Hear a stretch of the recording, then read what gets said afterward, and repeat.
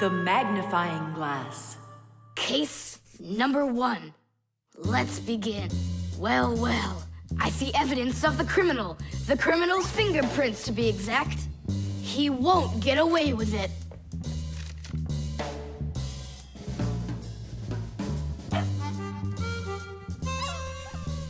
Why do you think she's just looking at us instead of chasing us? Oh, maybe she can't see us and we're invisible. Then how come I see you? Simka, Nolik, be careful. Don't destroy the tracks. What kind of tracks? Whose tracks are they? Shh, I have to solve a crime. A crime? What kind? Someone stole a wing from this plane, but I'm on the trail. Take a look at that fingerprint. I'm looking. Well, and so? Each fingerprint is unique, so if you can find fingerprints, that means you have a good chance to find out who left them. Class! It's been known for quite a long time that all humans have their own unique fingerprints. It's true. No two people have the exact same fingerprints, and this fact helps the police catch criminals. It starts by finding fingerprints at the scene of the crime. Then the police compare those fingerprints with the fingerprints of someone who may have committed the crime. If they match, they found the criminal. This method is called dactyloscopy. Besides catching criminals, fingerprints can also be used to replace ordinary keys. When you press your finger against a special electronic lock, the lock recognizes your fingerprint, and then it's "please come on in." By the way, unlike humans, we Fixies don't leave fingerprints anywhere, and that's why even the police can't find us. Now we'll put a dog on the scent of the criminal. Chewsocka, sniff. Pick up the trail. Now go find. Hey, what's wrong? Chewsocka's broken. We've got to fix her then. How? She's not a vacuum cleaner. She's a real live dog. Fixies know how to fix it all. Not true. Almost all. The first thing we have to do is a thorough inspection. Let's see now. Her eyes are looking quite healthy. Good. Tails in one piece. Ears are clean. Yeah. Tongue, rosy pink. Tom Thomas, stand her up on all 4 feet. No, paws, I mean. Uh-huh. Chewsocka. Go on, you're fine. Now I understand. Here's what's out of order. It's her right paw. But I can't see what's wrong. I wonder if something's broken on the inside. Wait, maybe something really small is stuck in her paw there. Tom Thomas, we need your lens. Here. In order to examine a small object, you need a lens. A magnifying lens is a special piece of glass that is thicker in the middle than on the sides. It bends the light that passes through it. And that is why, if you put this kind of lens between your eyes and something small, it looks like the thing got bigger. If you put 2 lenses in a frame, you get a pair of glasses. And if you add a handle to the lens, you get a magnifying glass.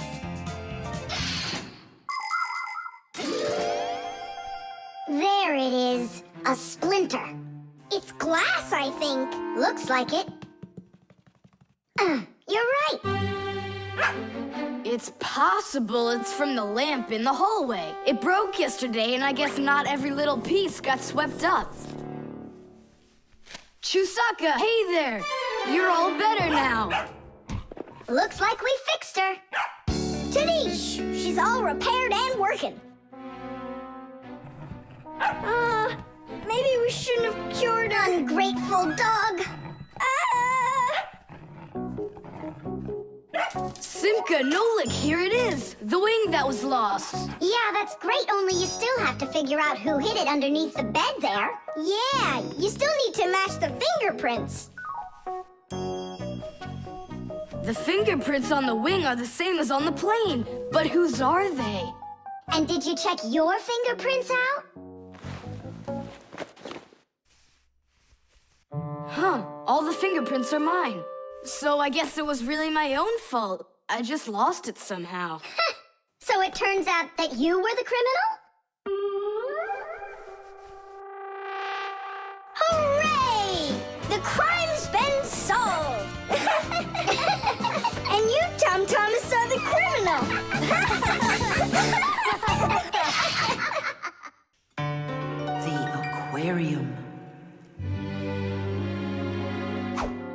Coast is clear. The humans have left. Come on, let's go.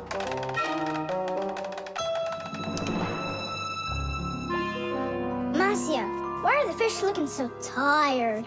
'Cause they're not getting enough air in there. The water in the aquarium is dirty and it needs air, but the filter isn't working.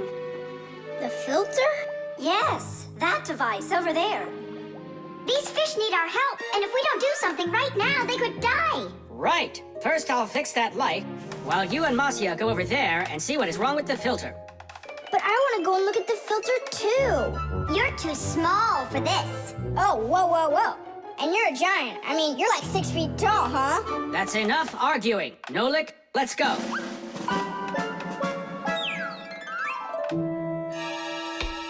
Well, let's check it. Not working. Nolik, where are you? I'm up here. What are you doing up there?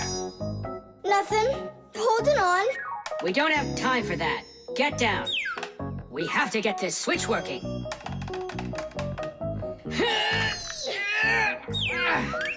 Marcia, what's the matter with the filter? Well, probably something's caught inside and it's stopping the motor from turning. A filter is used to keep the aquarium water clean. A motor in the filter turns the paddles and pumps water through a fine net or a sponge. The dirt in the water gets trapped in there, and the cleaned water is put back into the aquarium. Many filters not only clean the water, but also add air to it, so there will be more oxygen in the water. You see, even though fish live their lives in water, they need oxygen just like all of us.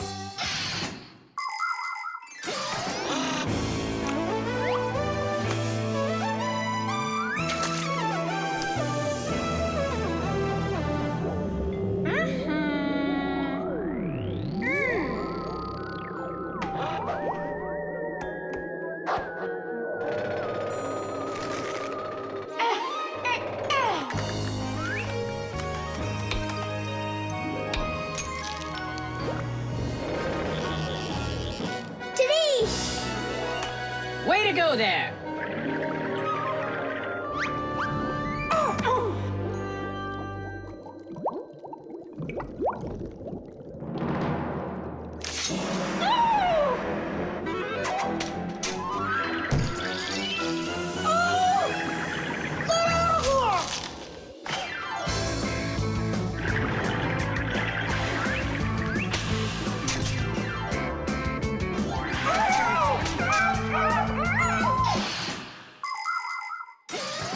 There are lots of ways for people to breathe underwater. As an experiment, try putting an empty glass upside down in water, and you'll see that some of the air stays in there.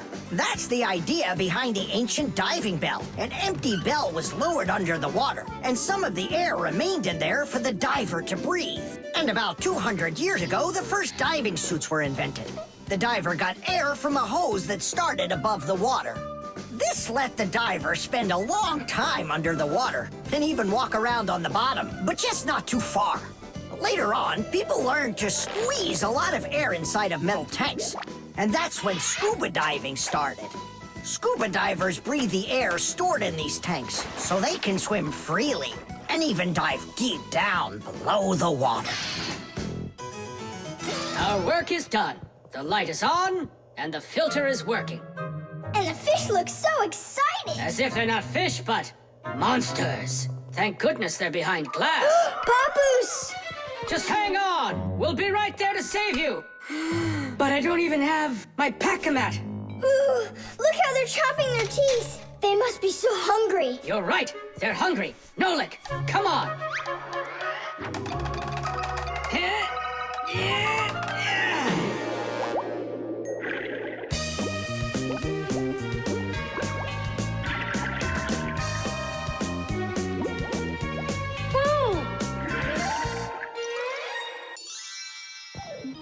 I can't believe those fish. They're so ungrateful. We went ahead and fixed their filter, and all they wanted to do was gobble us up. And I'm the one who saved you from them. I was the one watching what was going on.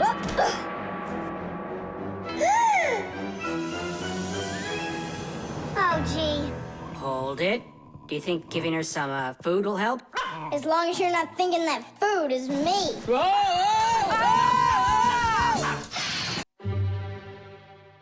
The zipper. Hey, Nolik, look. Why did Tom Thomas go to sleep like that? Maybe it was some kind of homework for one of his classes. Uh-huh, gym class homework.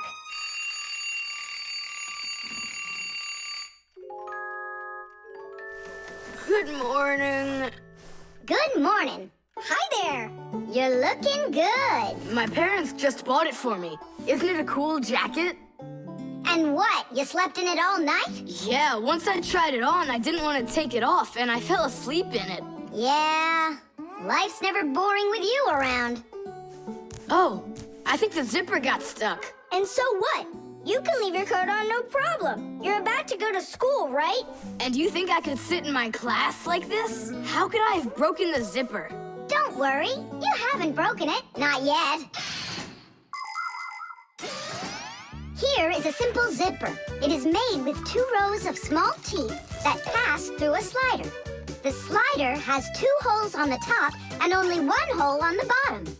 When we pull the slider up along the zipper, the teeth grab onto each other and the 2 rows join together into one. And zip! The zipper's closed. To open it, all you need to do is pull the slider in the opposite direction. Then the teeth will come apart. But on mine, they're stuck together. And now what? What do people do in the morning? Do what they do. Exercise. And I'll have time to think it over. 1, 2, 3, and 4. 1, 2, 3, And then what about me? Go exercise too. 1, 2, 3, and 4. And 1, 2, 3, 4. 1, 2, 3, 4. 1, 2, 3, 4. Simka, come on, think of something. I'm sweating already. Soon, okay? Go get washed up in the meantime. Whew. Do you think I could help you think? I think not. I think you'd be better off washing. How's it going, Tom Thomas? Did she think of anything yet? What? Did she think of anything yet? Ah, gotcha. Nope, she hasn't thought of anything so far. It's so hot. Just pretend you're a polar scientist. They always work in their parkas, and you know what? I'll be the penguin. Hey, where are you going? I can't take it anymore. All right, just sit right here, and I'll try to find the problem.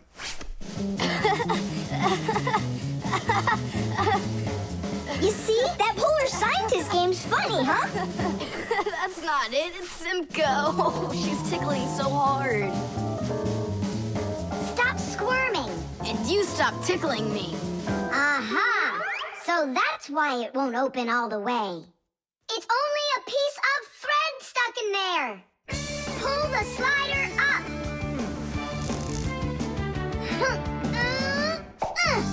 Titties! You can unzip it now. Thanks so much.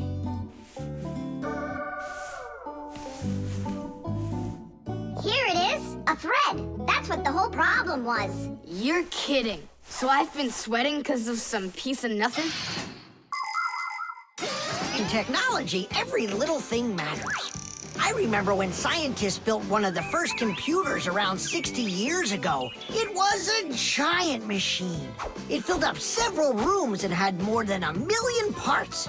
It was a technological wonder. But all of a sudden, this technological wonder went kaboom and broke, and no one understood why. The computer just stopped working, and that was that. The scientists were going crazy. They couldn't find a problem. Turns out that this huge computer broke because a little butterfly had flown inside the computer and got stuck in between some contacts. Yes, it's true. This huge machine went crazy because of a little butterfly. And that's how it goes. So you see, every little thing really does matter. Tom Thomas, breakfast is ready. What are you doing in your jacket? It's 'cause I was playing Polar Scientist. What took you so long to figure it out? I just thought it would be funny to see Tom Thomas do his exercises and brush his teeth in his coat, that's all. That was your plan? Well, yeah. Can I joke around a bit? Ha ha ha ha! The refrigerator.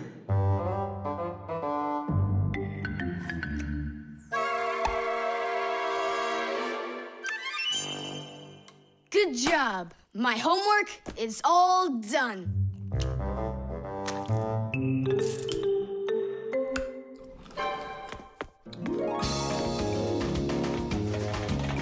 Tag, you're it!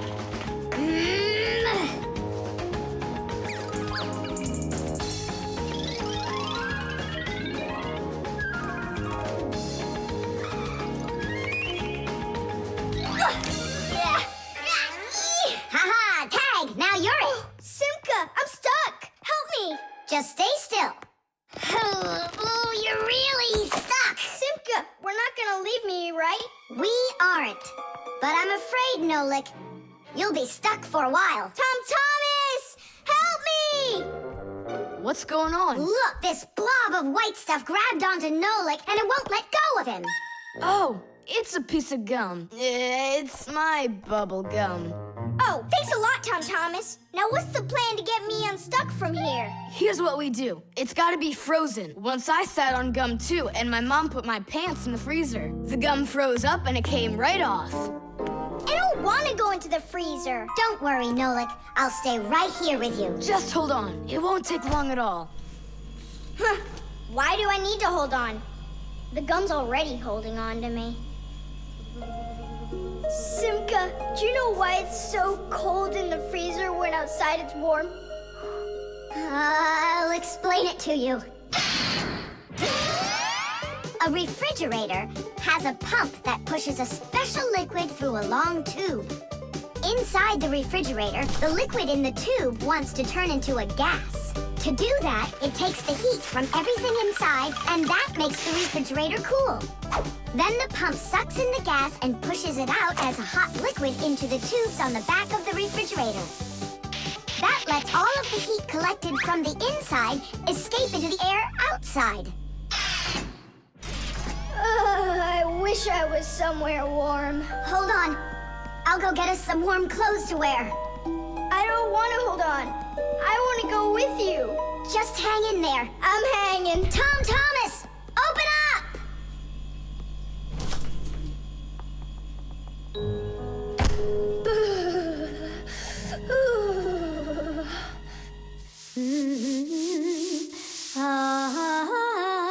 Marcia, do we have any warm clothing to wear? Why in the world do you need it? I just do. Well, I need to know what is happening.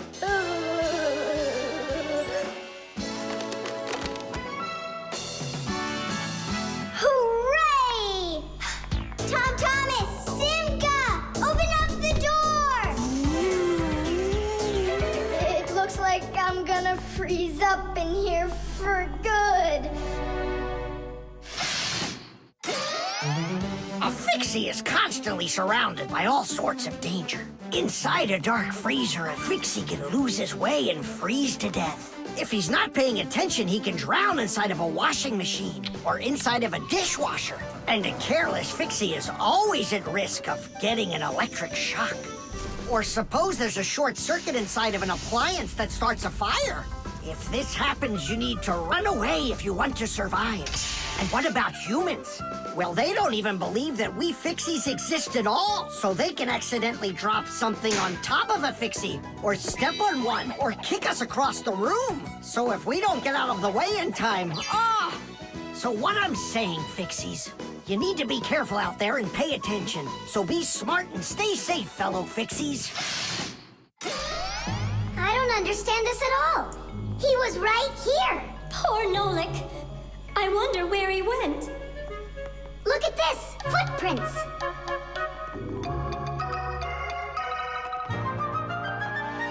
Nolik, you're alive. You scared me half to death. How did you get out of there? Well, you told me about how a refrigerator works. And so I found that cold tube and started crawling on it until it got hot, and then I was here. Hey, There's smoke coming out of you. We need to cool you down right away. Huh? Where? Ah! I don't want to go into the refrigerator. Stop! I was joking. Look how it froze. I could break my teeth on it. You aren't gonna chew it anymore. I'd never do that, not after Nolik sat on it. Well, you didn't need to stick it where it doesn't belong. Hey, I apologize. I'll go and throw it away. Maybe you'll try the trash can? The alarm. Hey there! I'm back. Yoo-hoo! Wait, my chocolate bunny! It was standing right here. What's this, a dog? Not that one, another one. I had 2 bunnies. I just got them as a present. You had 2 bunnies? Are you sure of that? Of course. You think I don't know my 1s from my 2s? Huh. Then someone stole one. Unless. You went and ate it yourself. Me? How come I don't remember anything about it? Maybe you're a sleepwalker. What is a sleepwalker? Someone who gets up from his bed at night without waking up. He crosses the room, eats one of his chocolate bunnies, and doesn't remember a thing in the morning. But in the morning, the bunny was still there. Yeah? Huh. How about your mother? Could she have taken it? She doesn't like when you're eating too much candy. No, she doesn't. She says that candy's terrible for my teeth. And so, to save your teeth from these sweets, she snuck quietly into your room, snatched one of the rabbits, and ate it. But Mom's the one who gave them to me as a present.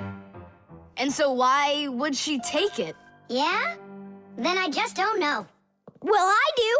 I think it was your father. He wouldn't steal it. We know he's allergic to chocolate. Next, he'll tell us how the fish took it. You know, I always thought there was something fishy about those fish. No doubt about it. They stole the bunny.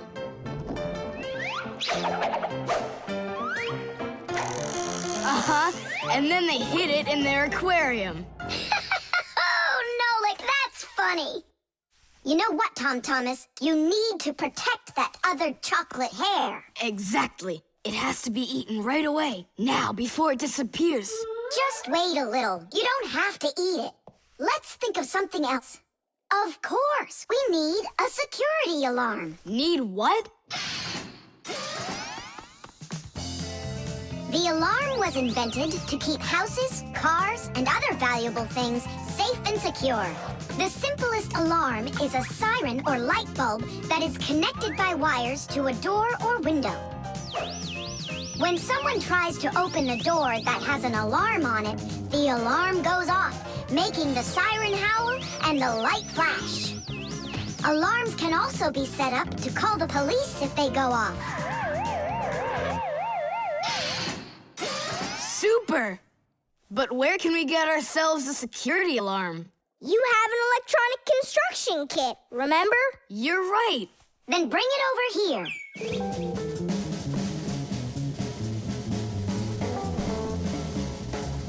Nolik, help me.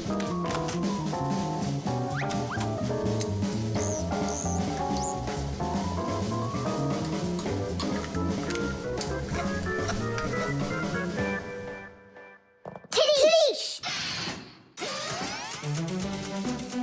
Tidish is the Fixies victory call. When a job is well done and we Fixies are proud of our work, we exclaim, Tidish! And raise up our hand with our thumb and first 2 fingers sticking out. You want to know what it means? It's very simple. Fixies love solving problems and fixing things that are broken. And do you know what you need to do to solve a problem? First, you need to find out what's broken. Second, understand why it broke. And third, repair what's broken so it works again. So do what the Fixies do and first, find it. Second, understand it. And third, fix it. Tidish! It really is a great word, and it sounds funny. But we Fixies surely like it a lot. Well, Tom Thomas, turn on the alarm. You sure the alarm will work? I'm sure, without a doubt.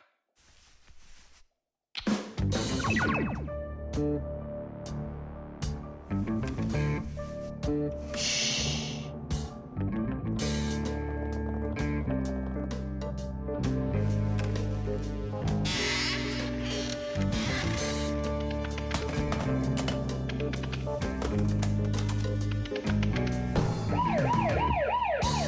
under arrest. Freeze!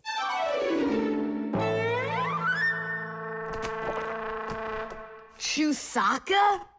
Why are you stealing my chocolate? The thermometer. I can't believe the new thermometer isn't working. Tom Thomas, stay in bed. And I'll try and look for that old mercury thermometer. Hey, did you get sick? That's one way of saying it. I don't know how I'm gonna pass that math test today. You're not ready, so you don't want to go to school. Well, yeah. So if you pull a sickie, then you can trick your mom. No, that's not true. I'm just pretending a little bit. You think so? Well, you won't trick the thermometer. Simka, what's a mercury thermometer? Mercury is a type of liquid metal that's silver in color. There's no mercury inside of new thermometers. Now they're electronic. Old thermometers were made with a glass tube with markings and a bit of mercury inside them. When the end of the tube warms up, the mercury inside of it expands and creeps up the tube. And that's how those old thermometers measure temperature. The longer the column of mercury, the higher the person's temperature is. That means I need to warm up the end of the thermometer. Thomas, you're a genius. But how will you warm it up? Finally, I found it. Well, let's see. Mom, can I eat something? Hang in there, sweetie. I'll make you something.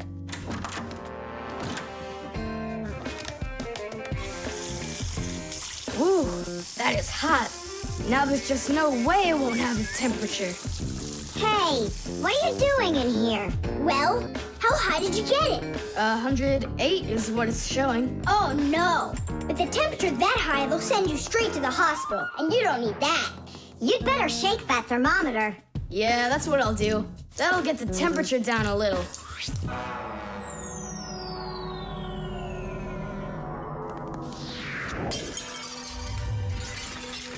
Ah! Well, so much for that. Cheaters never prosper. Thomas, did you see this? Nolik, don't touch the mercury. It's poisonous. Stop it right now. And you, Tom Thomas, you don't touch that mercury either. It's dangerous. Then how can we throw it out? Call your mom and she can help you. I can't.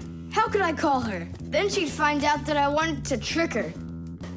Maybe it's better to tell the truth. I can't. I can't do it.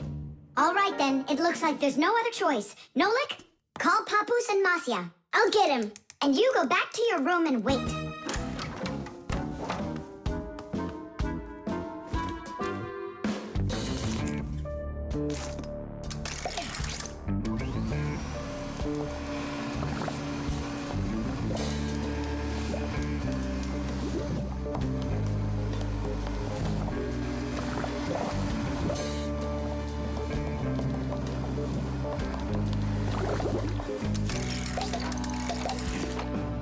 Looks like this whole job is done. Not yet. We still need to neutralize this mercury. In everybody's home, there's all sorts of chemicals around. They are used for cleaning dishes, clothes, the bathroom, and dealing with pests. And all of these substances can be very harmful to human health. But some people don't seem to understand this. They might use a dangerous spray or a poisonous liquid and then forget to wash their hands afterward. And then they go and eat or rub their eyes with their hands. That can cause serious damage to their vision or stomachs. And never put anything into your mouth that looks like medicine, unless your parents or a doctor gave it to you. And if you ever happen to find something on the ground that looks like a piece of candy, you must never put it in your mouth. You can get poisoned that way. Oh, humans. If they'd only remember this simple advice, they'd stay safer. And what do we do with the glass that's broken? That job's not for Fixies. Tom Thomas, we cleaned up all the mercury. And the glass, too? No, not the broken glass. But will you? Papu said that it's not our job. He told us you have to get your parents to come and help you. That part's your responsibility. Here's some food for you. What's the matter? Mom, I broke the thermometer. Broke it? Did you cut yourself? No, The mercury, did you touch it? I didn't. Simka, you think he'll tell her the truth? And where did you break it? The bathroom. Why did you go in there? I wanted to trick you. I have a test, and I didn't study for it. And now it's too late for school, The compass.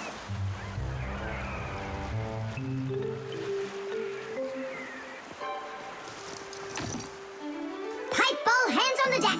Aye, aye, mateys. Shiver me timbers. Simka, Nolik, what you doing here? We're not Simka Nolik. We're courageous pirates. Yeah, pirates. And today we leave home for the sea. Are you with us? Yes, I am. Hooray! You mean no? No hooray? Oh, yeah. You can't join us without a test. Go and find a special thing. Something no sailor should ever sail the sea without. I can do it, but how? With a map. And it's over there. I've never seen a map that's this puny. What are you talking about, puny? That took us a half hour to make. From where you're standing now. Uh-huh. From here, you mean? Guessed it right. First, head to the north until you will find... Hold on. But where's the north? It's where the North Pole. Ice and polar bears are. But how do I know which direction the North Pole is? By compass, of course. A compass is a special tool that helps sailors and pilots know in which direction they're traveling, whether in the air or on the sea. Our planet is like a big magnet that has two poles, the North Pole and the South Pole. These magnetic poles help the needle in the compass find its way. The needle is magnetized, so one of its ends will be attracted to the North Magnetic Pole and point at it, while the other end will always point towards the South. That I know, but there's no compass around here. Then let's make one by ourselves. Out of what? We can use a needle. We just have to magnetize it And how's it supposed to turn around? in a saucer of water.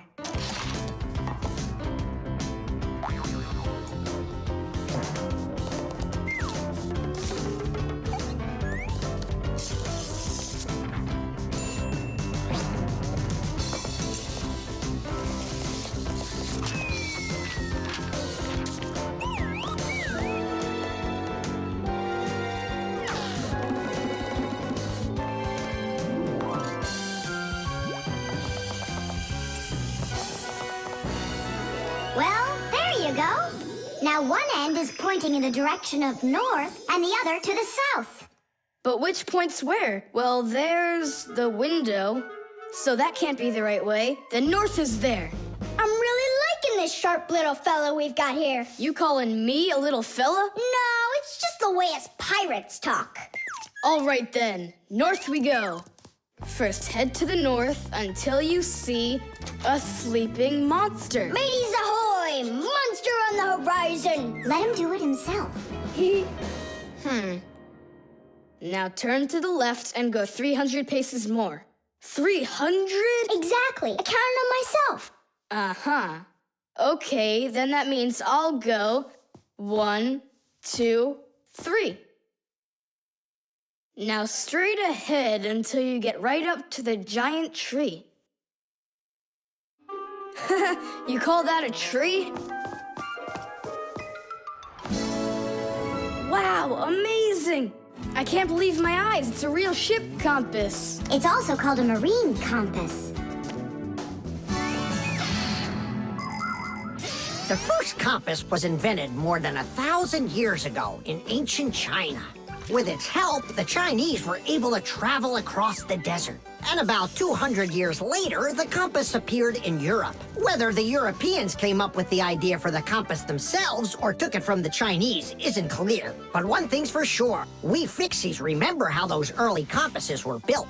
The first compasses were made with a magnetized needle on top of a floater inside a bowl of water. Later, the needle was put on top of a pin that let it spin freely, and it started to look like the ones we use today. Since the needle of a compass always points to the north, a sailor can easily figure out which direction he needs to turn his ship. If he wants to go north, he follows the needle north. If he wants to go south, he goes in the opposite direction. Your dad brought it home with him late last night from his work. You were asleep. Hold on. I want to check something. What's up?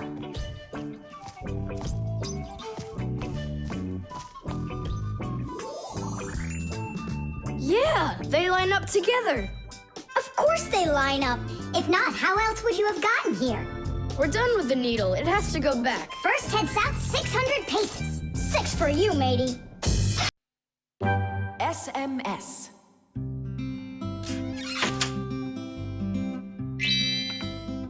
Hey. All clear. Oh, take a look. A mobile phone. You think they bought Tom Thomas a new one? Oh, wow. Nolik, stop. Awesome. Turn around.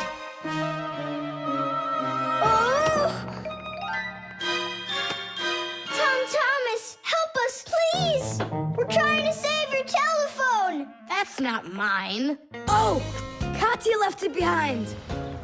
Katya! Katya! She's gone. It's too late.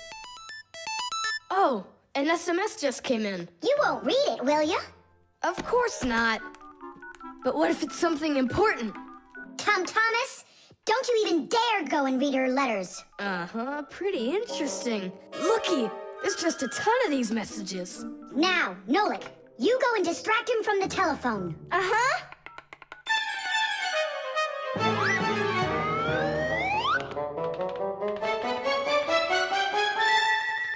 Chewsocka, hey! It's me, your buddy Nolik.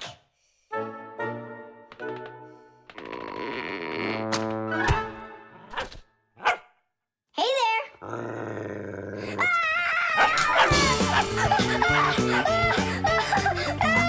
Chewsocka, cut it out.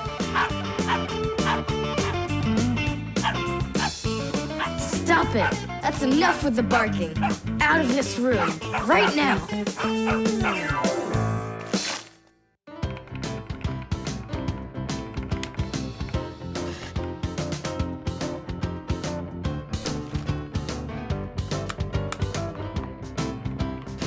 Done. Well, power's off now. Huh. What's up? It stopped working all of a sudden. Oh, it looks like you've broken it. What? No way. You did too. Well, Tom Thomas, now you'll have to give Katya her phone back like this. I just don't get it. It happened because you were reading someone else's mail. It was just an SMS. An SMS is no different from a letter. It's only shorter. People send SMSs through their mobile phones. And that's why looking inside someone else's phone and reading their SMSs is just as rude as reading someone else's mail. And that's why when we Fixies work inside of a phone, we always put our headphones on when a call comes in, so we won't overhear people's private conversations by accident. It's just the polite thing to do. I promise I won't read anyone else's messages. But that's not gonna make the mobile work again. Now what? Tell him the truth? Don't you worry, Tom Thomas, because we turned the phone off. And now we'll turn it back on.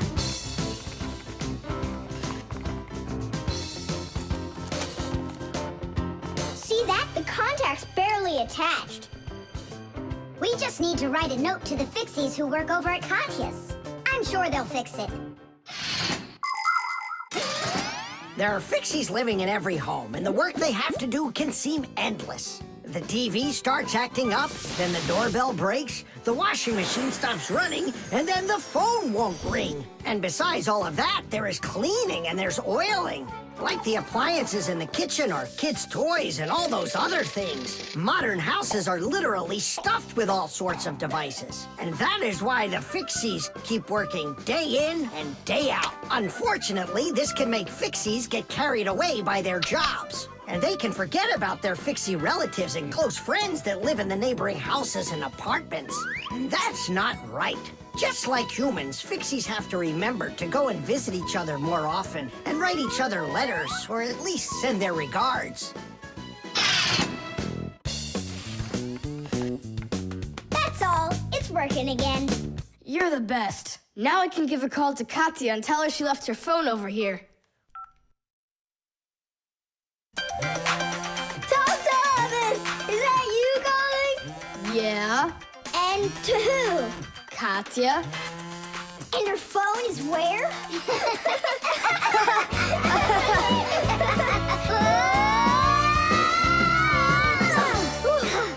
Thomas, good catch. Boy, you're fast. Just like a... Like a Fixie. The microphone. And what do you think? Should we go and see a movie?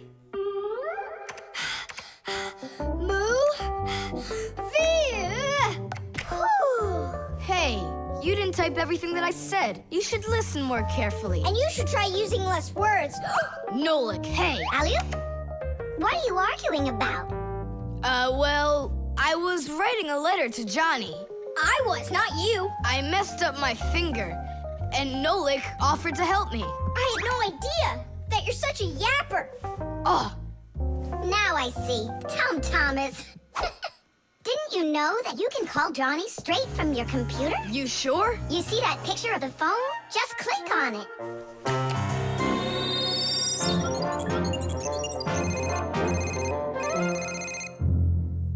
Hi. So what movie do you want to go see? Hey there. I don't care. Just not pirates and those robots. Hey, Thomas. Why aren't you answering me? I am answering you. Hello? Hello? Talking to the microphone. I don't have a microphone. There you go. End of conversation. All right, then talk right into there. Simka, come on. You use headphones to listen. It's a joke. It's no joke. We talk into microphones and listen through headphones. But both of these devices use a special membrane to do their job. The membrane inside of a microphone is used to capture sound that is then sent through wires as an electrical signal. And inside a pair of headphones, a membrane helps turn that electrical signal back into sound. So it turns out that a microphone and headphones are built in a very similar way, even though they are used quite differently. And so I talk right into here? Johnny, hello? Just wait a second. First, we need to plug your headphones into the hole where the microphone gets plugged in. Ah, I get it. Go ahead. Now it's a microphone. Johnny, I'm here. Can you hear? Yeah, he can hear, but you can't. Nolik, switch it over to the headphone jack. I already saw a robot. And I already saw it. Nolik! I don't think there's anyone who didn't see it. You didn't see it? Then let's go see it. No, I don't wanna. I think the robots will be even more boring than the pirates. Do you want to see the pirates? Make up your mind. Do you want to see the pirates or the robots? I don't want to see either one. Nolik, what are you doing? What am I doing? It's 'cause you and Johnny don't listen to each other. I've got a good idea. You need to talk like police on their walkie-talkies. When they're done talking and they're ready for an answer, they say, over. Great idea. When we talk to someone using the telephone, there are two channels for the sound. We talk through the first channel and listen to the other person talking through the second one. But sometimes two people need to talk to each other using only one channel. For instance, sailors and taxi drivers use one-channel radio sets. When a radio set's turned on, you can hear the other person talking, but they can't hear you talk unless you push a special button down. Then they'll hear you, but you won't hear them. So that means you have to take turns talking, because if everybody tries talking at once, nobody will understand anything. So then, to let people know that you're done talking, and you're ready to listen to what they have to say over. Johnny, hello. Why don't we try talking like police on their walkie-talkies? Whenever you're done talking, say to me, over, over. All right. So are we going to the movies? Over. Nah, I don't feel like it. Why don't we go play ball instead? Over. Sounds good. Who were you talking to before? Over. I can't tell you that. It's classified. And we policemen, we follow the rules. Wow, that worked out great. You two are the best. Over. Oops. We try our best. Over. We do. Especially me. I'm completely over. The lever.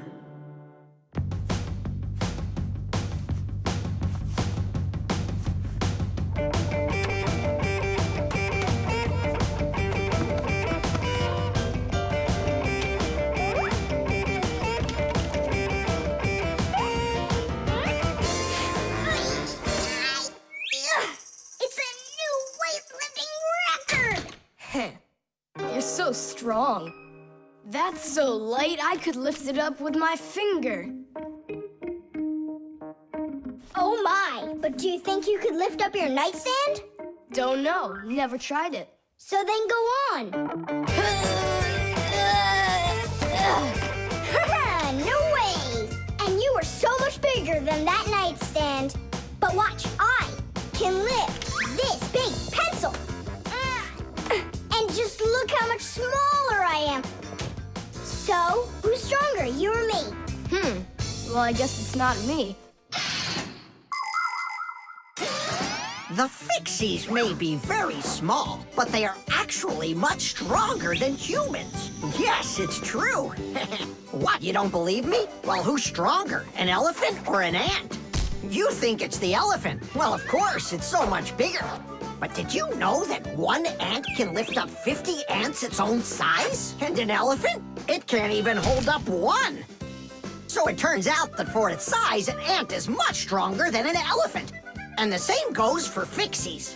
Fixies are incredibly strong for their size. They can lift things that are 100 times heavier than they are. And Fixies can jump 50 times higher than their own height. If humans were as strong as Fixies are, they'd be able to lift an automobile all by themselves.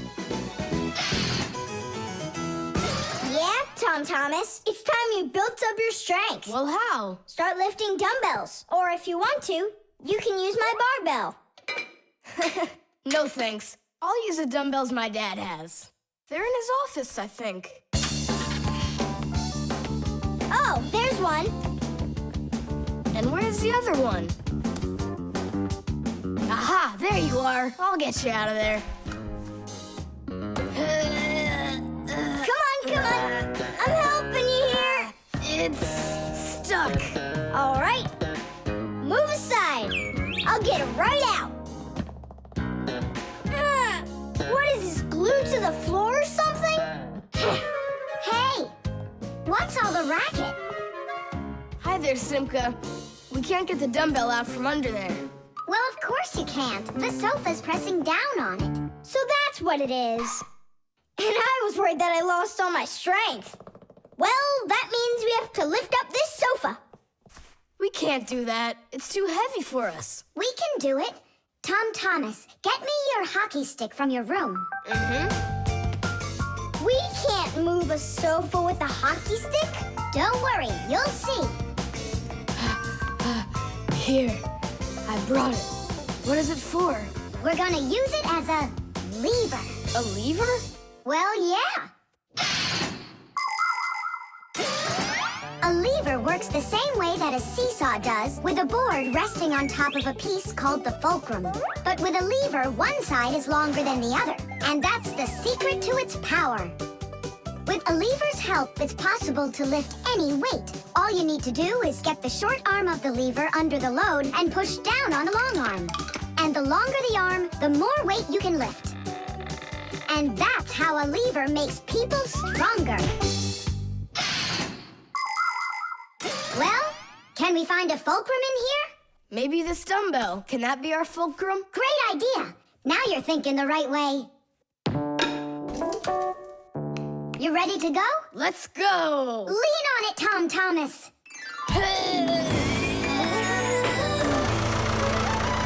Yay! It's working! Tadoosh! I'm so strong, did you see? Now watch how I lift Dad's heavy weights for you. Look, I can do it.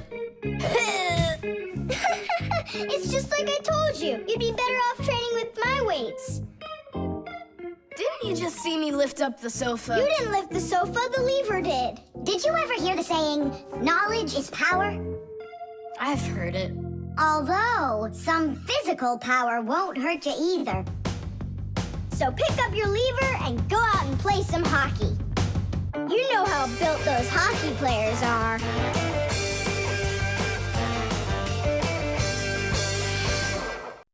The short circuit. Are you sure we're allowed to play in your dad's office? We're not gonna play in here. We came here on a tour. I think this place is like a real museum. Just take a look at that. I have no idea what it is. And this thing is a complete mystery. Keep it down, this is a museum, you know? What a great museum guide you are. You know absolutely nothing. How can you say you don't know? I know. I'd like to run a test here, on the capacitor. On this one? Don't touch! Why can't I? It's not a museum. Because it's dangerous. If you touch it, the shock could be deadly. But you two are touching it all the time. I've seen it. The only time is when the device is turned off. And right now, the device is running. For many centuries, the Fixies only had to work on mechanical devices. But after the discovery of electricity, the Fixies had to master electrical devices as well. At first, Fixies were getting terrible shocks, and they really, really hurt. Over time, the Fixies figured out that you can't fix appliances when they're turned on, and bare wires should never, ever be touched. And Fixies also learned that electricity can travel not just through wires, but through plain old water. So that's why if a broken wire ever ends up in a puddle of water, you must never get close to it, or you could get a terrible shock. Fixies learn all these important rules, and they hope humans understand that they need to learn them as well. Look. Now here's one I know about. It's an old radio my dad got from my grandpa. More than 60 years old, can you believe it? Your grandpa? The old radio. That was a joke. Is it still working? I don't know. Let's check.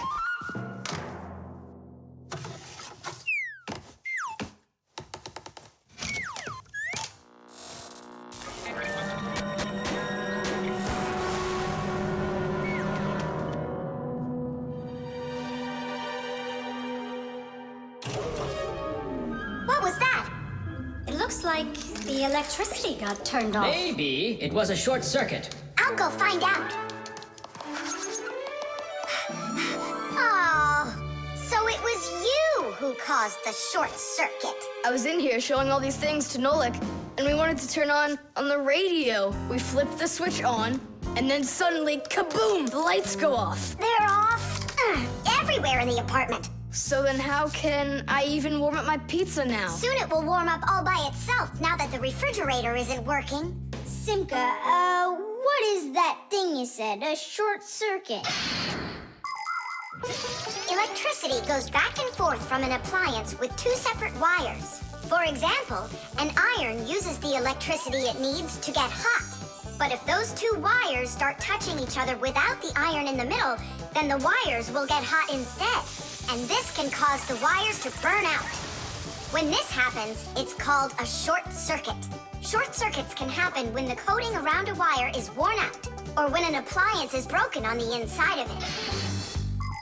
So when you tried turning on that old broken radio, the wires in the apartment started burning. Does that mean all the wires got destroyed? Don't worry. In our apartment, there's an automatic switch to stop that. It turns off the electricity when the wires start getting too hot. Oof. And what about that, automatic switch? Is that something you need your mom and dad to turn on? No question. You definitely would. But you have us. Yeah. And we have Papus and Masya. I'll go tell them what happened here. And you guys, you turn off the radio. But we'll get electrocuted. What do you mean electrocuted? Thanks to you, there's no electricity.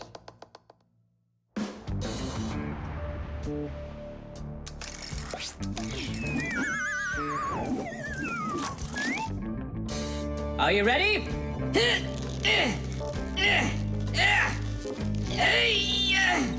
Pull it up.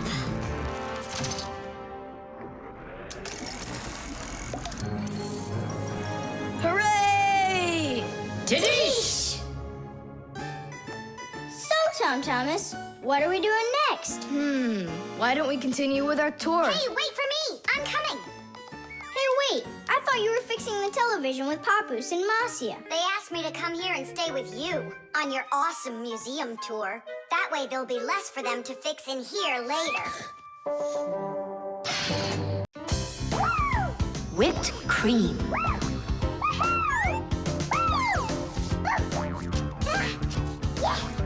Nolik, please stop your jumping. Your head's gonna fall off. Don't worry, it won't fall off. That sounds good. Okay, I'll see you in a bit. Are you going somewhere, Tom Thomas?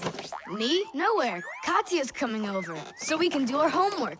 I need some strawberries. Is she gonna bring the strawberries with her? You got it. And my job's to supply the whipped cream. They're so good together. Whipped cream, do you have any? I'll go and check. Wait, for me! Ugh. Simka, what do they make cream from? It's made from milk, and the milk you can get from a cow. And what about whipped cream? The cow jumps up and down like you, so the cream can get whipped up. Really? I'm joking, Nolik. I looked everywhere. We've got regular cream, but there isn't whipped cream. No problem. We can whip some up right now. Cream is thick milk with a lot of fat. If you want to make whipped cream, you need to cool down the cream, add some sugar, and then beat this mixture very well. This adds tiny air bubbles that turn the cream into a delicious, white, fluffy foam. But it's important not to overdo it.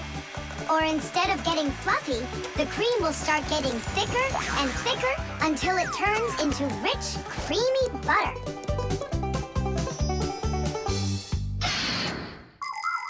How are we gonna whip it up?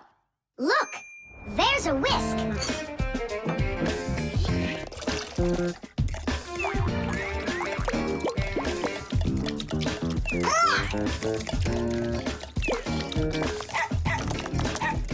No! Hold on! How's that? It's not working. Maybe we need to use a different bowl or something. Do you think that a bottle would work? That's a really good idea. Now I don't have to worry about spilling this cream anymore.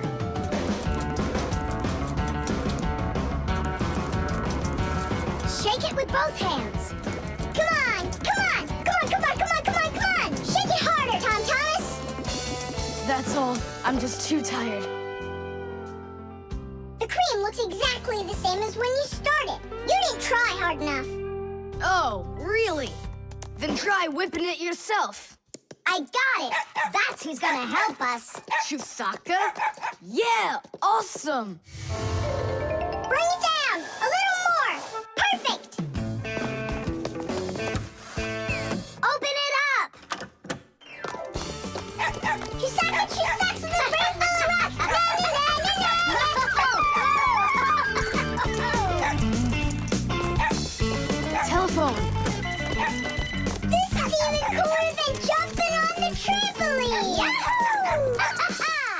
Yeah? But why can't you? What a shame. It's fine. Come on over anyway. You can't reach us. You can't reach us. Whew. Whew, I'm so tired. Whew. I'm sure that at least we got the cream whipped up. Oh, see that, Simka? There's no cream left. Just some yellow stuff.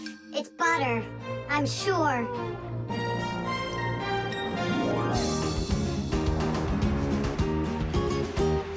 We overdid it. People make so many different things out of milk, like cream or butter or frosting for cakes and cupcakes. With dry milk, sugar, and boiling water, you can make condensed milk. And if you make it cold, brr, you get ice cream. And if the milk gets sour, no problem. Humans make all sorts of foods out of sour milk, like yogurt, sour cream, kefir, and buttermilk. If you drain off the extra liquid from sour milk, you'll have cottage cheese. And by boiling milk a special way, you can make all sorts of different cheeses. There are so many kinds of cheeses made throughout the world that it's hard to even count them all. And even certain kinds of chocolate can't be made without milk. You must agree that plain old ordinary milk is just one super magical, extraordinary thing. It's just awful, guys. What, Katya's not coming over? She's coming over, just without the strawberries. She didn't know that her grandmother had already used up all of them to make some jam. So you're telling us that we don't need any whipped cream? Right. Katya's bringing a cake, and she said that we'll need butter. She wants to make frosting out of it. Butter? I don't know if we have any. We got plenty. The flashlight. Where is that thing? Hi, Tom Thomas. What are you looking for? The flashlight. Ah, here it is. Why do you need it? Katya, I want to talk with her. Why not use the phone? This thing's a flashlight. It's not a telephone. No, you don't understand. Me and Katya came up with a secret code. If I flash just once, then it means hello there.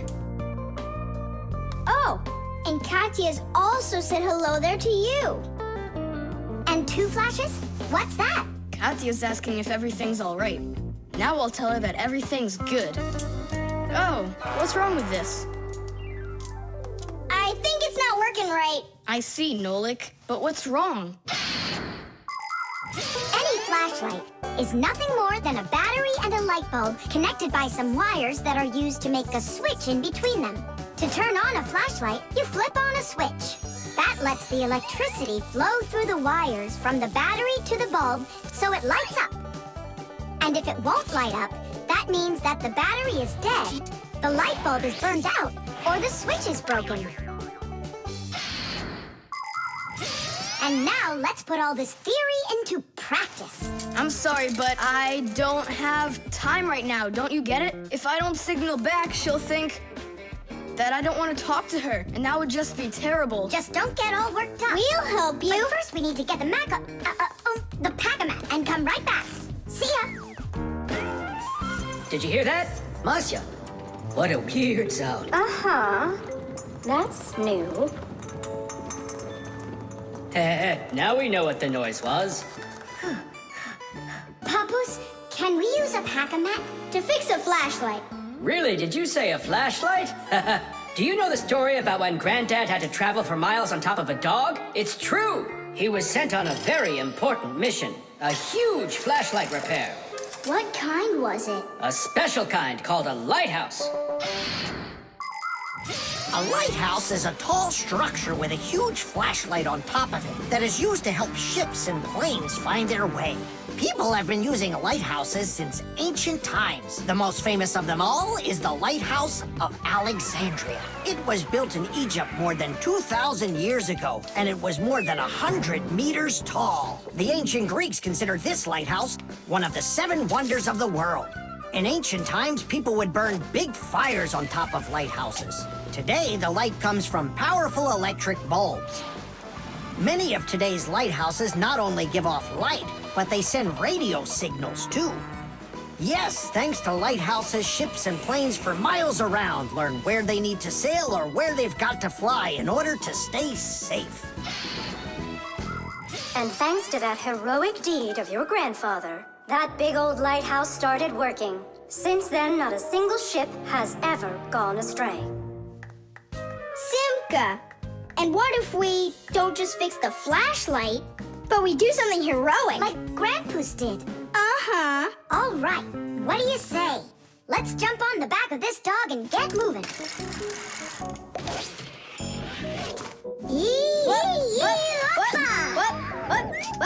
What? Stop ducking. Grab hold of my hand. Uh-oh.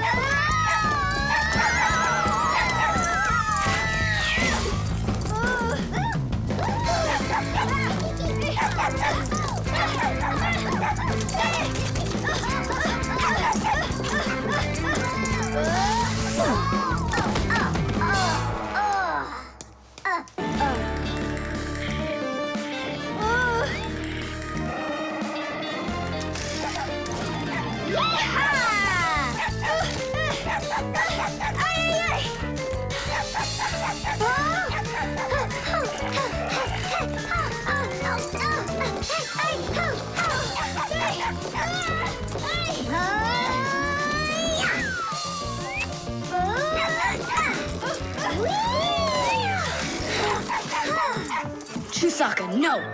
Get out, right now! Tish! That was really some heroic deed. Now it's time to go get that lighthouse fixed. Tom Thomas, hand the lighthouse over. What kind of lighthouse? The one that's your flashlight. I have no use for it. What do you mean no use for it? But then how are you gonna tell Katya what she needs to know? I already told her. Watch this. No, that wasn't the deal. Yeah. You want to tell us our heroic deed was in vain? Well, if you need some heroic deed, then sure, fix it. Hooray! The hairdryer. Nolik, are you here? Yep, I'm here.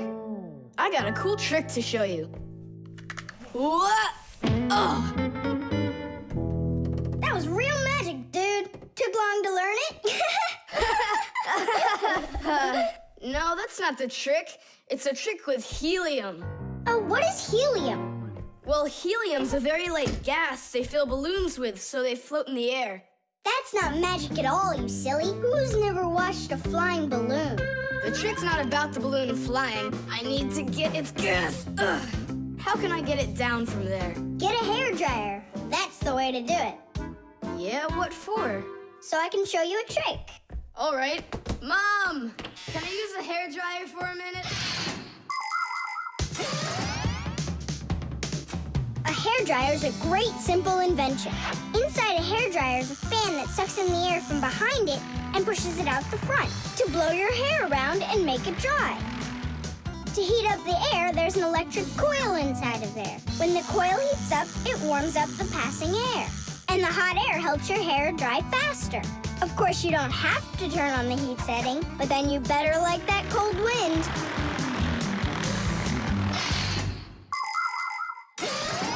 Nolik, I'm right here. here's the dryer. I want to see your trick. All right, flip the switch. Now you lay the ball right into the airstream. Oh, great! The ball's flying.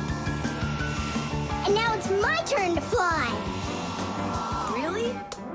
Whoa! Yeah! I'll shoot right up to the ceiling so I can grab the string and pull the balloon down.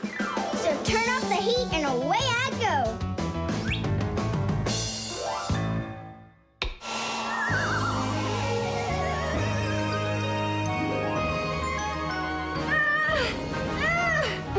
Switch it on to high. Got it. Give it to me. I can't get it down. It's probably because you're little and weigh like nothing. And what? Do I have to wait till I'm heavier and older to get down? I don't know. Then you'd better get my sister. She'll tell us what to do. Simka, come on out. Well, what's going on? Look. Hi there. How'd you end up on the ceiling? I was just showing off that funny hairdryer trick. I'm laughing out loud. Ha, ha, ha. I can try flipping on the hairdryer and lifting you up to Nolik. So both of us can get caught hanging up there? Well, thanks, but I don't need it. Then what do you need? Just a broom or a mop. You know how to do a trick with a mop? Uh-huh. Just make it fast. They can be quite ingenious creatures, those humans. Sometimes they figure out clever ways to use ordinary devices, like a hairdryer. Of course it can be used to dry hair, but it can also be used to dry a wet spot on clothes. And a hairdryer can even be used to remove a sticky price label. Now, suppose you buy yourself a new cup that has a terribly sticky sticker that just seems impossible to peel off. Well, try warming it up with a hairdryer. The glue will dry up a bit and the label will come off easier. There's no doubt that a hairdryer can be very useful in any household. But you need to be extremely careful with it, especially in the bathroom.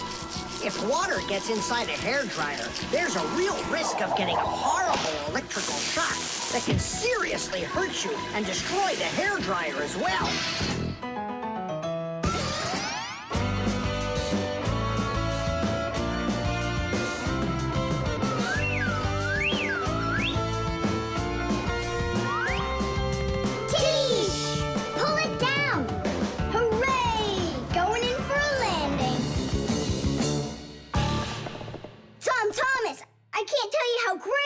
To fly inside a stream of air. Good for you. Now I'll sound like a Fixie. Really? Uh-huh. Watch me. Hey, what are you doing? Just look. I'll breathe in one breath of helium. Isn't it bad for you? You can only breathe a little. Hey, hi there. Oh, Tom Thomas became a Fixie. And that's my trick for you. Funny, huh? Oh, that's too funny. What a squeaky little voice you got there. See, I'm already not a Fixie. The helium stops working after just a couple seconds. That's good. Because such a humongous Fixie couldn't fit inside any machine. The magic wand.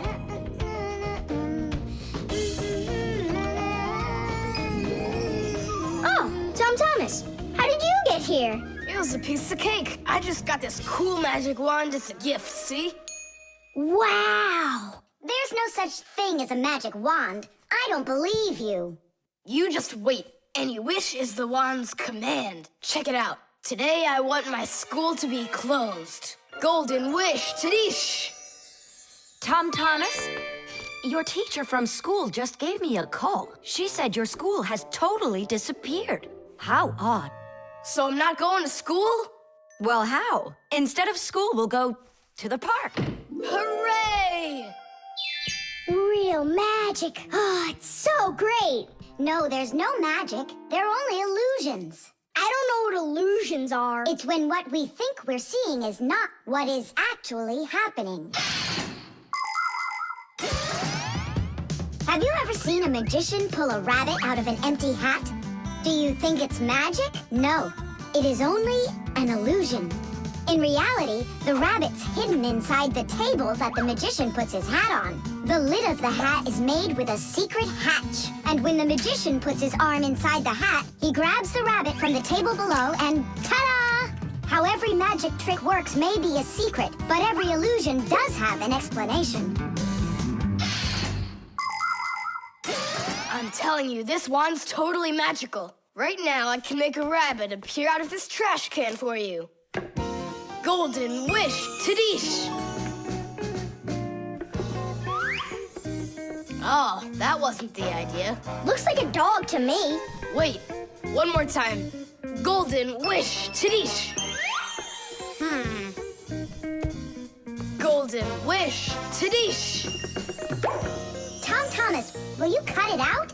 One Chewsocka was already enough for us, and now there's 3.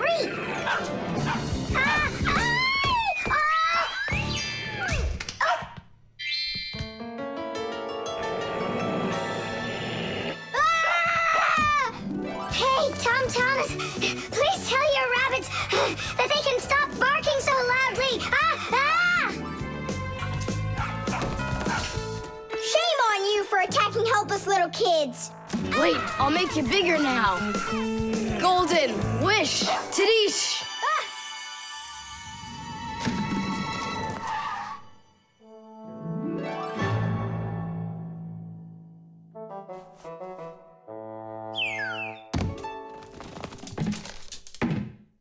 What? You scared? So you're only brave enough to chase little kids around? Wow, I'm huge. I'm as huge as Tom Thomas. I'm huge. Oh, Nolik, be careful.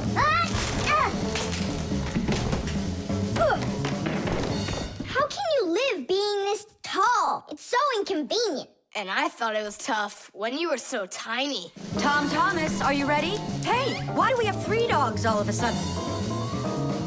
Oh, my word.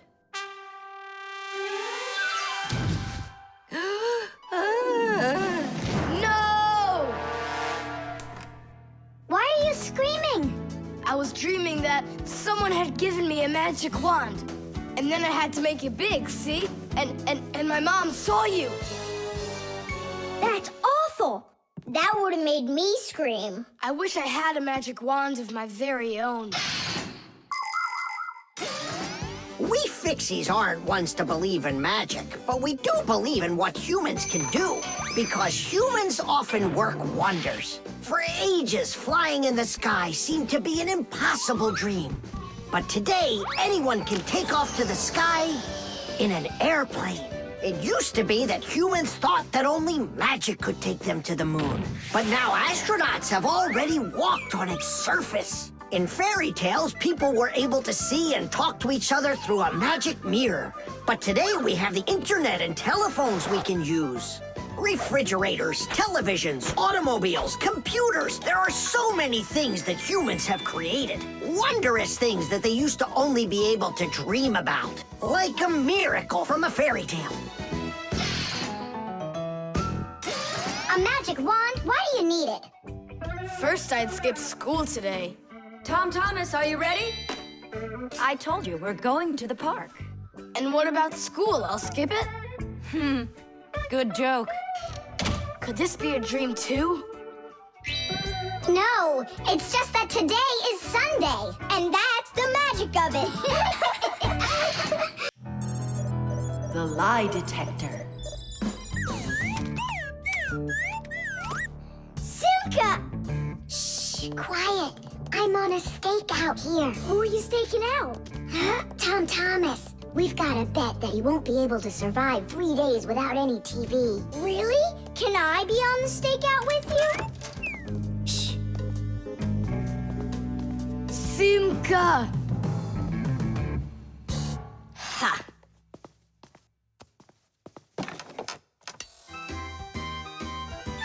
Aha! I gotcha. What? Who? You lost the bet, Tom Thomas. Just tell me you didn't. I didn't. Why didn't you? It's because I'm not Tom Thomas. What? I'm Tom's brother. That's totally not true. We know Tom Thomas doesn't have a brother. I meant his first cousin. Then how come you two look so much alike? It's 'cause our mothers are twins. So what should we call you? Who, me? John Johnson. And who are you, by the way? As if you don't know who we are. This room is beautiful. Sure is bigger than mine. I don't believe you. You're telling a lie. And what is your proof? Maybe he's not lying. There's a way to check it. How?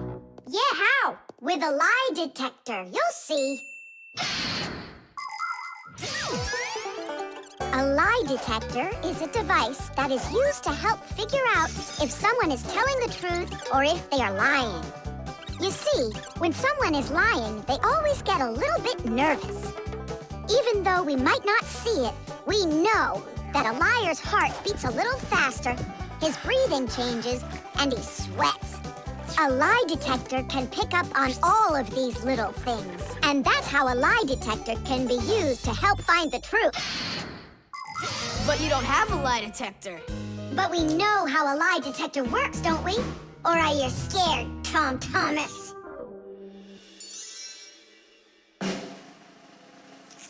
What's that for? To listen to your pulse. How come? So I'll be able to check how fast your heart is beating. And Nolik? He's gonna keep an eye on how often you blink. And what are you doing with the egg? The egg is an old African method. If you're not telling the truth, your hand will automatically squeeze the egg. And so, the egg will crack. Well, my egg won't crack. We'll see about that. Humans have tried to come up with all sorts of ways to find out the truth. For instance, in ancient China, they would put some dry rice in a person's mouth when they told him the crime they believed he committed. Then they'd check the rice. If the rice stayed dry, they believed he had committed the crime. In ancient India, a person had to bang on a gong while answering a judge's questions. If he started banging the gong louder, then it was believed that he was trying to hide the truth.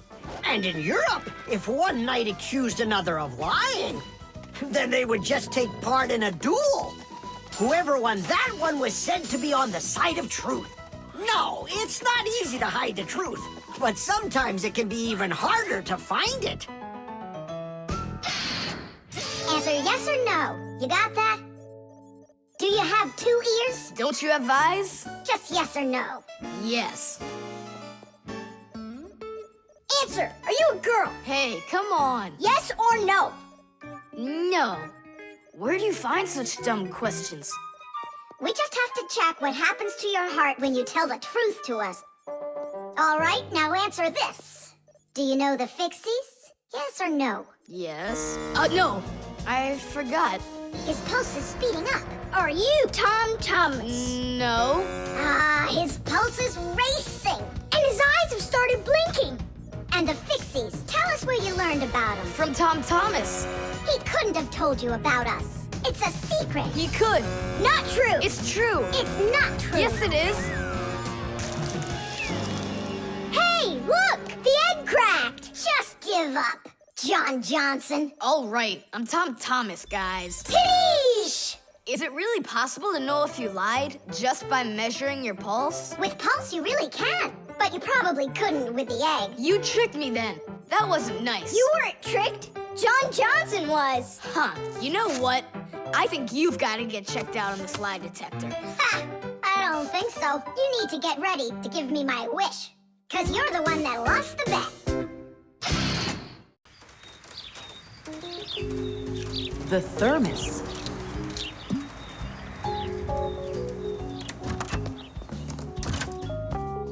Where should I put it? Put what, Tom Thomas? Oh, it's you. My ice cream. Are you joking? Eat it! I can't. Tom Thomas, are you all right? I'm fine. It's just that it's a present for my mom. Today is Mother's Day. Then you need to go give it to her. I can't. Dad and I are going to congratulate her together. What's your dad gonna give her? I don't know. But when he gets back home, the ice cream will have melted. Then put it in the freezer. And what if Mom looks in there and finds it? The surprise will be ruined. So where won't she find it? I'll tell you where. Inside of your dad's office. I don't see any place to hide it here. There's no freezer or anything. Why don't you take a look inside the box? Here's a thermos, but what good is it to me? Thermoses are for keeping things hot. The ice cream will melt in there. It will not. A thermos is made by putting one bottle inside of another. Between the bottles is an empty space, and that's the secret of a thermos. That space stops heat from getting out or in. So if there's hot tea inside, the empty space doesn't let the heat from the tea get out. And if there's ice cream in the thermos, the space stops the heat that's outside from getting in. And that's how a thermos keeps hot things hot and cold things cold.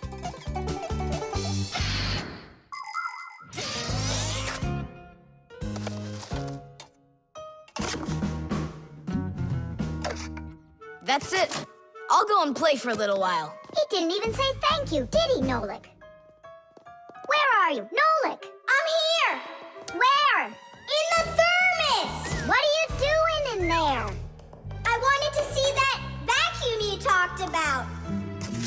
Just don't touch anything! And don't even think of licking the foil! The ice cream's so cold, your tongue will stick to the metal. It's already stuck. What did you say? It's already stuck. Already stuck! Try to unstick it. Well, is it working? Nuh-uh. And what if you breathe onto the foil? Nuh-uh. Hang on, Nolik. I'll go and get Tom Thomas. Winter is a wonderful time of year. Holidays, presents, snowballs, skates, sleds. But the cold is also something serious that you shouldn't fool around with. The most important thing is to dress warmly. Cover your head with a hat and your throat with a scarf. Then there's less chance you'll catch a cold or get a sore throat. And to keep your hands from getting chapped, don't forget to wear gloves. And never walk around in wet shoes in the winter. That's a sure way to get yourself sick. And there's one more thing I want to tell you. It's great to have fun in the cold, but use your head. Don't eat snow or stick your tongue on metal fences, poles, or doorknobs. Your tongue can get stuck so strongly to the metal that it will be very hard to get off. I wish you all a glorious winter. Tom Thomas! Nolik's tongue got stuck. Where? In the thermos. Hurry! I'll explain everything later. Dad, you're already home? Mm-hmm. Dad, why are you taking my present? What do you mean, your present? I mean this one. Since when did it become yours? Oh, hi there. What's the fuss all about? Oh, it's nothing at all. I have a surprise for you. I want to wish you a happy Mother's Day. A thermos. How wonderful. Thanks so much. Is there something in here? I don't think so. Inside there's a present from me. Vanilla ice cream. My favorite. And how did that end up in there? Thank you so much, my sweeties.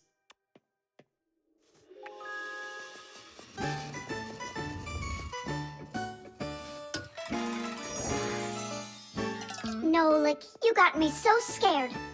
Thank goodness you thought of turning into a screw inside of there. Uh-huh. Does your tongue hurt? Uh-huh. Do you think you can talk again? I can talk. Oh, that's good. We better hurry. We still need to go and wish our mother a happy Mother's Day. And you should too. The solar battery. Let's see. 3 times 648. He won't get it himself. Nope. Well, I bet he will. Tom Thomas is so smart. Yeah, smart, but lazy. I'll bet you a flick in the head. Then get ready. Huh? Shh. We promise. We can't bother him during homework time. I really wish I didn't have to write this out. Why write everything on paper when you got a calculator? I knew he'd say that.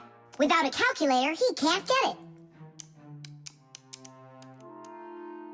It seems like the batteries are dead. Did you see that? The calculator won't turn on, so he's gonna have to solve it by himself. What's the problem? Come on. Where are the batteries here? Simka, Nolik, just come out already. I can hear that you're here. Hi, Tom Thomas. Well, you can't figure out where the batteries need to go?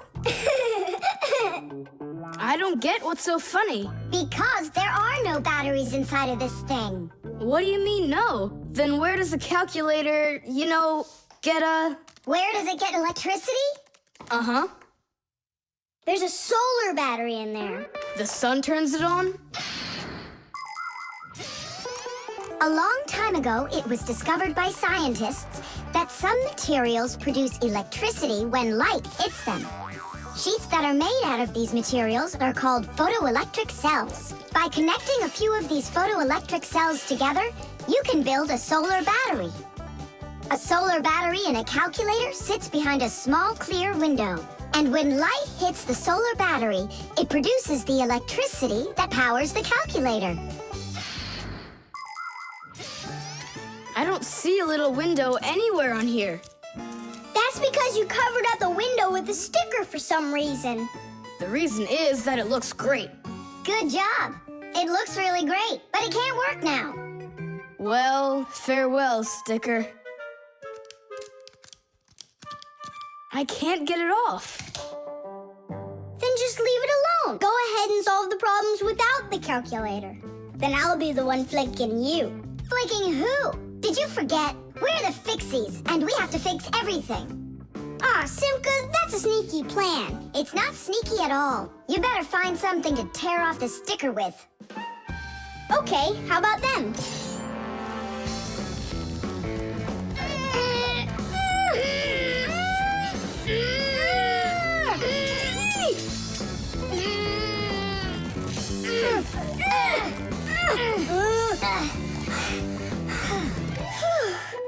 It'll take forever doing it this way.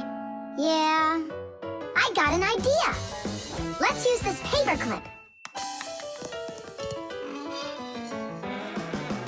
And what's next? I'll just stick the end to the paper clip and then wrap it around. Tidish! With the help of solar batteries, we can produce electricity without burning any oil or coal. Unfortunately, these batteries aren't very powerful. A calculator can get enough energy from a small little battery. But in order to power a whole city with solar energy, you need to have power plants with huge fields full of solar batteries. And of course, it's best to build these plants where the sun shines bright and long, like out in the desert. By the way, in outer space, the sun shines very brightly, and it's never blocked by clouds. That's why all of the vehicles and satellites in space use solar energy for power, including the International Space Station, where astronauts from different countries work together. Tom Thomas! What, you guys all done? Uh-huh. Now you can go solve your problems on the calculator. But I already solved them on paper before you peeled off the sticker. Hooray! I'm the winner! Ow! That's totally unfair. If it wasn't for the sticker, you would have lost. What's going on? Nothing. Never mind. That's nothing to you? Well done, Tom Thomas. You got them all right. Now it's working. Look, a picture of our Nolik. Where? Right there on the calculator. Oh, I got it. 0 means no, Nolik.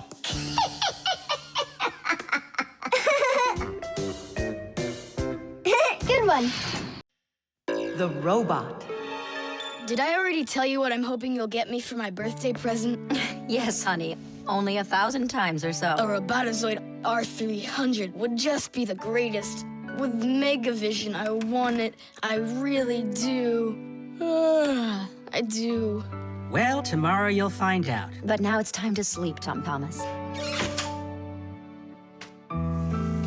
Wow, that is one great present. And we got Tom Thomas absolutely 0 for his birthday. We're just terrible friends. So, how does this robot work?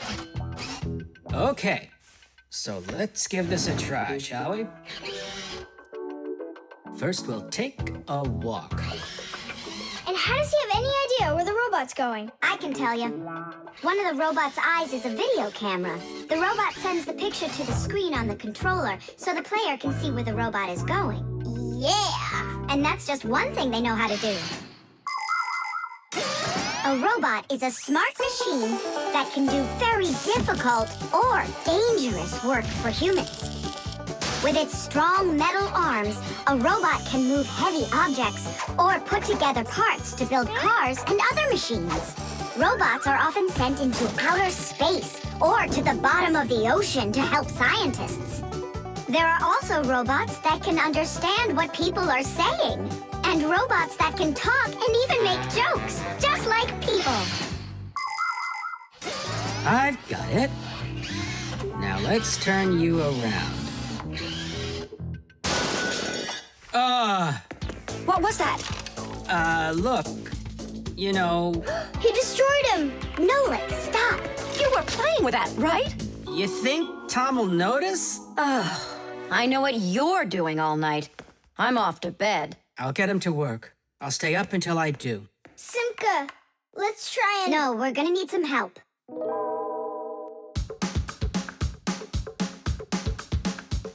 When your TV has broken, when your cell phone has croaked, your laptop's barely working, the kettle's had a stroke. Don't ask us where we're going, for it's known far and wide that any kind of problem is clearer from inside. 1, 2, 3. Inside will be to fix what's wrong, till it runs strong. In gadgets and devices, our work will never end. Appliances are fickle, they need a loyal friend. At morning, noon, and midnight of every single day, when there is an emergency, you know we're on our way. 1, 2, 3. Inside will be all day and night. We fix things right. 1, 2, 3. Inside will be all day and night. We fix things right. We live to keep on working, and work for us is fun. So we'll just keep on working, 'cause our work's never done. And deep inside of gadgets, if you look when it's dark, you might just see us race around like multicolored sparks. 1, 2, 3. Inside will be to fix what's wrong, till it runs strong. 1, 2, 3. Inside will be all day and night. We fix things right. 1, 2, 3. Inside will be to fix what's wrong, till it runs strong. 1, 2, 3. Inside will be all day and night. We fix things right. Wow, you got it! We need to hide. A robotizoid R300, I can't believe it!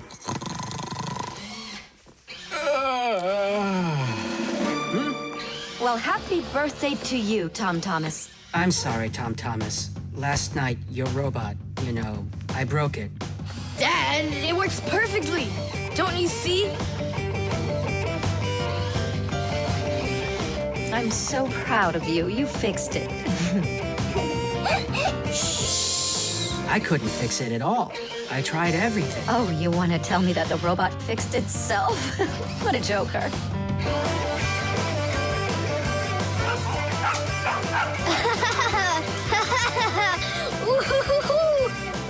Mom, Dad, thanks so much. I love it. And how about thanking us?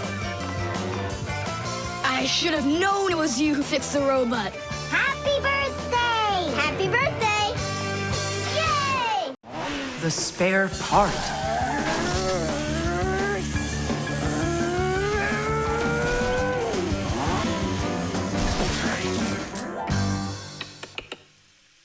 Hey, what's going on? It was just working. Hi there, Tom Thomas. Simka, Nolik. Look, I've got a Sorry, problem. no time to play. We're busy. Busy? With what? We got put in charge here for the day. We even get to use one of the pack-a-mats. Papoose and Marcia went out to visit our Fixie friends. Papoose used to be with them at the Space Center years ago. Ever since he was a boy, Papoose dreamed of going into space. And why not? Fixies work on rockets, too. He even got a job at the Astronaut Training Center. He was put in charge of the centrifuge, and he made sure it worked perfectly. The centrifuge is a sort of very fast carousel for training astronauts. And Papoose trained inside of it, too. Unfortunately, Papoose never knew the rocket was scheduled to fly on his day off. And when he found out, it was too late, and the rocket blasted off without him. Since then, Papoose hates his days off. But he still longs to fix something like that centrifuge. You know, something turning around like a washing machine. Too bad for Papoose that the one in his house seems to keep working perfectly fine. So that means today you fix everything? Uh-huh. Well then, it's your lucky day, because my car just broke down. Hooray! We've got work to do. Nolik, let's go!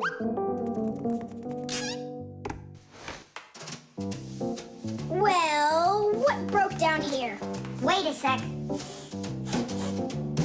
Here, this part burned out. It's all covered in black. I wonder where we can get the same part, but a clean one. A clean one? Nolik! Genius! There's the same exact part inside the dishwasher. We can take it from there. Come on!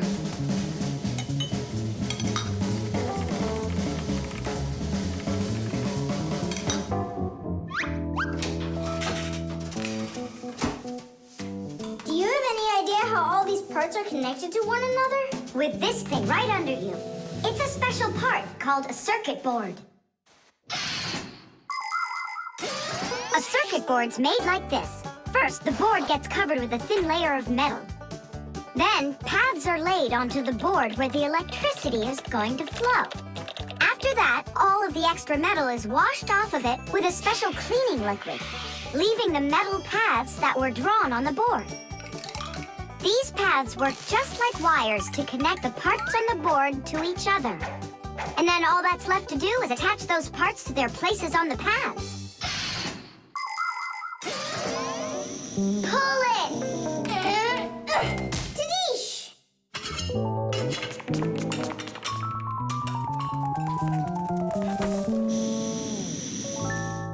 Tom Thomas, Tadish! Hooray! It works again.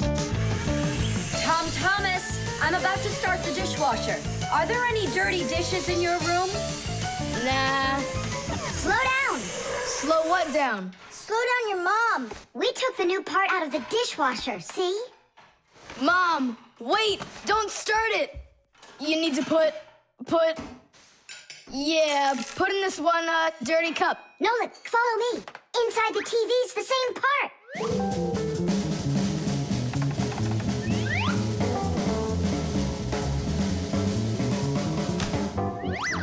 Now back to the dishwasher.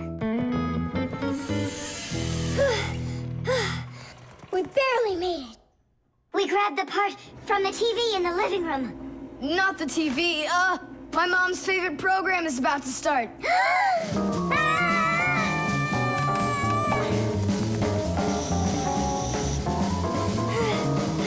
The television is working now.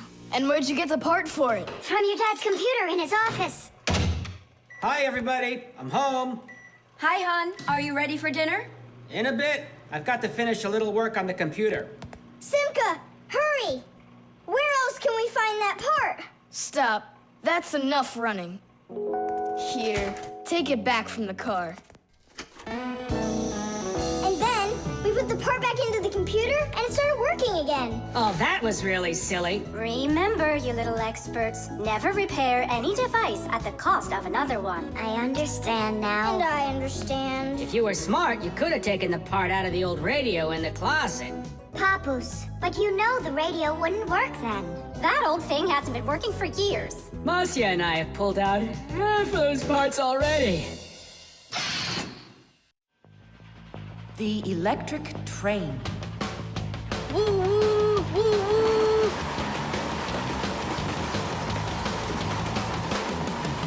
Zoom, zoom. And suddenly, the Earth is attacked by an alien spaceship.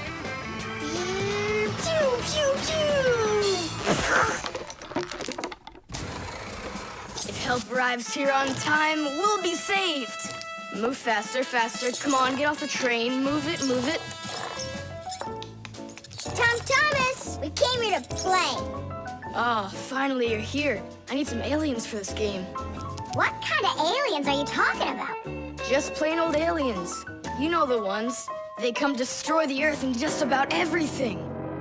We don't want to destroy anything at all. Why can't we be, the train engineers, huh? Train engineers?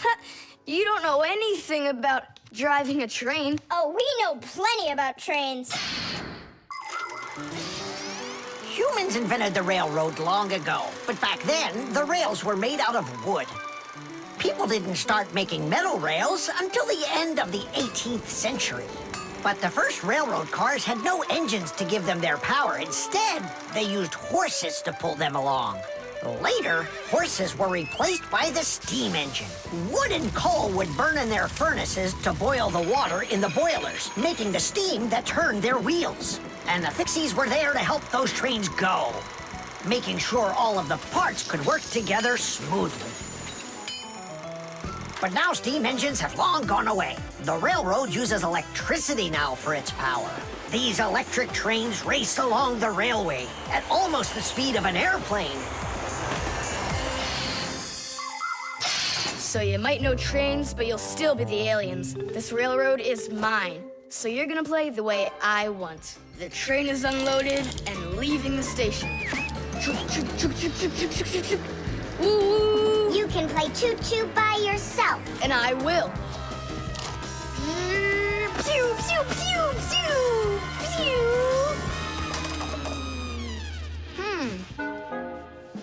Hey, why did you stop?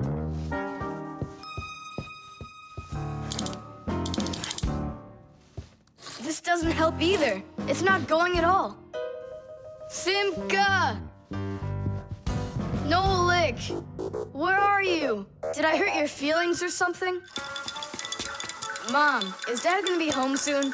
No, is something the matter? We've been attacked by evil aliens. The train has to be fixed right away, or we'll never escape them. You want some tea? I've got to think of something. Simka, Nolik, I know you're in there. Please forgive me if I hurt your feelings. I'm really sorry. There's nobody but you that can save the world from the evil aliens. All right, you talked us back into it. Well, let's go and check the rails. Nolik, follow me. I'm faster. Whoa! Well, so much for being faster. But it looks like I found the brake. Thomas, the rails are broken. I know, and so? You know, but that's why your train's not running. Just like a real train, model trains run on electricity. But there aren't any batteries inside the locomotive to pull the other cars. The engine gets its electricity from the rails. Each piece of the rail has a wire in it. If the rails come apart, the electricity can't flow through the track and get to the train. And without electricity, the train's engine just stops going. So reconnect the rails and your train will run again.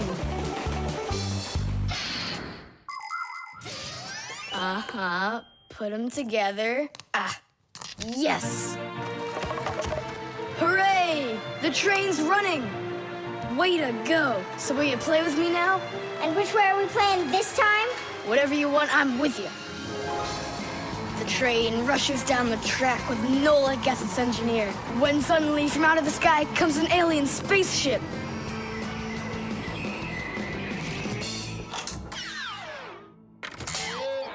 Greetings to you, O people of planet Earth. I come from far away, from another galaxy. Have you come to destroy everything? No, I've come to fix it all. Oh!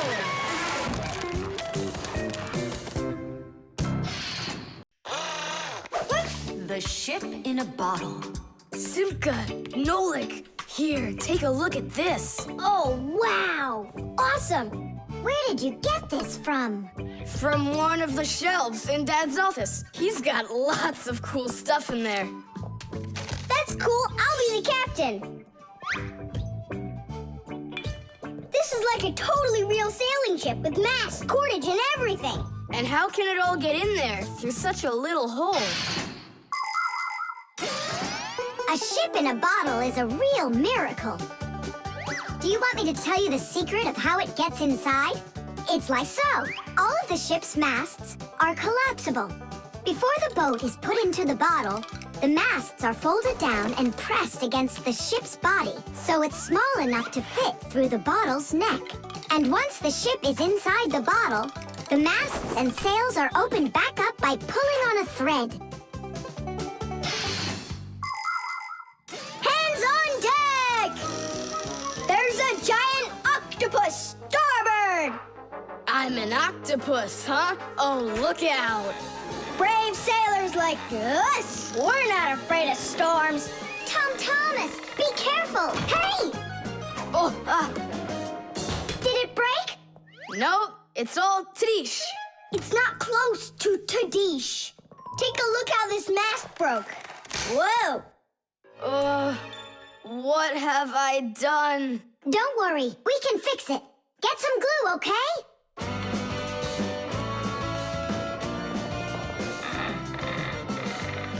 Here's some super glue I found. This is the kind that'll keep things stuck forever. Nolik, come and help! Achoo! Phew! This stuff is so stinky. Danish! Ooh, that's better. Thank you, guys. We sailors never let a friend down. Nolik, you gotta get out! You'll get sick from that stinky air! I can't get loose. I got stuck. Hello there, Tom Thomas. What are you doing with the ship from my collection in here? I just wanted to give it some air. Tom Thomas, you know that taking things out of my office is just not allowed. Hey, look, what an interesting cabin boy. I never noticed him before. I'll take it, Dad, and put it back on the shelf, okay? Who just sneezed? I did. Achoo! Well, all right then. Do your homework and please don't set foot in my office again. Simka, where are you going? To save Nolik! I'll come with you. You're not allowed inside that office. Your father said no. Sweetheart, your soup's getting cold. I'm coming. Nolik, where are ya? Simka, why is everything turning? Because you inhaled the fumes from that stinky glue. Ah, phew. Everybody knows how strong the smell of paints, cleaning fluids, and glues can be. But the nasty smell is not where the real danger lies. Breathing in the fumes from paint or glue can give you a terrible headache. Or even worse, it can make you faint. That's why when the Fixies need to paint or glue something, they're supposed to put on a safety mask called a respirator. And humans need to remember to wear masks just like Fixies when they're working with fumes. And never forget that the fumes from glue and paint can be flammable. It only takes one spark and kaboom! There can be an explosion. So always remember to have plenty of clean air moving through any room where you are gluing or painting anything. Simka, hurry up. Hang in there, Nolik. I'll get you out of there.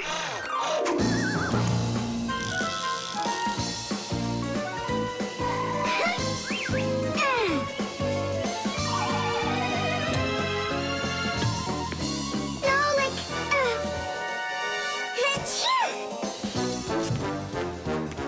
Oh no, is he okay? Nolik. Nolik! Nolik! Oh, you're alive. Turning starboard. Turning port. Piasters! Piasters! Oh, whatever. He's gonna be fine. Nolik, do you know who I am? A giant octopus?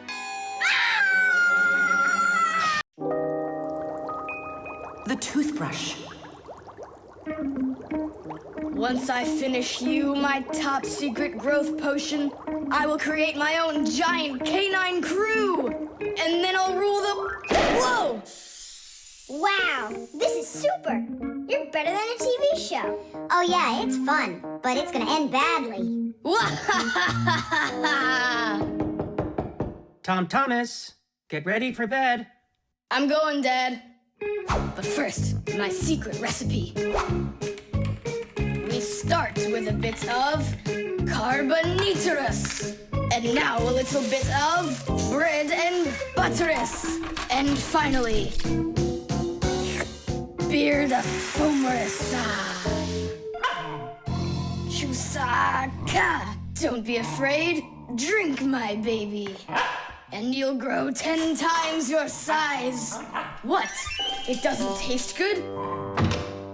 Oh, right. I forgot it needed stirring.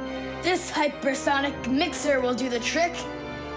Tom Thomas, you shouldn't use what doesn't belong to you. That's your father's toothbrush.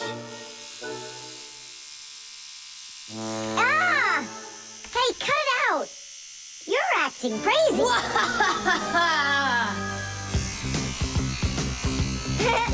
Bubbles! Boom, boom, boom!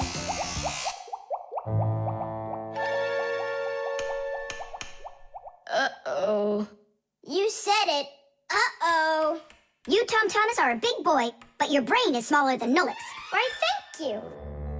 Just go put the toothbrush back in its place, like you never touched it. Nah, that's not right at all. Tom Thomas, what's up?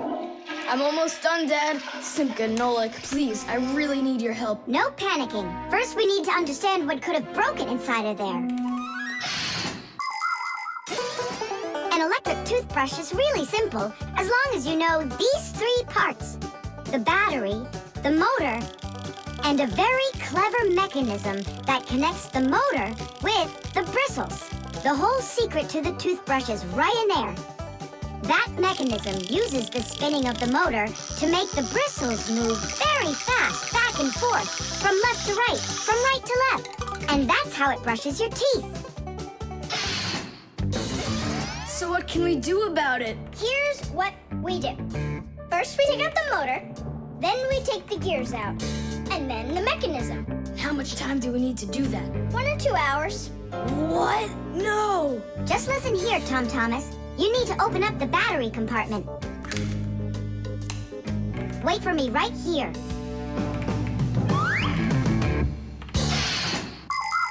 These are your teeth. Well, I mean, they're not your teeth, but you get what I'm saying. Nowadays, we use a toothbrush to clean our teeth, but it wasn't always that way. The ancient Egyptians used a chewed stick to scrape their teeth, while the ancient Greeks rubbed their teeth with a rag. And the Vikings, well, who knows what they used? And then, only 200 years ago, an Englishman named William Addis came up with something better. He drilled holes into a meat bone, inserted bunches of bristles into them, and there you go, the toothbrush. And here's what I need to tell you all as a fixie. That is, as a master repairman. You need to make sure to brush your teeth often, especially after eating, or you'll be getting them repaired often at the dentist. Well, is something wrong with the mechanism? No, it's fine. Is the motor burned out? No. Then what's wrong with it? You're not gonna believe it. But the battery died. That's all? I know what to do. I'll put in new ones.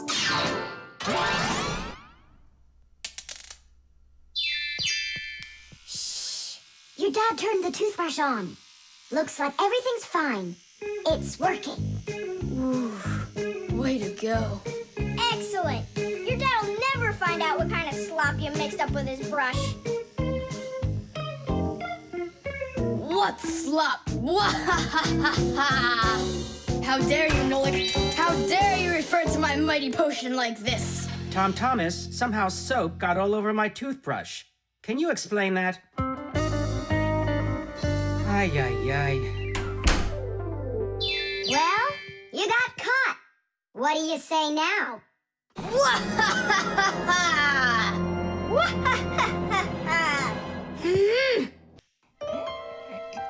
The stapler.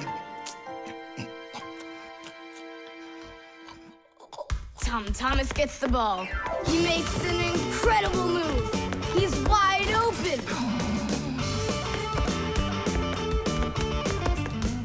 The goalie sees him and he screams in horror. He shoots and score! Yay! Tom Thomas, stop kicking that ball. Your school concert starts in 30 minutes, and I don't want to iron your pants again. All right, Mom. Just one more time, huh? No, I'm sorry. Mom said I have to quit kicking the ball.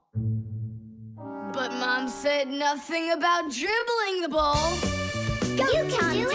You can do it. Yeah.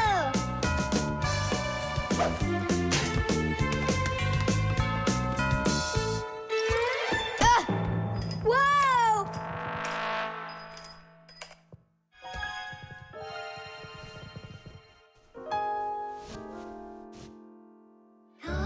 Tom Thomas, your pants. This can't be. These are my special concert pants. Ugh. Yeah, how will you go now? Well, your mom does have enough time to sew them. I'm scared to even tell her about it. She said that I had to stop playing. Hey, I've got it. Here. You think we should fix the rip in his pants with a stapler? Yeah, isn't it a good idea? I gotta try it out. You do. Like this? Stop. Why? What's wrong? My nose itches. That's all. Let's go. You're right, Nolik. It works. That is super. Yeah, the stapler's really great. Do you guys know how it works? Just keep stapling and I'll tell you. The staples for a stapler are lightly glued together. That way you can load many staples at once instead of one at a time. And a spring pushes the staples to the front. When you push down on the arm, a metal tooth pushes the front staple down through a thin space. And the staple punches holes in the paper. Next, the pointy ends of the staple push down onto a plate. And that makes the staple bend behind the paper. And there you go. The papers are fastened. So you could say that we're sewing, but using a stapler instead of a needle. Yeah, and it works even faster. Huh? What's going on? Could it have run out of staples?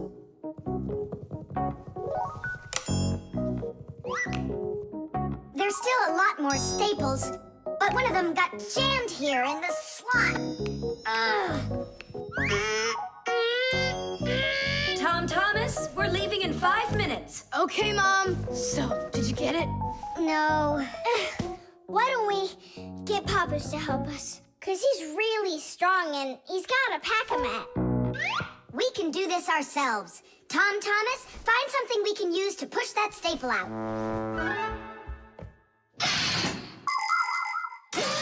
The stapler is not a very new invention. It's been said that the French king, King Louis XV, had a stapler made out of gold and precious gems. Unfortunately, it could only hold one staple at a time. Modern staplers are much more convenient, and people have come up with so many kinds for paper, for plywood, and even for skin. Yes, surgeons often use them during operations. Then there's the staple gun that's used to upholster furniture. And its older brother, the nail gun, can even be used to hold together the walls of a building. And here's an invention almost as important as a stapler. It's the staple remover. With its help, it's possible to remove the staples put in by a stapler. How about the screwdriver? That'll work. Look, the screwdriver fits perfectly into the slot. Ah, that's great. Now push that staple through, only keep your fingers out of the way. Or you won't finish sewing. Tadish! It's still not Tadish. You haven't fixed your pants yet. That's it. They're done. Now we can say, Tadish! Tom Thomas, are you ready? Of course. My idea with the stapler was smart, wasn't it? And Tom Thomas's mother won't notice a thing. Will too. Just wait till she washes them. The pen. Not here either. Tom Thomas, are you looking for me? No, for a red pen. I need it right now. What do you need it for? Here, look what my teacher wrote in my assignment book. Bad behavior during the lesson, fidgeting, and talking. What are you gonna do with a red pen? Your teacher left something out? I thought maybe, I could fix it a bit. I hope I find that pen.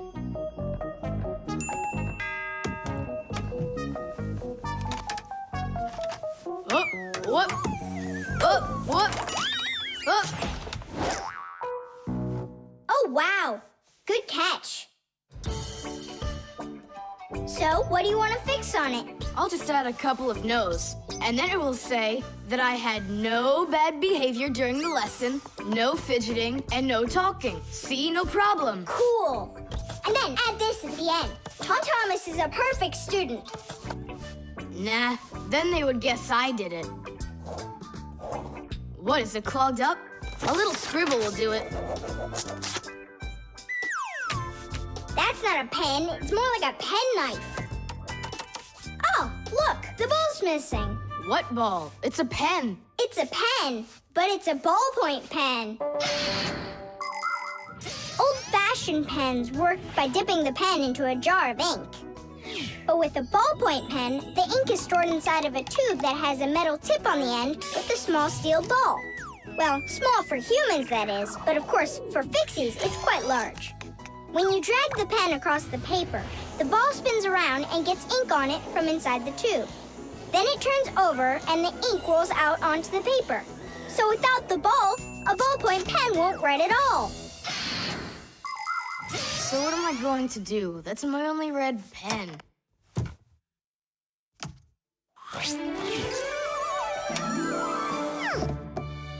Hi, everybody. Why do you look so sad? We lost the ball from the tip of this pen. Where? It's here somewhere. Then you're in luck, boys. In the pack-a-mat, there's a metal detector. You can use it to find different kinds of metal objects.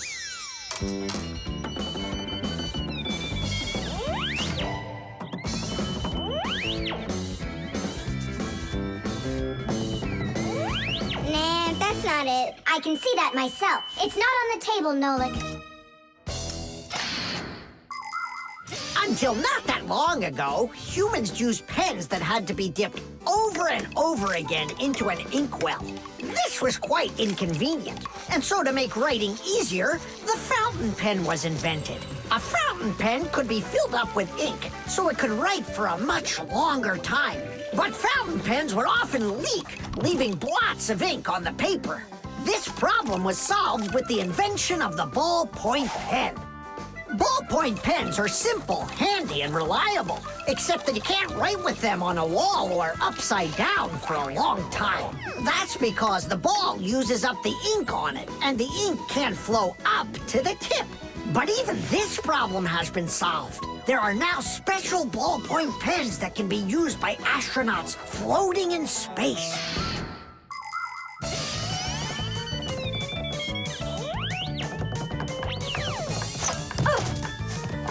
Is this the one? You're right. That's it.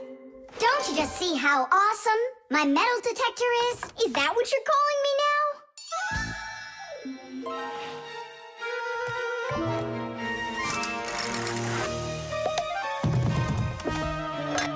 Yeah! Tom Thomas, help us.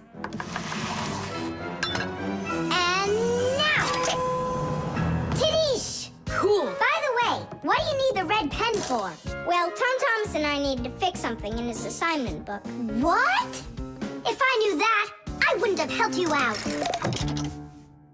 So no fidgeting and no talking. And your teacher, she writes in your assignment book when you behave well? Uh-huh. Whenever we behave well, she writes a note in our books right away. Ah, Did you see, Simka? How Tom Thomas managed to outsmart everybody?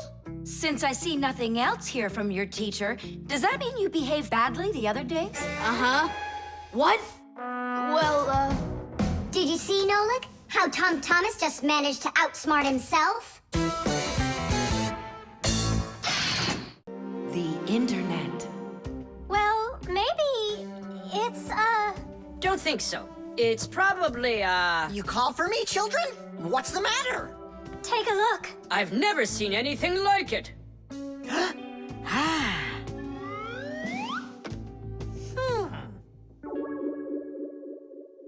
What in the world could it be? Hit! Maybe it's a bathroom scale? Or a clock with a digital display. Wait a sec. Are there instructions around here for this thing? I couldn't find them anywhere. That's a problem. Well, then let's try to figure it out. What are you trying to figure out up there? What a huge hockey puck! It's big enough for a monster! And the name is so silly. T-Robot. Why don't they just call it the Trollbot? Or I got it, the Trollboat! So what could this thing do, huh? I have no idea. We could try finding it on the internet. Where? Just run along, you two. We don't need any internets. We can handle this. Go on, go. Don't interrupt us. Sure, whatever you say. Come, Nolik. We'll find it out by ourselves. Yeah. How? So, you remember what it was called? A troll boat. Nah. A troll bot. You're right. Hop to it.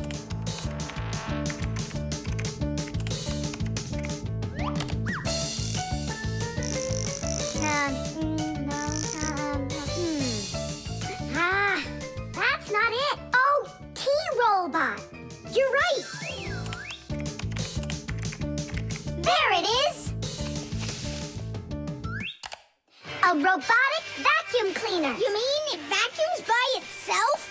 It's a robot, so yeah. Class. There's just so much cool stuff in this computer. Nolik, this information is not on this computer. It's on the internet. From your computer, you can send a letter to another computer. You can also download a song or a photo from another computer. That's all possible because most of the computers in the world are connected to one another as part of a huge web. And this World Wide Web is what we call the Internet. Thanks to the Internet, we can take a peek at just about anywhere in the world and find information we need about anything.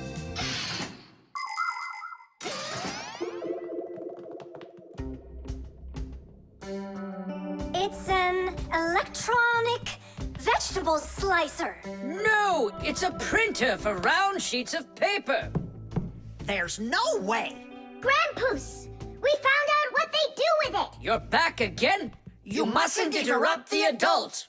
Just wait a second. Nolik, turn it on. Turn what on? Don't you turn on anything. Ready, set, jump!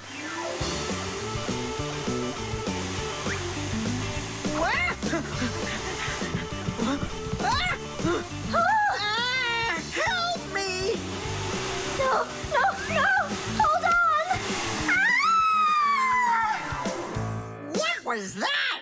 It's a robotic vacuum cleaner. It runs itself.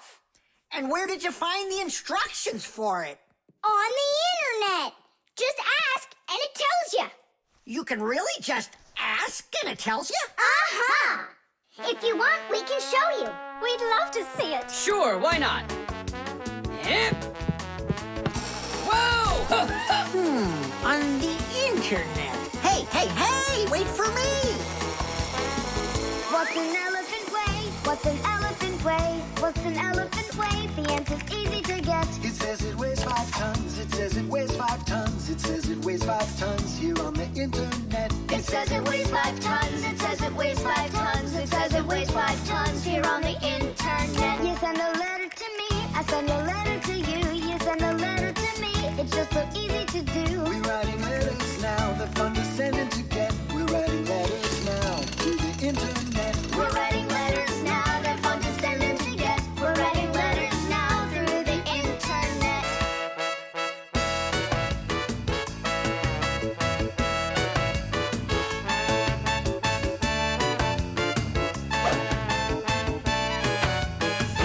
Who, what, where, and how. Who, what, where, and how. Who, what, where, and how. The answer's simple to get. Every fact you need, every fact you need, every fact you need is on the internet. Every fact you need, every fact you need, every fact you need is on the internet. The Piggy Bank.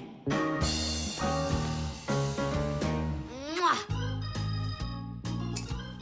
Tom Thomas, why are you throwing away your money? That's not what I'm doing. I'm storing it. This is a piggy bank. Oh, here's another coin. I don't like its snout. That's one very suspicious looking pig. Are you positive your money's safe with her? Don't worry. Whatever I put into my bank here is not getting back out. This piggy bank won't give up a cent. You greedy piggy! Come on, Nolik. Simka must have taught you about how banks work. Humans came up with the idea of piggy banks because they wanted a good place to save their coins. For storing lots of money, people use a safe, a large metal box with a very strong lock. Now that kind of piggy bank's almost impossible to break open. The biggest safes are in banks. Banks use them to store their customers' money and other valuables. There are even safes in banks that are whole rooms. You'd need an awful lot of change to fill up one of these piggy banks. So why are you saving up all this money? For roller skates. How much more do you need to save? I don't know. I can't see if there's enough in there. Then just go and open it. But there's no way to do that. The only way is to smash it real hard. So smash it. Nuh-uh, forget it. I have nothing to put my money into. But what if there's already enough for roller skates? And what if there's not? All right, then I guess I'll count your money for you.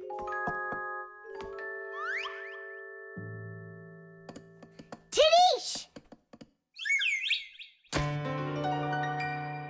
Oh, whoa! Tom Thomas, you've got a fortune in here. There are many different kinds of money, and they're not just coins either. Long ago, people paid each other with shells and squirrel skins and even parrot feathers. And of course, metal coins are more convenient than any of those things. And paper money is even more convenient than coins. One piece of paper can be worth as much as 100 coins, or even 1,000. All that needs to be done is to print more zeros on it, and that's all. Today, humans can pay for almost anything without paper money or coins whatsoever. If you have enough money in the bank, you can just walk into a store, give the cashier your bank card, and take your purchase home with you without handing over any money. The bank knows how much money you spend, and they pay the store for you later. It's so convenient. So, will you count them? Here we go. 1 coin and 2 coins. Wait, Nolik, what 1 coin, 2 coins? What are you counting? You have to add together all of the different numbers. Huh. You should have told me that before. I never learned how to. Yeah, that's what I figured. Come on out. Hut! Hut! Hut! What can I do? What if you try stacking the coins so they're like stairs? That's what I'm already doing. Why don't you try tilting the piggy bank over? Hang on. Stop! I'm getting buried! Put it back the way it was before! This is worse! Just put the pig down! Nolik, hang in there, please. I'll get some thread and lower it down to you. I can't get a hold of it. It's too far away. Hey, Tom Thomas, smash the piggy bank. What? Just smash your piggy bank. But I like it. And what, you don't like me? Of course I like you. Well, who do you like more?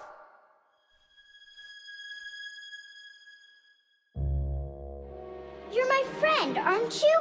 Of course. Then smash the piggy bank, will you? Okay, Nolik. I'm gonna do it.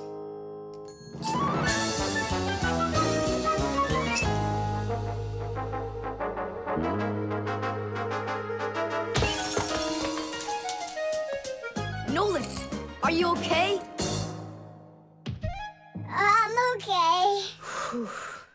Thank you, Tom Thomas. Thank you, my friend. No problem. At least now you can count up how much money you have. Nah, there's no reason to do it. There's no way it's enough for roller skates. You sure? What a shame. But now you've got all of this money here to buy a piggy bank that's totally brand new. The combination lock.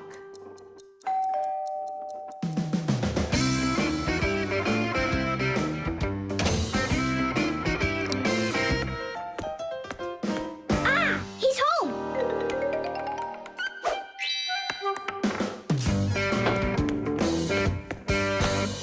Nolik, are you here? Stop your hiding. I'll still find you. Nolik, is that you? Hey, come on, that's not fair. You saw. Let me go again. I don't want to. You want me to play hide and seek when I got a brand new game to play with? Where is it? I don't see it anywhere in the room. I took it to school with me. For what reason? To show it off.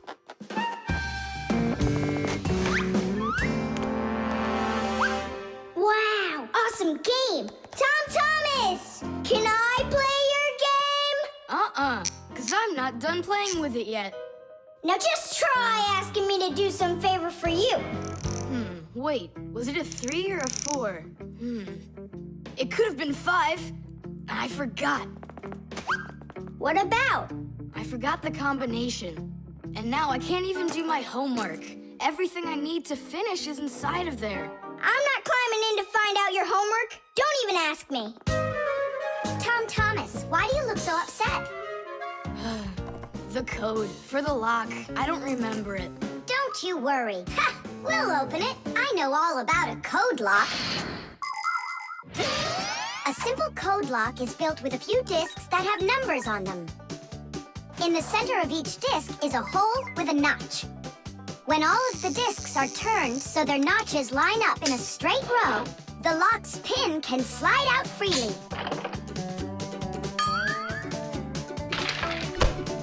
And to get the notches to line up, just turn the discs to the lock's code and the lock will open. It's that simple. It looks like we gotta take a look inside the lock. Ah, I see. Nolik, where are you? There's work to do. I won't do it. I'm not gonna help such a greedy boy. Nolik, won't you help me out here? And I won't be so greedy anymore. All right, you broke me down. Only as soon as we're done, you're gonna let me play with the game. Right. There's no room in here. Hang in there. We'll start turning the discs one at a time, and you yell stop when they're lined up. Stop! Turn the next one now. Stop! Stop! Now try. Yes! Alley-oop! Titties! Hooray! And your code was really simple. Way too simple. The secret numbers and letters that you use to lock something up are called the code or the password. And to make sure your password's a really good one, here are some things you should know. Never choose a password that's really simple for someone else to guess. Like one with numbers or letters that are all the same or are all in order. It's also a bad idea to make a password out of your birth date or name. It's better to think of a password that's a bit more complicated. And don't forget your password once you come up with it. Write down your password on a piece of paper and keep it in a safe place, but don't show it to anybody else. And then, if you happen to forget your code or password, you'll be able to remember it with the help of that piece of paper.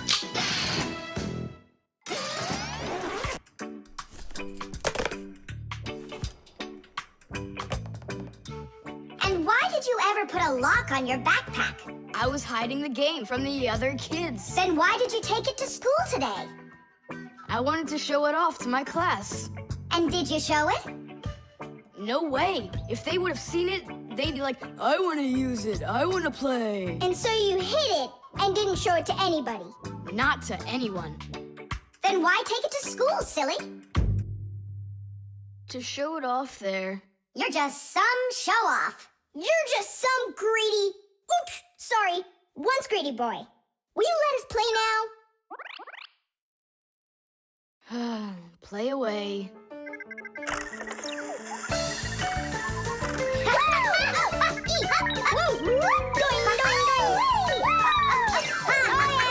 We're not bothering you, are we?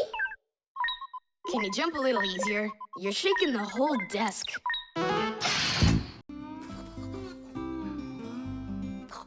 The remote. Hey, Simka, the button got stuck on the remote. How can we get it back out of there? Look and learn, Nolik. Please help. Oh, come on, come on, come on, come on, come on. Oh. Should I let it go now? Oops.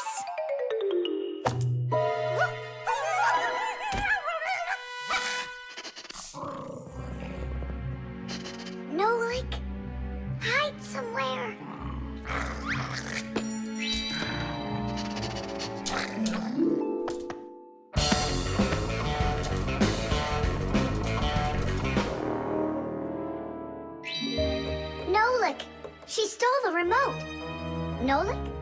Where are you hiding? Nolik! Hello there, Fixies. Hey, where are you? Hey, Tom Thomas, you got here just in time. Chewsocka ran off with the TV remote. And so what? I can turn it on without it. And my favorite cartoon is just about to start. Forget about the cartoons, will ya? Nolik is missing! I'm afraid Nolik hid inside of the remote. And Chewsocka took it. Oh no, Nolik's in big time trouble. Tom Thomas, there must be something you can do! Chewsocka, Chewsocka, come here. Where is that dog hiding? I'm gonna go look in the other rooms. Simka! Tom Thomas! Here I am! I'm over here! For now, I'll wait here. Chewsocka's not out there. Where are you? Hey, Simka! I ran to get a pack-a-mat. What are you gonna do with it? I'm gonna search for the infrared ray that comes out of the remote. That's so great! But what is it? I'll explain it to you. Inside of most remote controls, there's a special type of light bulb called a light-emitting diode, or LED for short. When we press a button, the LED sends an invisible infrared ray. And in the TV, there is a receiver for these invisible rays. The TV understands the command that comes from the remote control and carries it out, like changing the channel or the volume.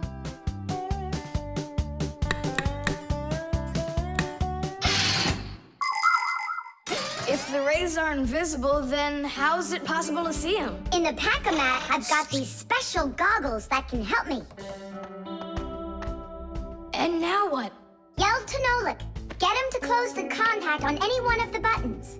Nolik! You gotta push one of the buttons down on the remote. A button? But how am I gonna do that? Wait, 1 second. Chewsocka with a brain full of rocks. Meow. Meow. Oh, Mamma Mia. Now she'll eat me together with the remote.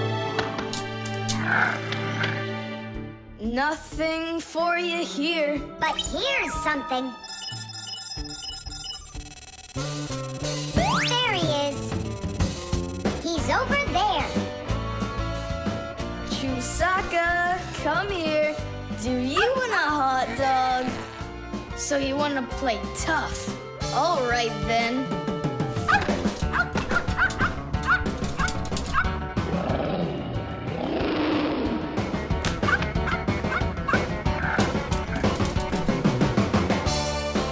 Hooray! You're in one piece. How did you find me? By looking out for the remote's rays. It's just a shame it's impossible for me to see him. What are you saying? You can. If you want to see infrared rays, all you have to do is look through a digital camera. Try it for yourself. Turn on the camera on a mobile telephone. Now go ahead and press any button on the remote control and point the camera toward the front of it. You'll see a bright dot on the screen of the camera. That's the light-emitting diode working. It's letting off a special light that can't be seen by the naked eye. It's also possible to point the remote control at a mirror. And then through the camera, you can see how the light-emitting diode turns itself on. So what that means is that invisible rays bounce off of a mirror in the same way that regular light does. So you can control the TV by bouncing the light from a remote control off of a mirror. You don't believe me? Then go ahead and try it yourself. By the way, if your toys weren't all stuffed under the bed, we would have found the remote without the goggles. Don't worry about it. When the cartoons are over, I'll put them away. So, you done watching? Time to clean up. The tin can. Well, what else goes? A flashlight. It's good to have when you're camping. Listen, Tom Thomas. Just leave a little room for me in there. I'm good to have when you're camping, too. I'll leave you some room. Just hide in there so Dad won't see you. And you can't tell Simka anything about me going with you. All right. And last on the list, a few cans of meat. Hi, Tom Thomas. Have you seen Nolik? No. Then Then who did I just hear you talking with? I was just reading the label. Huh. Where did Nolik run off to?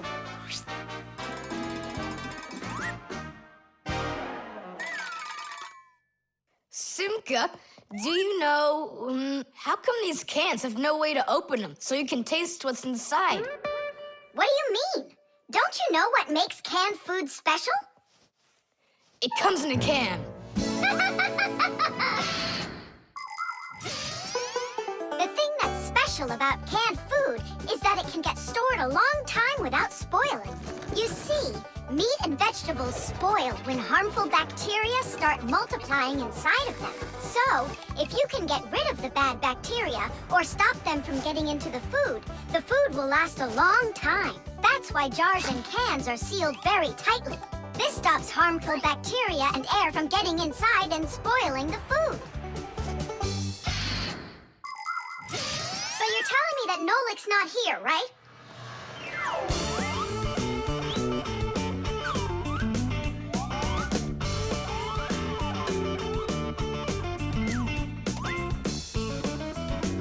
Huh.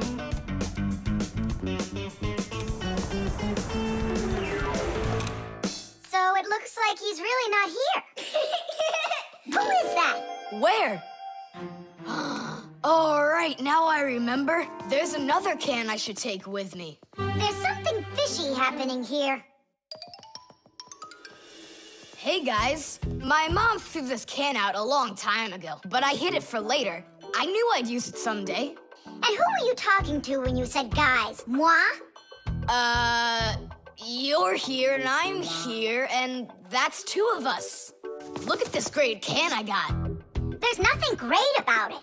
Put it down on the floor. You see? What? Oh, it's crooked, and so what? So what? It's all swollen. And when it's like that, you know that inside the can, bad bacteria is growing and spoiling the food that's in there. It went bad? There's a way to check. On every single can, you can find the date it's good until. Sooner or later, even canned food will go bad. And of course, dairy foods like yogurt or milk can spoil in just a few days. When you buy food in the store, it's very important to always check the expiration date. The expiration date's the last day that it's safe to eat that food without worrying that it may have gone bad. You can find the expiration date on each box, jar, or can of food, so pay attention. And be very careful not to buy or eat any food after its expiration date has passed. And if you see that a can is swollen, throw it away immediately. If you eat it, your belly can swell up too. Unfortunately, when food spoils, it's impossible to unspoil it, and then even the Fixies won't be able to help. Oh, my mom probably saw that this can went bad over a year ago. That's why she threw it into the trash. Right. Shame on you for picking it out of there.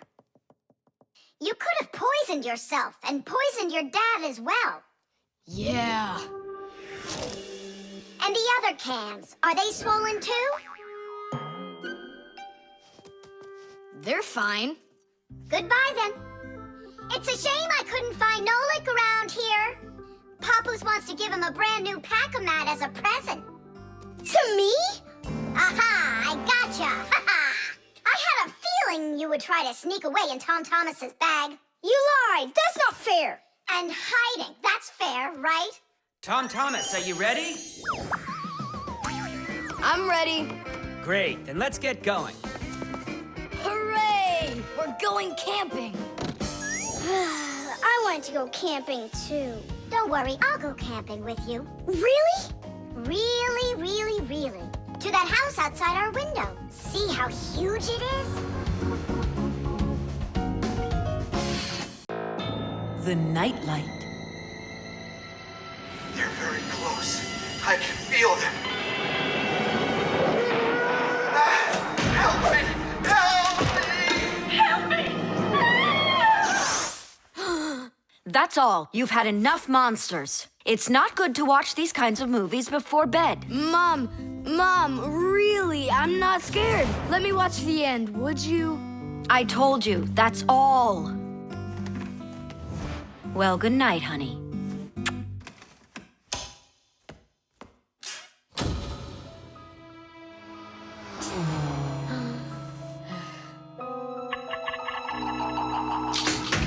Ah! Who's there? Ah, they're very close. I feel them. Ah.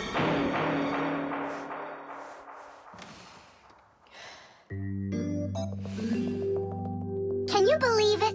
He's sleeping, and he didn't turn the light off. Yeah, and so? And so, if every human went to sleep with a light on, there wouldn't be enough electricity to go around. Hup! Everyone can probably remember walking into an empty room with the lights turned on, or finding a TV on that nobody's watching. One little light or TV might not seem like much, but just imagine how many people are living on this earth. Well, if everybody forgot to turn off the lights or TV when they weren't being used, the amount of wasted electricity would equal the amount of energy produced by 100 power plants. And each of these power plants needs freight cars of coal or rivers of oil to keep running. And all that fuel has to be extracted and burned constantly. Now do you see how expensive burning a light bulb is for the Earth? So don't forget to turn off electrical appliances when you're not using them. It's so easy. Ah! Who turned off the light?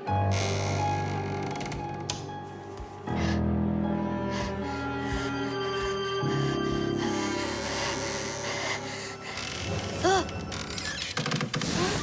Ah!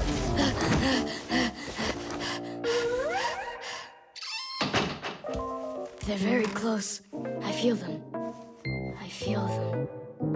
I feel them. Look, what's up with him? I think he's playing sleep hockey. Looks like his position is left out. Ha ha. Anyway, he should get a penalty for wasting electricity. Monsters! Hey, what do you think we are, hockey pucks? Nolik, Simka, forgive me. Who did you think we were? Monsters. Well, I see how you could mistake Simka for one, but obviously not me. Tom Thomas, what are you doing? Why are you sleeping with the light on? I was so dumb. I watched this monster movie on TV before bed. Now I'm scared to sleep without the light on. And that dumb old monster flick, why were you watching it? I felt like getting scared. Ah! You're great at getting scared. Keep quiet, or we'll wake up your mom and dad. How am I gonna fall asleep now? Here's a good idea. You can use a nightlight. A nightlight is a little light that humans who don't like to sleep in the dark use in their rooms. The nightlight has a dim glow. That's because it works with a special kind of light bulb that uses very little electricity. These kinds of light bulbs are called energy efficient. That's hard to say. And you can find nightlights that use such low energy bulbs that they can work off of a battery. But you know there isn't a nightlight here. How would you get by without us? Tonight, I'm here to help you. I'm gonna be your nightlight. Look, right there. There's our lampshade.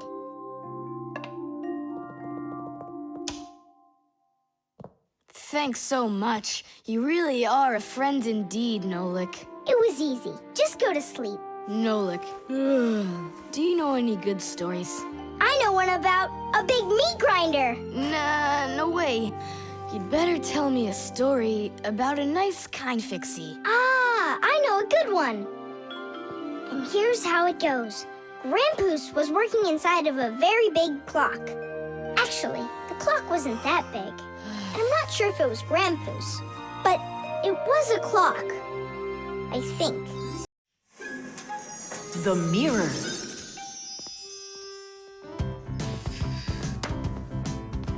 Hi there, Tom Thomas. Why has this mirror been standing here in the hallway for a whole week already? My dad can't seem to find any time to hang it on the wall. Are you sure it won't fall? It hasn't fallen so far. So, Nolik, do I look like Spider-Man? Ah! No, you don't look like him at all. Yeah! Hey! You can't climb on walls like Spider-Man. Yeah, I'm sure you can do it. I can do it. Just give your chewing gum to me.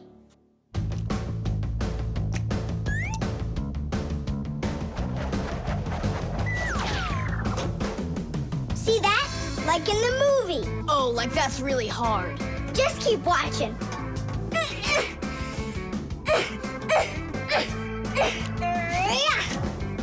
That's hard.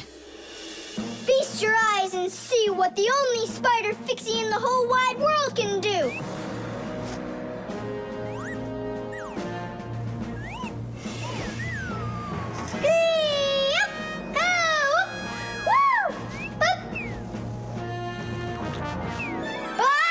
Catch me! I gotcha!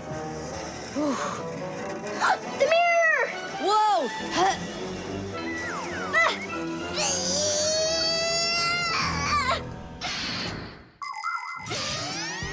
Long ago, the only way humans could see their reflection was to look into water.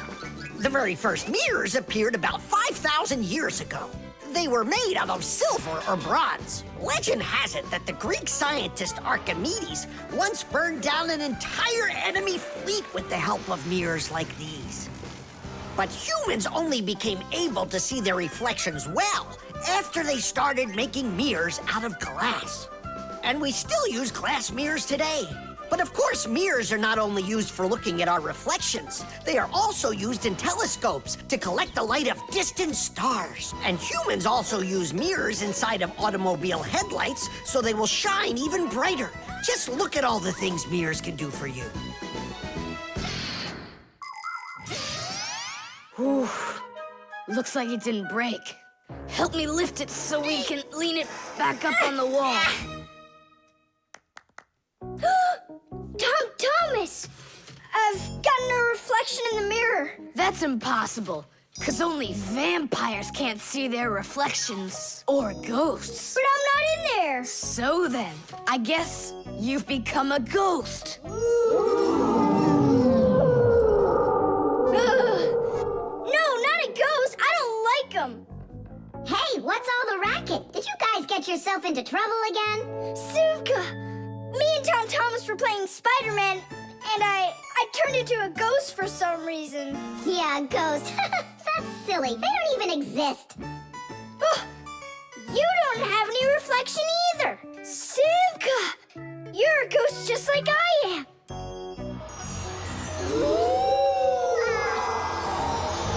That's just goofy. Look! Just look! Here I am! Well, hi there. But why couldn't I see myself over here? It's probably because the mirror is scratched on the back. Tom Thomas, do you think you can rotate the mirror? It's just like I said. Some of the special coating got scraped off of the back. A mirror is not just a piece of plain glass. Plain glass lets light pass through it, but a mirror reflects light. To turn a piece of glass into a mirror, people spray a special shiny coating on one of its sides that reflects everything.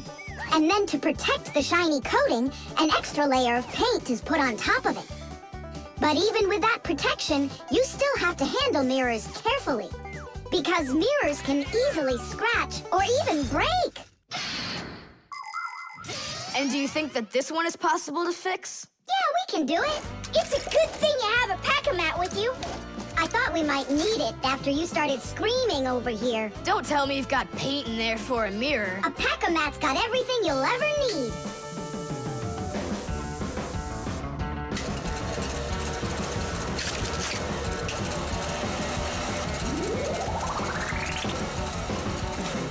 It's all ready.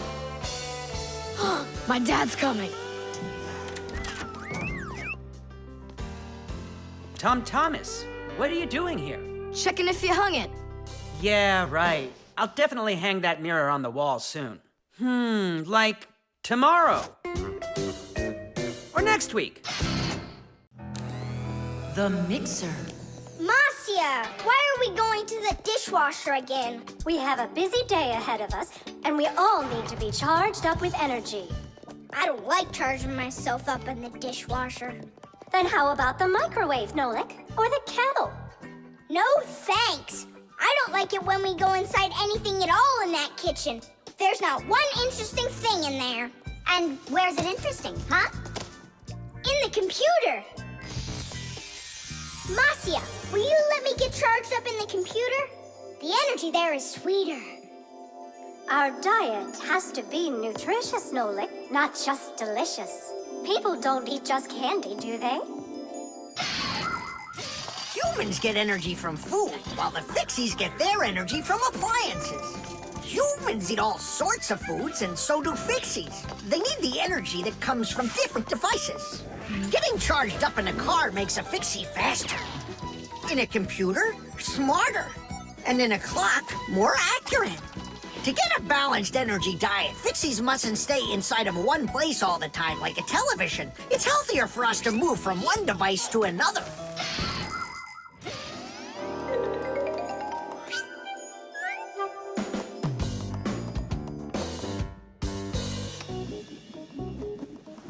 Good morning, Thomas.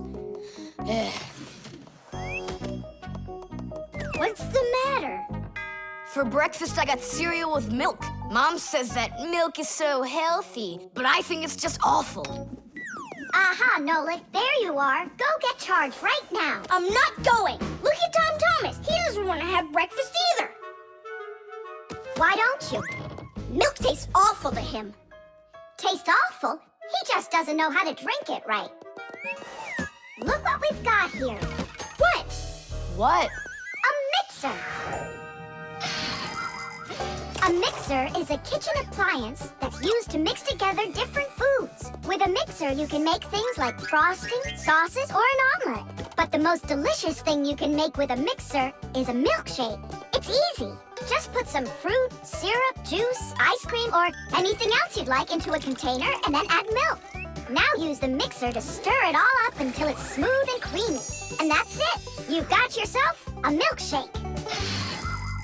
Guys, what do we have for a milkshake? We've got a jar of jelly. Will it work? That'll work. And strawberry jam? That'll be great. Here's a banana. I found some chocolate, too. And I found strawberry ice cream. Start up the mixer. When you get up from your bed, yo. When you get up from your bed, open your favorite cereal. When your day is ahead, open your favorite cereal. When your day is ahead, there is still something you need, yo. There is still something you need. A little milk poured in that bowl, yo, will make it delicious indeed. A little milk poured in that bowl, yo, will make it delicious indeed.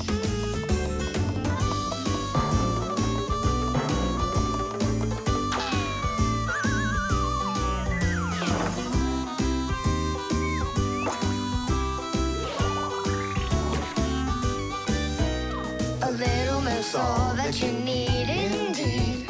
A little milk's all that you need. A little milk's all that you need indeed. A little milk's all that you need. A little milk's all that you need indeed. A little milk's all that you need. Wow, this mixer's cool, isn't it? You think we can make one more shake? Just one. They were good. Sure, if you want to. Oh, where did all the milk go? Way to go. Looks like you drank all of it. And I remember when you said how milk is awful. I didn't know how to drink it right.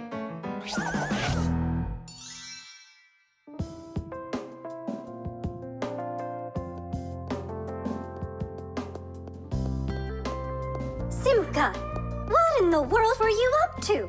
And what happened to Nolik? Shh. Just come, I'll show you.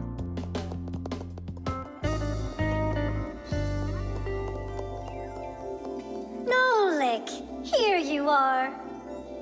Didn't you say that charging up in the kitchen is boring for you? The mixer's not boring. It gives you energy that's yummy, delicious, and nutritious. The scale.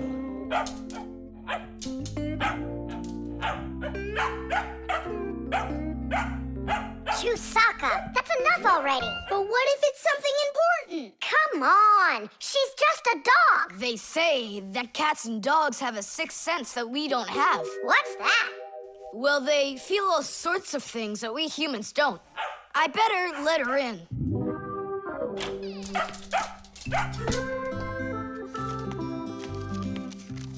Mom and I will be home before dinner. Please remember to give Chewsocka her food. Love, Dad. Oh, how could I have forgotten this? I just can't believe it. You believe in a sixth sense now, don't ya? Uh-huh. Only it looks like for Chewsocka, it's a sense of hunger. How much food should I give her? Look, it's all written on that chart. For each kilogram of the dog's weight, serve 1 level scoop at every feeding. Uh-huh, I got it. How many scoops is Chewsocka? Oops, I mean, how many kilograms? I don't know. Then what should we do? You don't know? We'll weigh Chewsocka, that's what we'll do. With what? With a scale. There's one standing in your dad's office. You're right, let's go.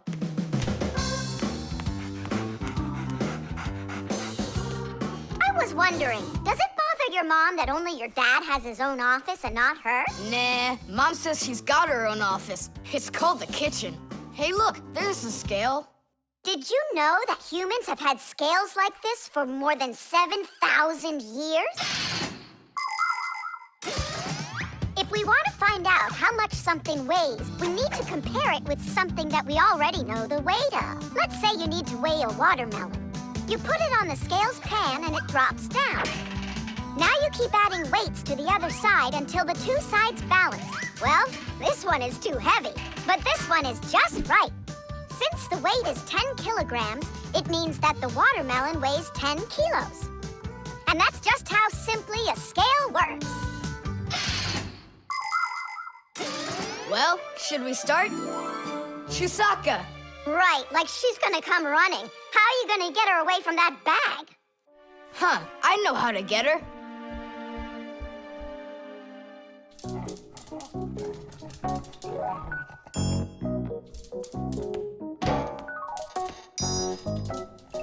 Here, hold this little piece of food while I weigh her.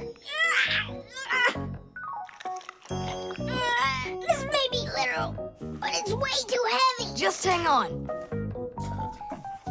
Please, hurry up.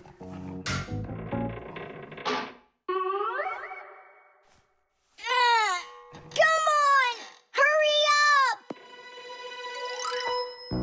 Done. Her weight is 2 kilograms.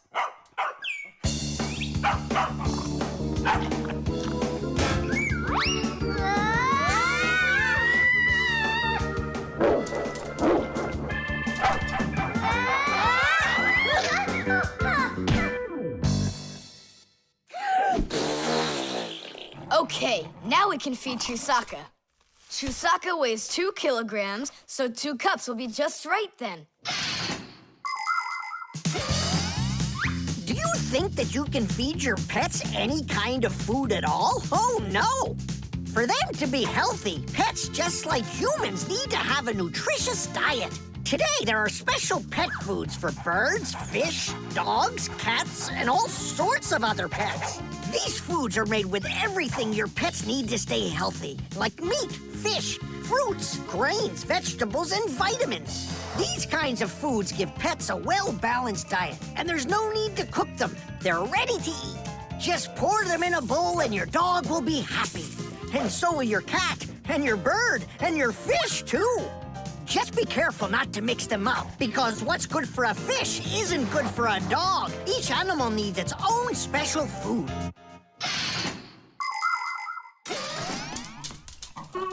Stop!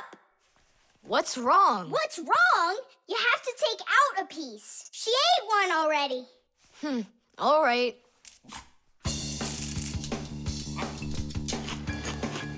So, that's 6 cents. You still think it's true, right?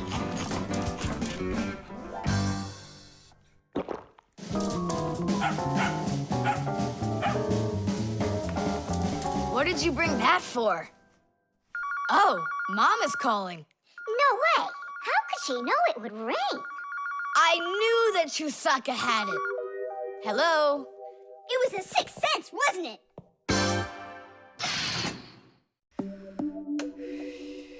The alarm clock.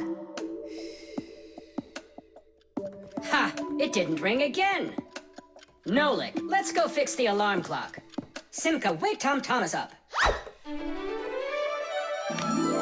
Tom Thomas, get up! Tom Thomas! Hey, you'll be late for school. Tom Thomas, get up already! This is really something.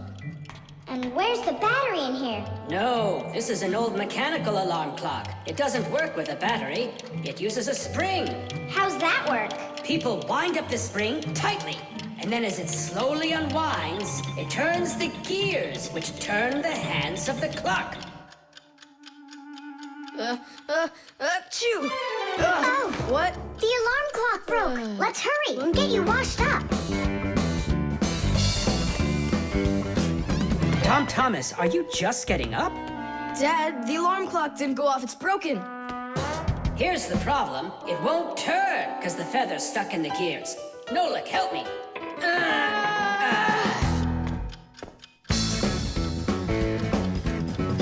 Papas! What's going on? It looks like it's an earthquake! Huh, it really is broken. About time to throw out this old piece of junk. Tom Thomas, I'm off to work. Don't be late for school. I won't.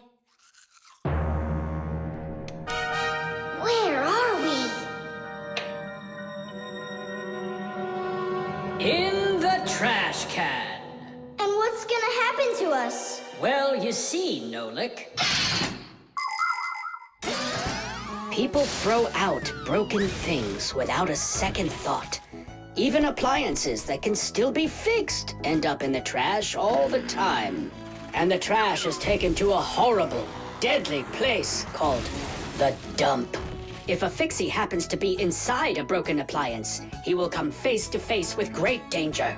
Once, my uncle got thrown into the dump buried inside an old TV. He barely managed to jump out of the bulldozer's path, and it was a miracle he didn't end up in the incinerator. After that, he just roamed around the huge dump, trying to fix anything. He became totally crazed. Good thing the Fixie Rescue Squad managed to find him and bring him back home. I don't want to scare you, but we might be taken to the dump, my boy. Papas, I'm scared. Huh? Where is the alarm clock? Maybe my dad took it to get fixed. But Nolik and Papoose are in there. Now just a little bit further.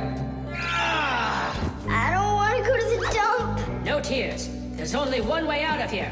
We need to fix the clock and make it ring. But how?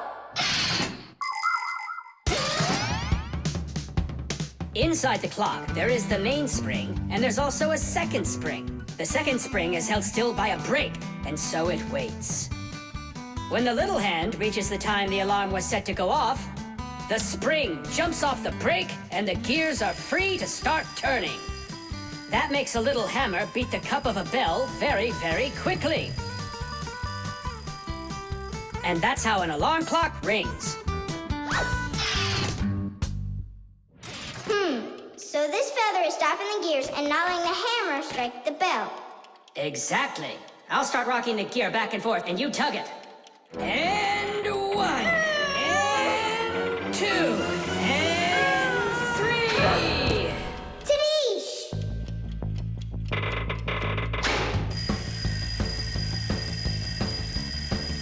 Simka, I think I can hear my alarm ringing. Run to the sound, quickly! Uh-huh. Someone turned the alarm off. Whoa! And here comes that earthquake again! Nolik! I'm here! Nolik, we fixed the alarm clock. So what was wrong with it? A feather got jammed in the gears. And how could a feather get in a clock? Oh, it's probably from when I put the alarm clock under my pillow, so it wouldn't wake me up. Huh, so you mean because somebody doesn't like to get up in the morning? We almost ended up at the dump? By the way, if that somebody doesn't hurry off to his school soon, he'll be late. Oh, you're right, huh? The screws. Hey, Tom Thomas, what you thinking about? Huh? For school, I have to write an essay. My very best friend. I don't know, who should I write about? What do you mean, who? Aren't I your closest friend? Of course. How could I forget to write about you? And you can keep forgetting. That's our secret, right? Don't you remember the promise you made when we met? Sure, how could I forget?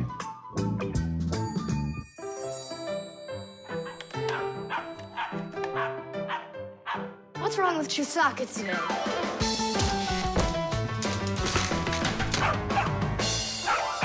Chewsocka, why are these screws bothering you so badly?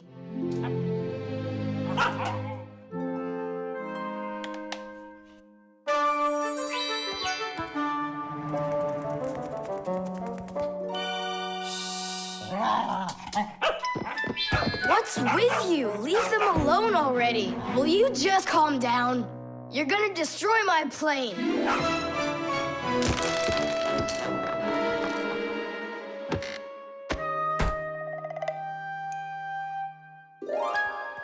Let's get out of here. Ow! What's going on?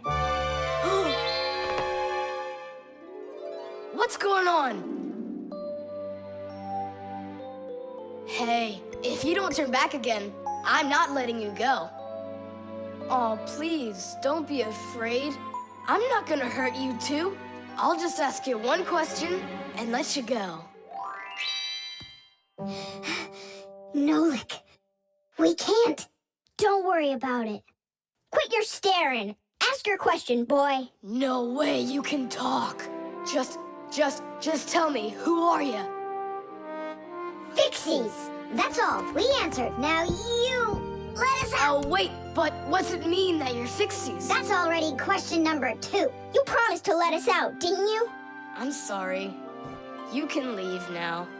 Simka, it's fine. I can see from his look that we can trust him. All right. We'll tell him.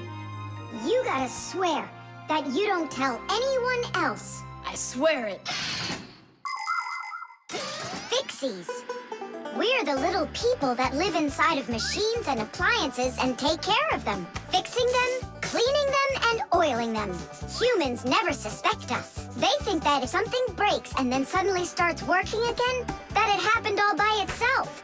Well, nothing happens by itself. It happens because we, the Fixies, are living inside. Yes, without the Fixies, humans would have so many more problems with their machines. That's awesome. And so what are your names? That's already question number 3.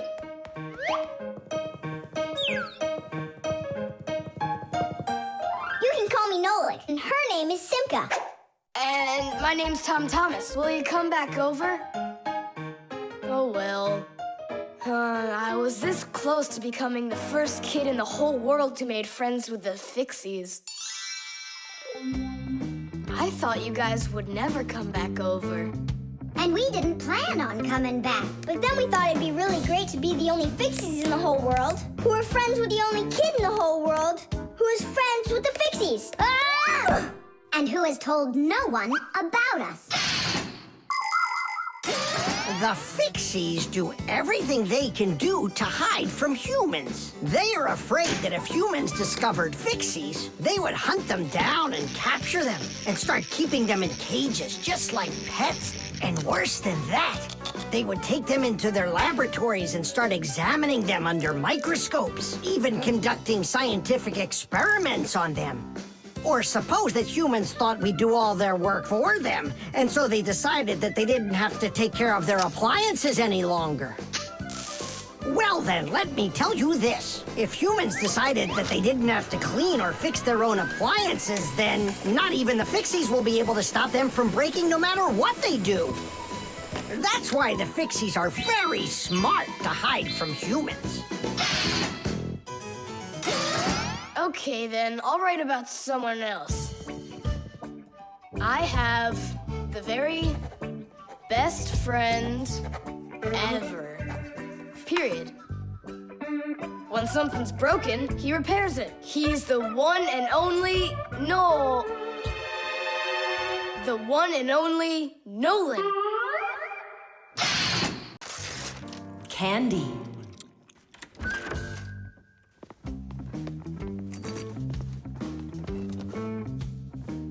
Nice black eye. Tom Thomas, did you fall? How did you hurt your eye? I had a big fight with Johnny. Oh, wow! How could you? What was the fight about? We argued over who's cooler, a racer or a boxer. A race driver's cooler. Of course! That's what I said to him. But Johnny had to prove it's a boxer. Well, He proved it all right. Can't you see? you don't prove anything at all by fighting. What a profession, a boxer. Yeah. Now your dad, he's got an amazing profession, a journalist. He gets to travel to different countries and brings back all sorts of funny stuff. They even show him on TV. No. What do you mean? Boxers are cooler. Everyone's really afraid of them. Don't be gloomy, Tom Thomas. Have a candy. I've got a good idea. How about a taste tester? That's the best job. And what is he testing? A taste tester is someone who tests the tastes of drinks and food. Yeah, how come? They want to find out if the food is delicious and what all the flavors are in it. Super! What a great profession. But a taste tester's not a job just anyone can do. I can do it. Then let's check. So open your mouth and then close your eyes.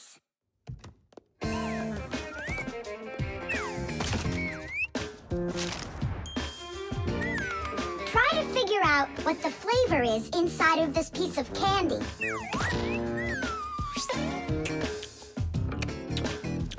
Strawberry. That's right. Good job, Tom Thomas. And this?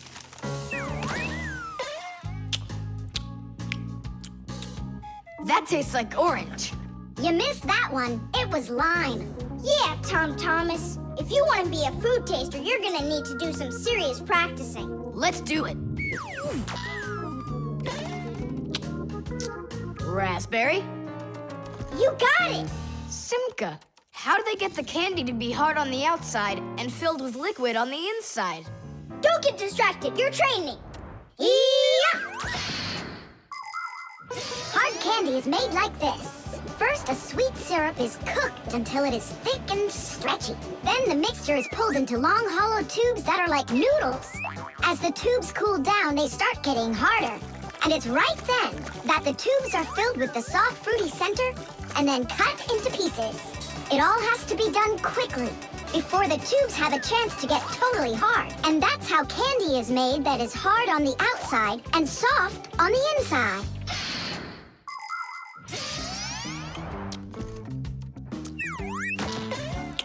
It could be strawberry, only I just can't tell anymore. Ouch! What's wrong? My tooth. Was I hearing things? Or did someone yell? Oh, I got it. Come on. Let's take a look at your tooth.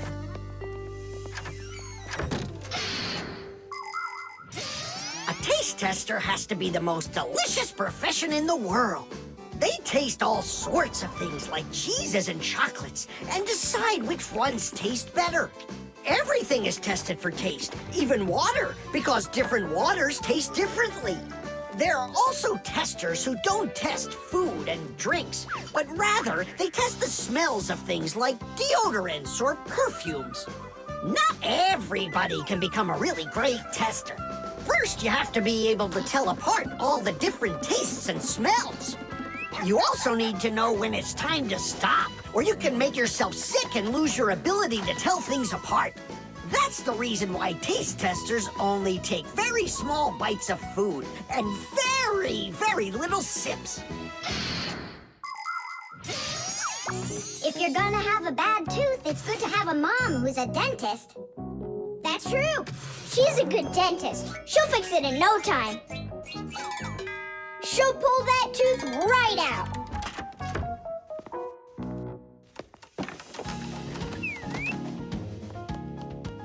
So, did she pull it out?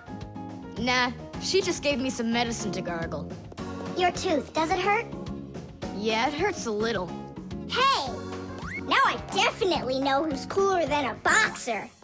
Who? Who else? A dentist. Even boxers are afraid of going to the dentist.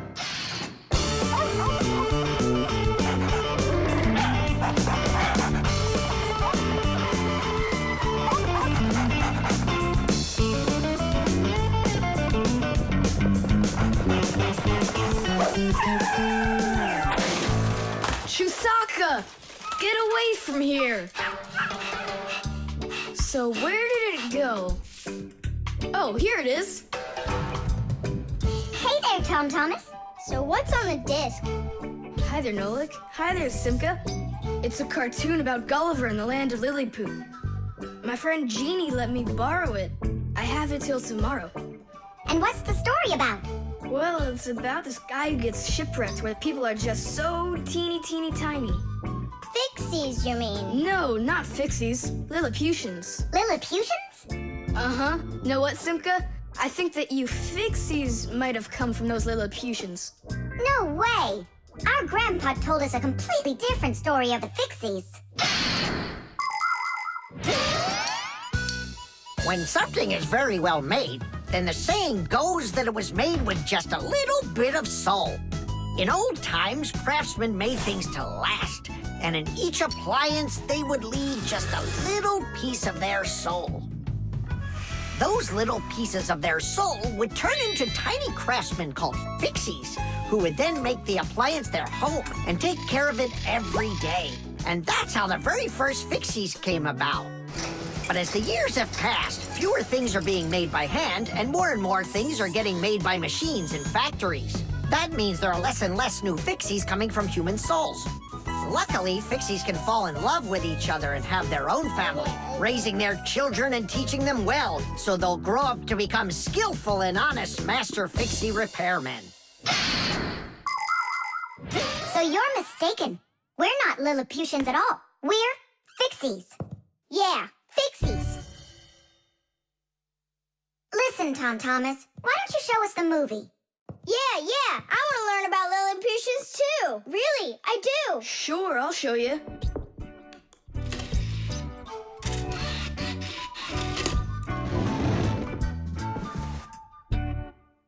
Oh no, what's going on? I broke it, I can't give her back a disc that's messed up.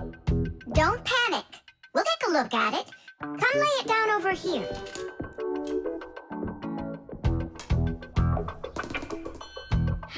Tom Thomas, why is this disc all covered in jelly? Because I was touching it with my fingers. I mean, what else? It's obvious you don't know how a disc works at all. And you know how it works? Yeah, I know. Yeah? If we take a look at a digital disc through a powerful microscope, we can see rows of tiny valleys of different lengths. These valleys are actually a code for the cartoons, games, or music recorded onto the disc. Inside a disc player, a laser beam reads the code and helps turn it back into pictures and sounds. But if you scratch the disc or smudge the disc with dirty fingers, the laser can't read it and the disc won't play. That's why you need to keep discs clean and stored in cases. So that's why you should only hold discs along the edges. And when you're done watching them, you have to put them back inside their boxes. And what about this one? Do we have to get rid of it? Not so fast. Nolik, this calls for a major cleaning. Let's get the brooms.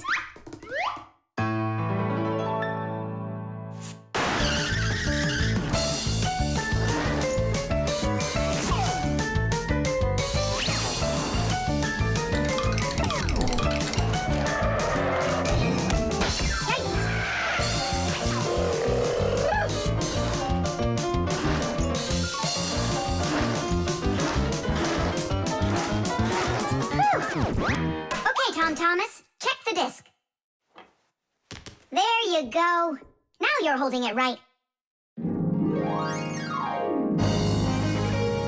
Hooray! The disc works fine. Hooray! Now we can watch the movie about the Lilliputians. Hey, Gulliver, why are you sitting there? You've seen this movie already. I know in what? What? Look at that pile of discs. Where do you need to put them?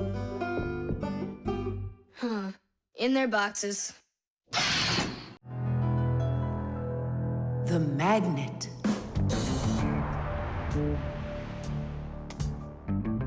Well, it looks like we need a pack-a-mat.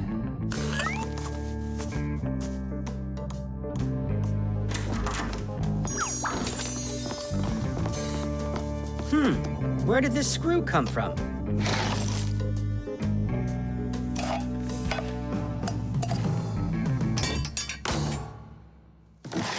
Ouch!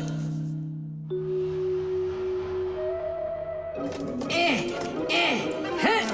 Ah!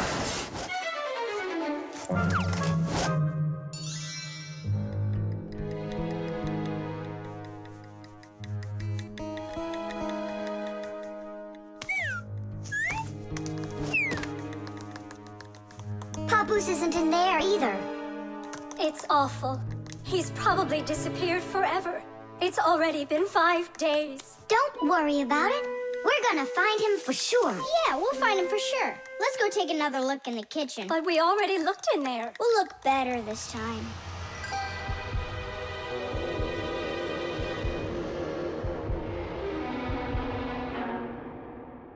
Let's go take a look in there. We looked so many times already. Simka, Nolik, what do you keep searching for in here? It's not a what, it's a who. Our Papoose is missing. We've been looking for him everywhere. Oh no! He's probably already turned into a screw, because he doesn't have enough energy. Maybe I could help. Surely. Let's start with you picking us up. We're just exhausted from running.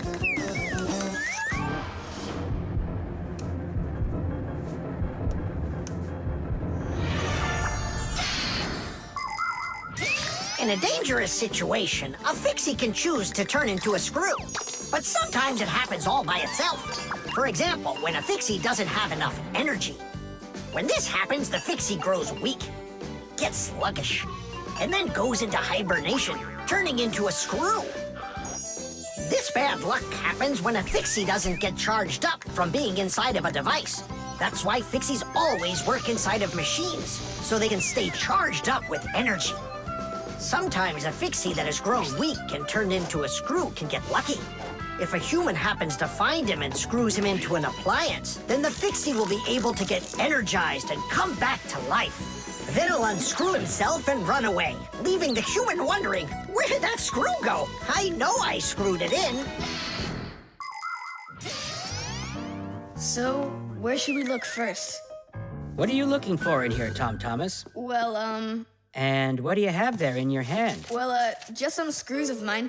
Ah, I just found a screw not too long ago. Maybe it's one of yours. Probably. Where's it now? Here, take it, and don't leave them lying around. Should I turn myself around now so your Papoose can turn back into himself? He's been lying in there for a week already. He doesn't have the energy to turn back into himself. Then what's next? We have to screw him into some device, you know, so he will get his energy back. Okay. But which one's Papoose?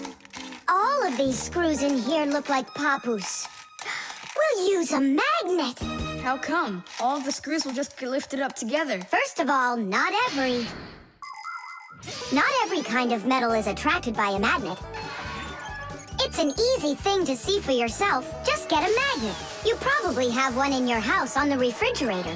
Try moving it close to different metal objects you have around the house, like a spoon or nails or coins. You'll notice that some of the metal objects are pulled very strongly by the magnet, while some of the metals are pulled a bit less. And then there will be some metal things that aren't attracted to the magnet at all. Got it. And the second thing? Well, the second thing, we Fixies aren't attracted to that magnet one bit when we turn into screws. Let's give it a try. Here, I found him. And now we'll screw him in. I wonder, are there any other Fixies in here? We're not enough for you or something? Not at all, I just wonder. Nothing. Oh, and the screw went away. How about that? He already got charged up and unscrewed himself. Why don't you take a little rest after such a big adventure? No thanks, I've had plenty of rest. Anyway, it's something I've wanted to do for a very long time already.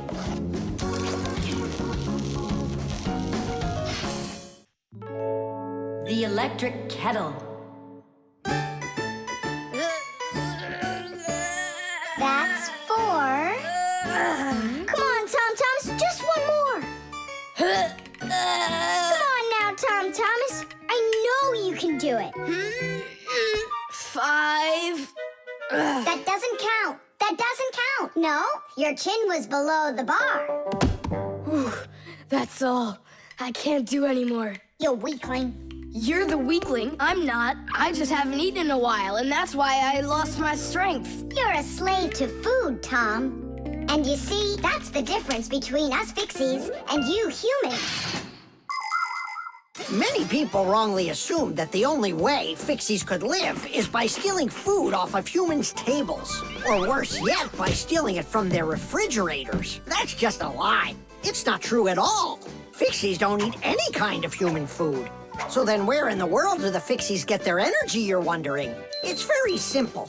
A Fixie's entire life is connected with devices. Fixies not only live inside of devices, but they take care of them and help them live longer.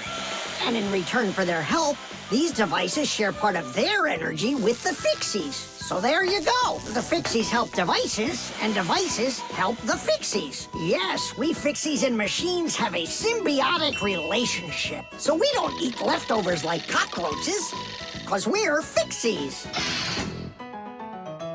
1, 2, 3, low! How's it possible that a big boy like you doesn't know how to make any food for himself? I'm able to cook, but I'm not allowed to turn on the stove. What can you make without it? Oh, yes. We have instant oatmeal. Look. Do you like oatmeal? You're joking. Only my folks say oats are healthy and make you stronger. Great. Well, then how do you cook it? It's not hard. All you gotta do is add hot water, and I'm allowed to turn on the kettle. Stop and check if there's water in there. If there's none, you can burn out the kettle. It's got enough. Then you can turn it on. Hey, tell me, how does the kettle turn off? I mean, how does it know when the water's hot enough? Inside of an electric kettle, there's a heater hidden underneath its bottom. When you turn on the kettle, the heater warms up the water until it boils. And the boiling water gives off steam that heats up a special metal plate at the top of the kettle. The heat causes the metal plate to bend, and that turns off the switch. So you could say that an electric kettle feels when the water's boiling.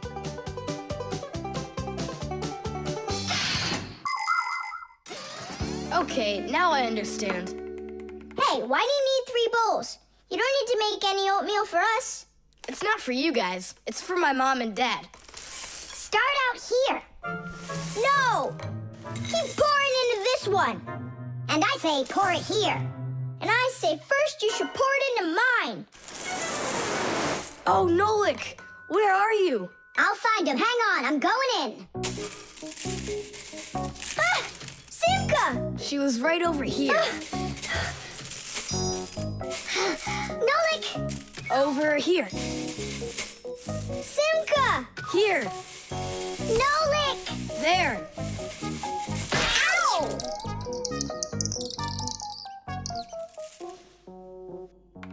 Hey, where is your other boot? It got lost. Up there in the oatmeal.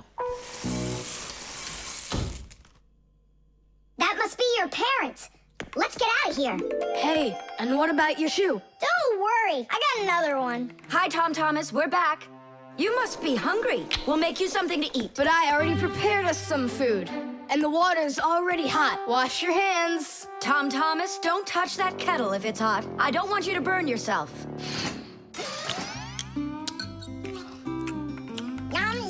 So today we're eating oatmeal for dinner. Delicious. Maybe you have something else? Why something else? You're the ones that say that oatmeal's great for you and that it makes us stronger. Well, yeah, that's what we say. I'm glad that our son pays such careful attention. Isn't it delicious? Really? Huh. What's that? Oh, look, you found the boot, Dad. What? It's nothing. Just eat your food and don't get distracted. I'd like to see that oatmeal all gone, okay? And whoever doesn't finish won't get any candy. Paper. Hey, Tom Thomas! You're watering plants? Not only, I'm writing an essay for school. I don't get it. I have to write an essay that's called How I Take Care of Nature. Only I have to write what's true, so I'm writing what's true. Watering my plants. Oh! Chewsocka. Chewsocka, come here, girl. Stop. Don't be scared. Why did you pick her up? I want to pet her a little so I can write about how well I take care of animals. Tom Thomas, I want to take care of nature too. That sounds good. And what should we be doing? We could try saving air by not breathing as often. Awesome idea! Way to go! Saving air. Let's go for it. And ready?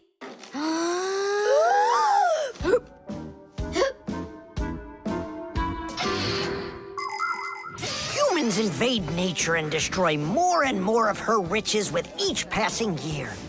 They extract her minerals and oil, cut down her trees, and pollute her air and water. They do all of this to produce food and all sorts of other things. It's a shame that people don't really need all these things that they produce. They often buy something and then just toss it away when it's still almost new. And then there's all the food that humans buy and just throw away. So if you want to help nature, try not to buy anything that you really don't need. And take good care of the things that you do buy. And you can be sure that we Fixies will do everything we can to make your things last as long as possible.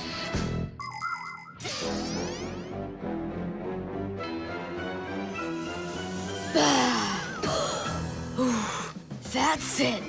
Now we can write it. Uh-huh, write this. I also do my duty by saving air. A whole 20 seconds worth. You got it? What's that noise? Huh. I must have left it running when I needed some water for my plants. Tom Thomas, I think you should write that you're saving water, too. It really matters, because there's not enough of it. Nolik, that's a good idea. Let's add that.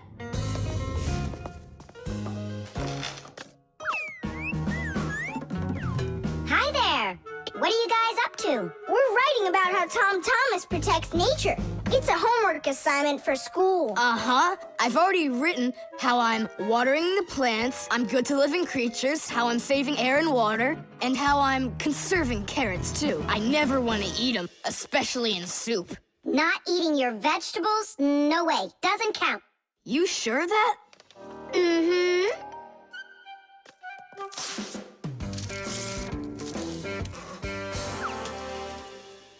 Why did you rip your paper out? You won't let me say how I'm conserving carrots, right? So I'll have to rewrite it. You're not taking care of nature. What? Where'd you get that idea from? That's all I'm doing. No. When you keep on throwing your paper out, it means you're not taking care of trees out there. What trees are you talking about? Didn't you know humans make paper out of trees? Humans make paper by cutting down trees and shredding the pieces into chips. The chips are then placed in water, chemicals are added to the solution, and then it is all mixed together into a mushy, watery substance called pulp. Next, the water is drained from the pulp, and with the help of huge rotating drums, is flattened into thin sheets of paper. So you see, to make new paper, humans have to keep cutting down trees. And you should know this. If every person on the planet would use one less sheet of paper, you know, they'd save 1 million trees all together. You sure? I'm sure. And now that you know about trees and paper, what are you gonna do next? Hey, you know, I've decided not to write any essay for school. You what? I want to help save more trees by using less paper, that's all. Oh, Tom Thomas, you're my hero. The keyboard. 5, 4, 3, 2, 1. Ready or not, here we come. And where is he hiding this time? Tom Thomas! Yoo-hoo! Tom Thomas, you didn't forget about your grandma's birthday, did you? No! Oops, I did. We found you this time. Hey, that's not fair. It was my mom that found me, not you. Then go and hide again. Not now.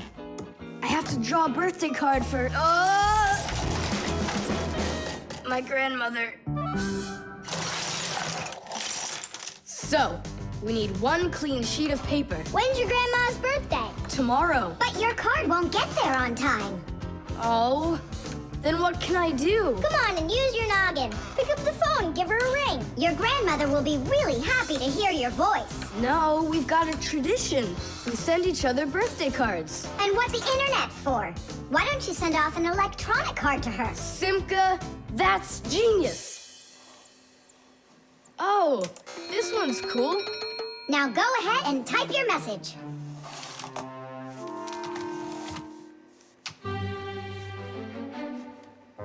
The letter D isn't working. How can I write Dear Grandma without D? Just let her be a plain old grandma without the dear. But the letter G isn't working either. It looks like we could use a pack-a-mat here. A pack-a-mat? What for? To clean off the keyboard's contacts that got all dirty. What contacts? A key on a computer keyboard works pretty much the same way as a doorbell does. When we press on the button of a doorbell, the contacts inside touch, which lets the electricity flow that makes the bells ring. And when we press a letter on a computer keyboard, an electrical current runs from the keyboard to the computer, and that letter appears on the screen. But if there's dirt between the contacts that stops them from touching, then the current can't flow.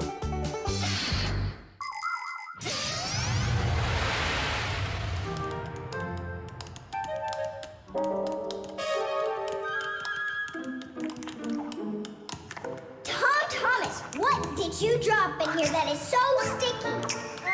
It's probably the soda I was drinking. And so, you shared it with the keyboard? Here's the reason why it's not working. Where did so many crumbs come from? They fell off my sandwich.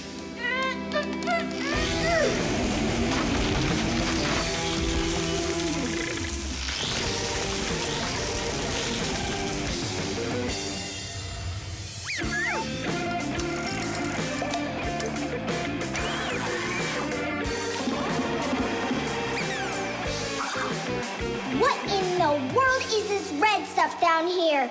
That must be the sauce for my mushroom pizza. Oh, Nolik. Well, now it looks like we're gonna be out picking mushrooms. The Fixies are always ready to help people out, but there are some people we really don't feel like helping. I remember when I was working as a Fixie back in one house. It was a disaster. One day, the owner spilled coffee on the remote for the TV. As I was running to clean the remote, he starts pounding the TV with his fist because the channels won't change. So now the TV is broken too. Well, with no TV, he decides to listen to some music, and he carelessly pulls the music center onto the floor. So he tries to fix that himself and manages to break it for good. And then he sits down on top of his telephone and breaks that to bits. Meanwhile, I'm still busy trying to clean the coffee off of the remote. There wasn't a minute of rest with this guy around. In the end, I couldn't take it any longer. So I got out of there, and now I'm here, teaching kids. Tom Thomas, why are you eating food at your computer? Yeah, they don't feed you in the kitchen or something? Now I know it. It's not allowed. You said it. Now write your message. And write the address on there, too. Uh-huh. Mom, do you know what the email address for Grandma is? Grandma doesn't have an email address. So what? We went ahead and fixed that keyboard for nothing? I still need it. And my grandma? I'll give her a ring on the phone. You said you had a tradition of writing each other cards. And what? Grandma will be happy to hear my voice. That's some original idea, huh? The vacuum.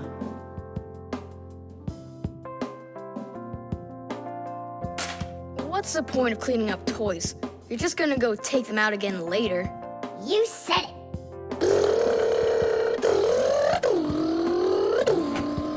Thomas, if you're done cleaning up, go and eat your lunch. Okay, be there soon. Nolik, you wait for me? Uh-huh.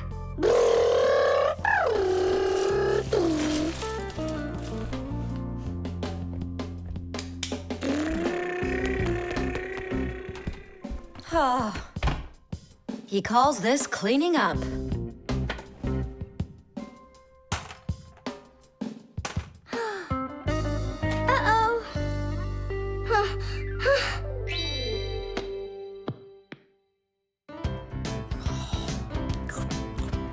As we say, bon appetit. Thank you. You're not gonna eat me up, are ya? How? Fixies, I don't eat them. Well, that's my mom. She started vacuuming.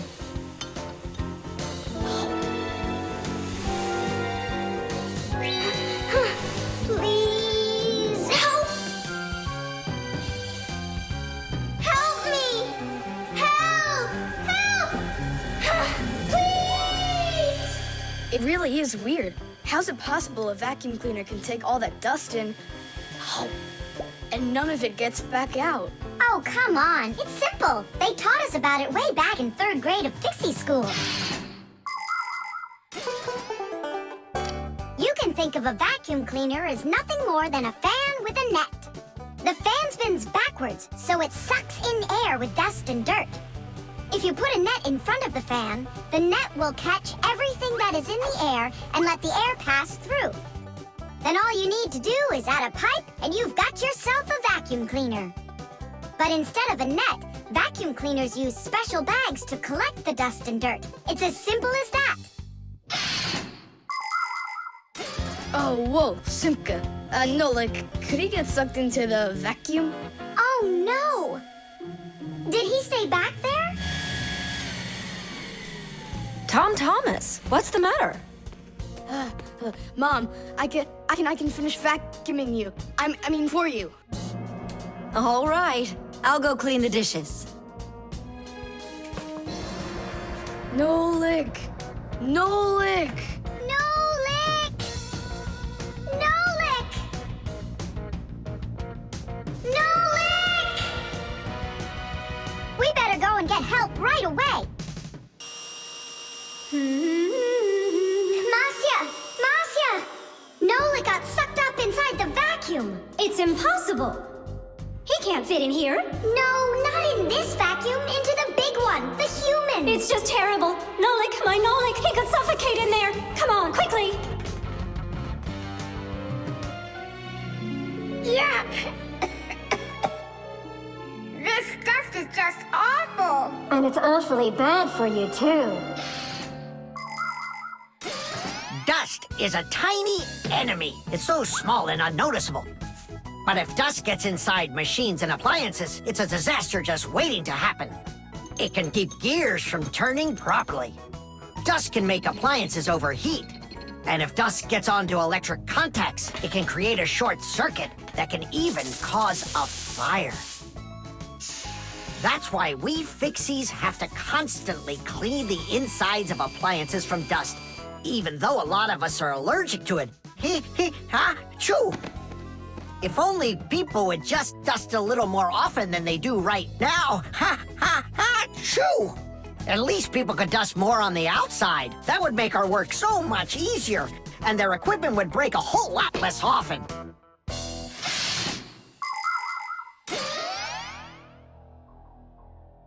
Well, did you find him? No! It's all my fault. My mom asked me to clean up my toys, and I didn't just do it like she asked. Now it sucked him in because of me.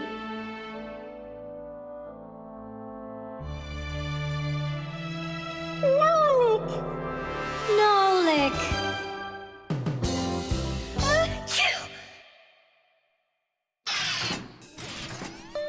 So what do you say, Tom Thomas?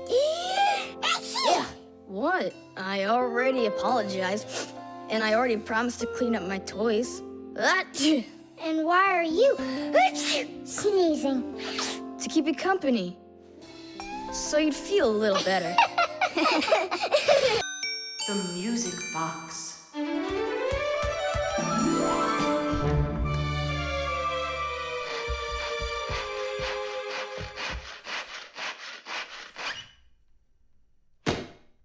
And when the Pied Piper began to play his magical flute, the rats came out of their holes and followed him. And they never would be seen in Hamlin ever again.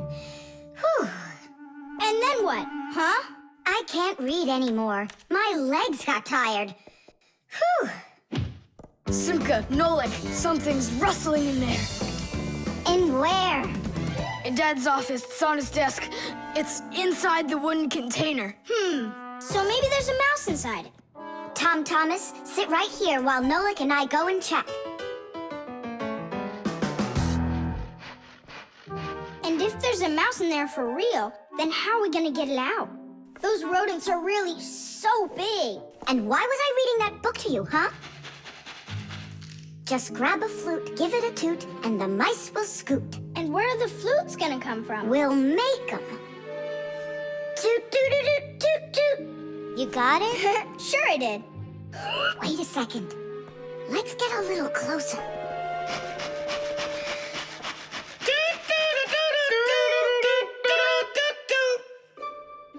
See?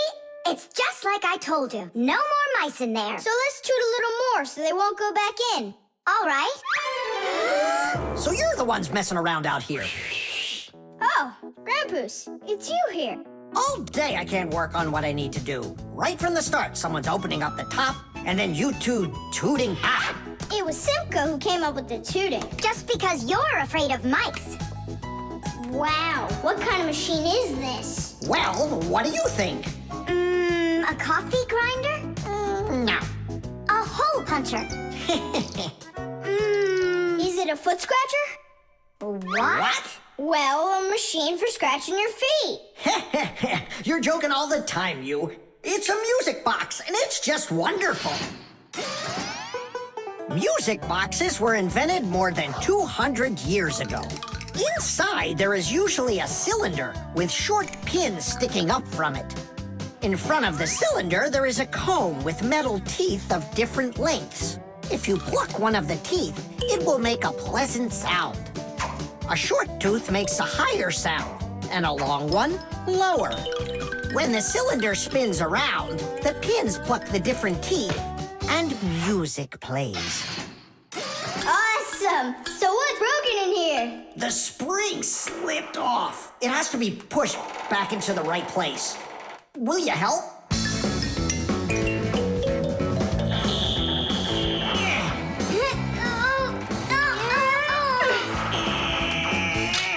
There we go. That's better. How come the music's not playing? First, you have to wind up the spring with the key. Tidish! I know who can wind up the spring. Well, Tom Thomas, can you guess what kind of machine this is? A paper cutter. Uh-uh. How about a hole puncher? You're such a joker. Now don't go and tell me it's a foot scratcher. Then I don't know. Then wind it up with the key and you'll find out.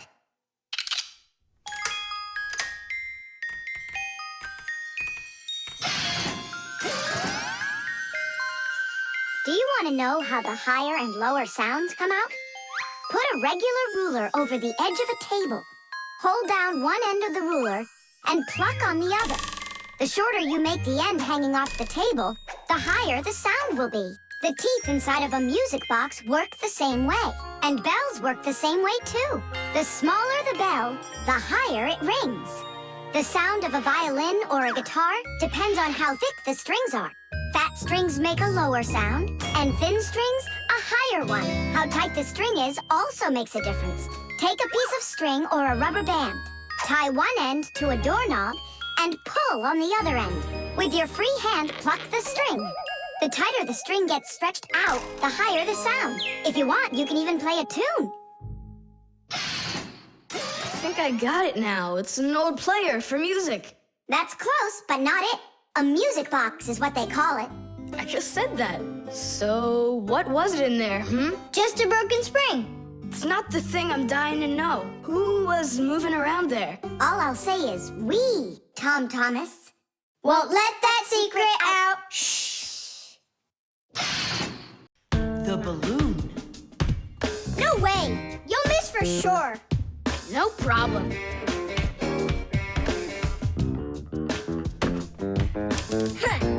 Anybody can do that. But I bet you can't do it if you tried bouncing the ball off the floor first. Just look. Oh, what are my parents gonna do to me? Maybe we should call Simka. Simka! And what's Simka gonna do to us when she sees this? So, got yourself in trouble, huh? You shouldn't be playing with a ball inside. And now we have your lamp to fix. But how? Only my dad can reach all the way up there. Why just your dad? You have a hot air balloon over there. That doesn't fly. It's just a toy, see? Well, it might be just a toy to you, but for us Fixies, it's absolutely real. If an object is lighter than water, it floats up to the surface. And in the same way, if something is lighter than air, it floats upward. Did you know that hot air is lighter than cold air? Well, it is. And that means if you warm up the air in a balloon, it will float up. Hot air balloons use special gas burners to heat up the air inside of them so they will get lighter. And the bigger the balloon, the more people it can take up into the air. I know what you're saying, but where do we get a burner? You think Fixies don't have their own burners? Huh! Sure we've got them. Bring it down here, and I'll go talk to our parents. No, no, and no. The human child must never see us. Listen now, Simka. We already don't approve of him seeing you and Nolik. He won't look. Papas, please. You're the one who told us how you dreamed of flying since you trained to go into space. Yeah. For 2 years I waited on standby, but I never went up. And you've never flown in a hot air balloon either, honey. So let's call it a deal. I talked them into it. There's just one condition. You can't watch. Okay. You can come in now.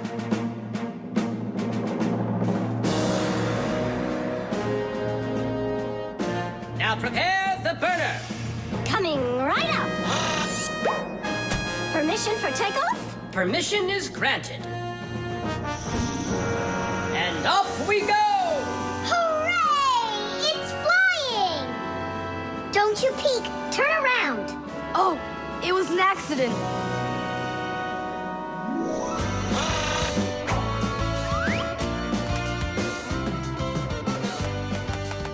I'm going to evaluate the damage. Maintaining proper altitude.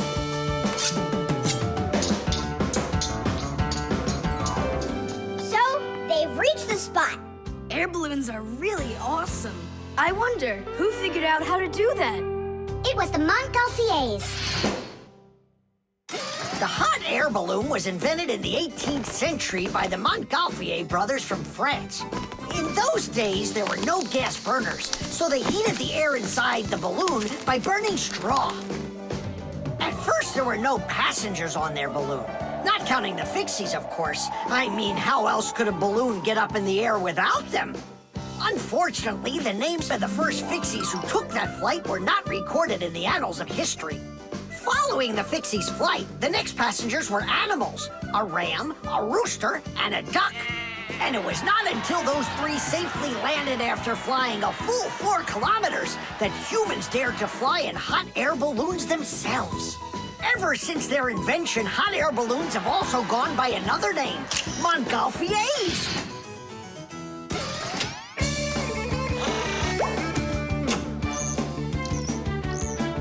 Hooray! Tadish! Didish! All right. Simka, please let your parents know that I'm so very thankful. Okay, by the way, now you can turn around. You know, Simka, let's fly the balloon just like them. There's no way, Nolik. We would need to use the burner, and kids aren't allowed to play with fire. I'll give you a ride. Look, I still need to put it back up on the shelf, so climb in and let's do it.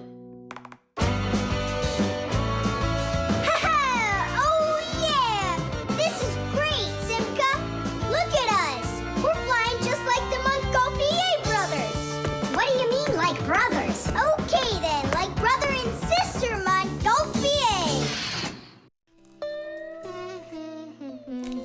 The microwave.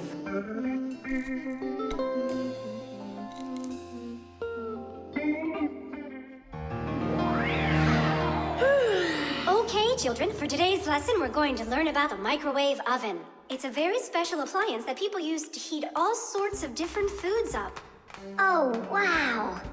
Is there any chance that we could get heated up here? You'll find out about that too, if you'll pay attention, of course. Whoa! Got it?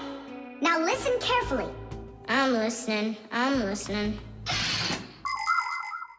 Of course, young Fixies go to school just like human kids, but their parents teach them a lot of important lessons too.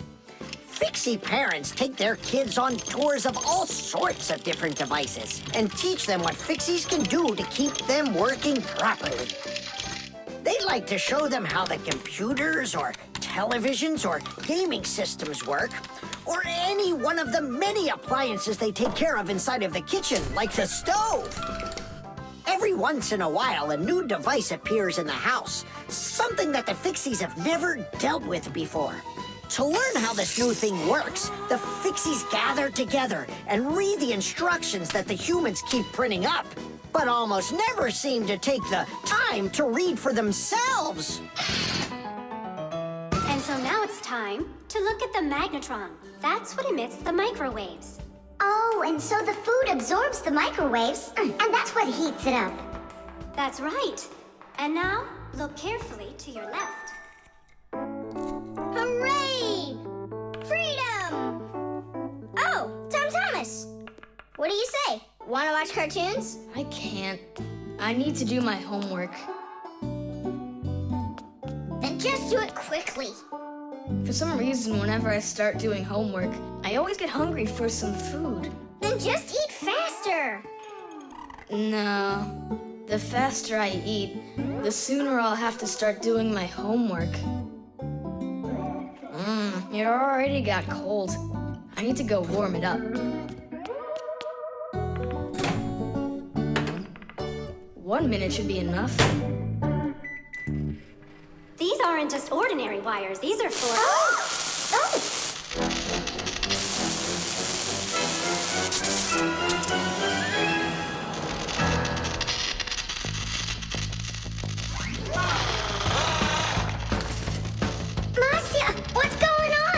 Looks like it might be an overload. The microwave might burn out. Then we better run out of here. What do you mean run? We need to save this microwave.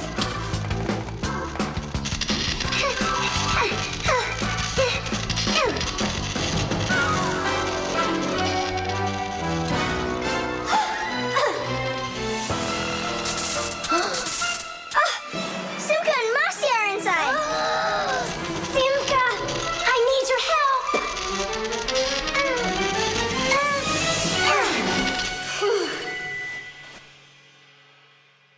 Tadish.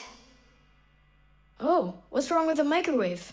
It looks like it just broke. Who cares if it broke? What matters is that Simka and Moxie aren't broken. Look, there's no one here. Of course not. We were behind the wall. You wouldn't believe what happened in there. Oh, there you go. Tom Thomas, why did you put that fork into the microwave? Why not? You mean I'm not allowed? Remember, never put any metal objects into a microwave. If you put forks or spoons in a microwave, you can burn it out. And then not even a fixie will be able to fix it. Even a thin metal border on a plate can cause serious problems. Also, never warm up food in sealed packages or bottles inside a microwave. And one last thing, don't even think of cooking eggs in their shells in there. They'll just explode. Sorry, I didn't know any of that. Nolik, and what were you thinking? Why didn't you warn Tom Thomas about this? Well, Oh, today you skipped school. And now you don't know it either. Nolik, where are you going? I'm talking to you. where else? I gotta go study all about microwaves. And I'll go do my homework now. But first you'll sit down and eat for a while, right? No, I'm not gonna eat food. First I'll go and play some games for an hour or so. The fan. Pass him on the left. Step on it. Now pass him on the right. Look out for the wall. Hit the brakes. Why didn't you hit the brakes? He was just too scared. What do you mean too scared? Something got into my eyes. Those were your hands. My turn. Let me show you how it's really done. Oh, what's wrong with the computer? Oh, it's been really acting up for a while. It turns off by itself. It's no big deal. I just turn it back on. I don't like this at all. Come on, Nolik. Let's go inside and take a look. Just like people, machines can get sick too. They can get a very high temperature and even start coughing and sneezing. And if a machine or an appliance gets seriously sick, sometimes it can be too late to fix them at all. So wouldn't it be better if we could keep them from getting sick in the first place? Everybody knows that people who look after their health get sick less often and live longer. And the same goes for machines. Machines break less often and live longer if they're properly taken care of. That's why machines need to be checked from time to time and cleaned and oiled. And that's what's called preventive maintenance. And preventive maintenance is something that always should be kept in mind by humans and by Fixies.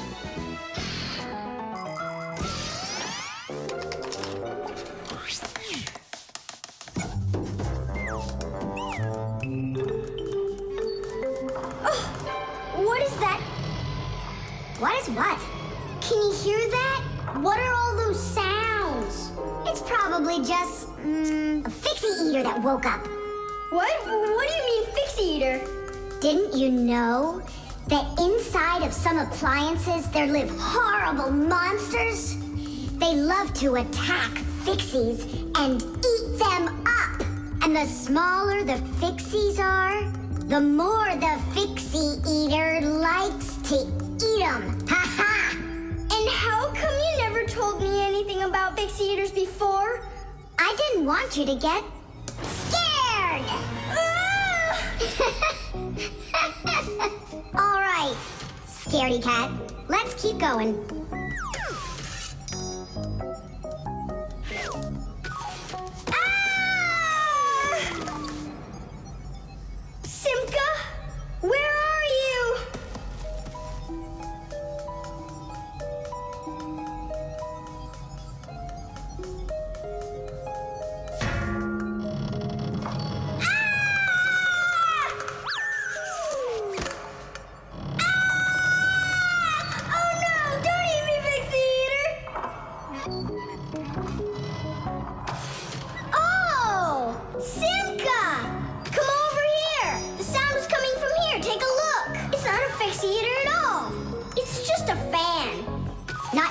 Nolik, it needs our help.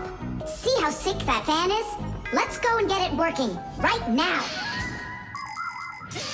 A computer can only run when all of its parts are working. And even though a fan looks like nothing more than a simple little engine with a propeller, the computer couldn't work without it. It has the very important job of keeping all of those other parts cool when they start heating up. It cools down the inside of a computer by blowing a stream of air. But if the fan gets dirty and starts working poorly, the computer might get overheated and turn off. Or it can simply break. You have to turn off your computer. How come? I'll tell you later.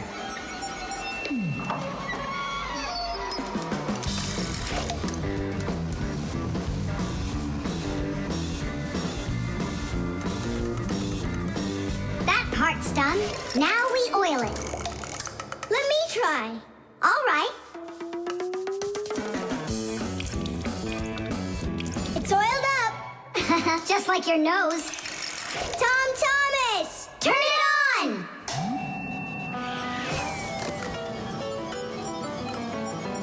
Tidish! And then suddenly, I hear this terrible roar of a Fixie-eater. But I wasn't scared one little bit. And I just ran right into the battle. And Simka? Oh, she was hiding somewhere. You know, she's a girl, and they're all cowards. So I had to fight the monster all by myself. Ah! Oh, I guess that was an example of how girls hide like cowards when they're too scared. Well, yeah. The drain. Hey, Nolik, come help me. The fan in the computer needs dusting. Not right now. Me and Tom Thomas are painting a card for his parents' anniversary. Oh, look, poor you. You must be so tired. Hi, Simka. It's really great you're here. I have a question. 12th anniversary, is it spelled with an F or is it with a V? You know what? First put down the number 12, and then put a dash on there, and then a TH. Oh, right. But first I'll change the water. I'll be right back. Oh, Mama left her in here. Whoa! No! Oh no, what have I done? I spoiled my mom and dad's special day. Where? In the bathroom? My mom's ring was lying there, and I dropped it into the sink, and now it's washed away. There goes the day. It didn't wash anywhere. Don't you know anything about how a drain trap works? About a what? A drain trap's a special curved pipe under the sink basin. Water flows out of the faucet and flows down into the drain trap, and after that it goes down to the sewer. But when you turn off the water, not all of it washes away. Some of it stays down in the drain trap. It's made that way so the smell from the sewer won't get back into the house. A ring is much heavier than water, so if you happen to drop it down the drain, it won't wash away. It will stay at the bottom of the drain trap. Well, that means we still got a chance. Yeah, but how in the world can we get it out of that trap? Who knows? I don't know how to swim. Don't worry, it's all under control. Do you have any thread? Plenty of it. Go get it, and I'll be back in a flash. I can't fix it like this. I need my welder. Papoose, I need to borrow your pack-a-mat for a little while. Now that's a coincidence. I need to use it too. Marcia, then I need to use your pack-a-mat. What? I'll bring it right back. Hey, where are you going? Just watch what you're doing, dear.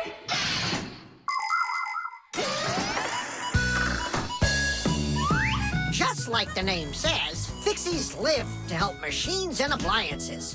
But machines are very big and Fixies are very small, so they can't get by without tools. Long ago, Fixies worked with just about anything they could find. Little feathers, threads, pins, but now they have backpacks called pack-a-mats. Inside a pack-a-mat are all sorts of tools. Just push the button and the pack-a-mat spins around quickly, shooting out a hook or a magnet or even a parachute. Every adult Fixie has their own pack-a-mat. But before children can get them, they have to go to school and study hard, and then pass an exam before they have the rights of a full-fledged Fixie. And it's only after all of that that young Fixies get their own pack of mats. And what? You're going down there with just that on? Not just like this.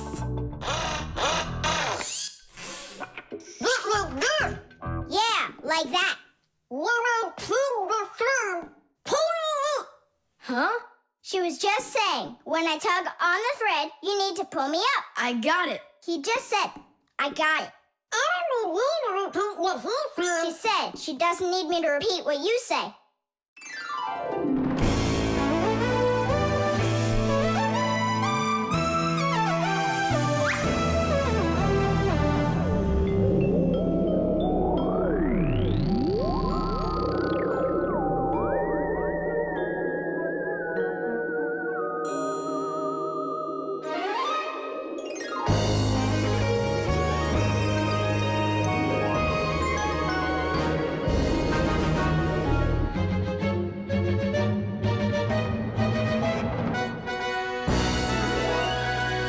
Simka, Nolik, thank you. You really saved the day.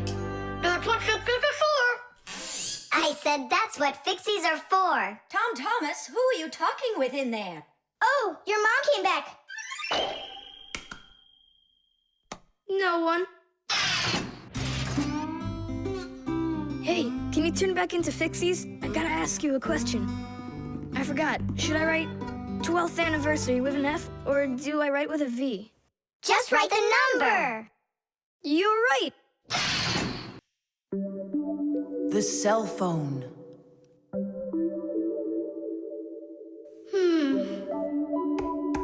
Hey, Nolik, come on out and play. He's not allowed. He was punished. Can you tell me what you did? I grabbed a Pac-Man, and I forgot to ask. How long do you have to sit there? Until Marcia and Papoose come home from their boozness. What did you say? Business, a work trip. They're inside of your father's cell phone right now. They were busy doing repairs in there when he left the house for work. Do you know the reason why a mobile phone is also called a cell phone? Mobile phones are connected to other mobile phones with the help of special radio stations that are put on top of towers and building roofs. Each one of these stations sends signals to its own area below, and each area is called a cell. A mobile phone works anywhere it can find a nearby station that it can connect to. So as long as there is a station nearby, you can talk as much as you want. You can even move from one cell to another. And without you ever knowing it, your mobile phone will switch from one station to another one. So your conversation can keep on going, even if you're running after a bus or riding on it. Tom Thomas, hello. There you go. My dad came back home already. Hi, Dad. How are you? Can you believe it? It looks like I lost my phone. What do you mean you lost it? Where? I have no idea. So what? I'm gonna have to sit in here forever now? You? Our parents are missing. The phone stopped shaking a while now. We're probably already at home. Not home to me. How can we ever get home to our children? Where's my Marcia? Don't whine. We'll work something out. Don't worry. I got a phone. Let's give him a ring. They can't answer your call. But what if they answer us? Call them, Tom Thomas.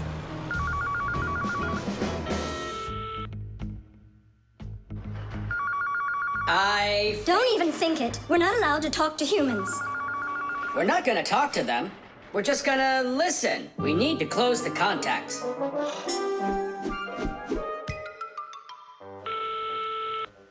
It's no use.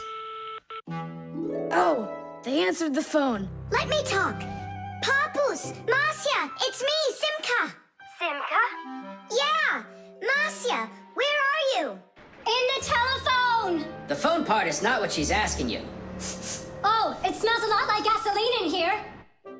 Ask your father. Was he anywhere around gasoline? Dad! Dad, did you go anywhere today where it smells like gasoline? Gasoline? I had to go to the gas station. That's the place where your telephone disappeared. Are you sure? Yeah. Well, I've got... Intuition. Intuition? Intuition, huh? You know what? I'll go check.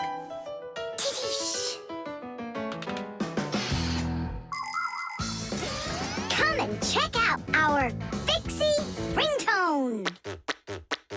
Telephone is, your telephone is, your telephone is, telephone is, telephone is, ring, ring, your telephone is, ring, ring, your telephone is, ring, ring, your telephone is ringing, won't you answer please? Ring, ring, your telephone is, ring, ring, your telephone is, ring, ring, your telephone is ringing, won't you answer please? Your phone is ringing!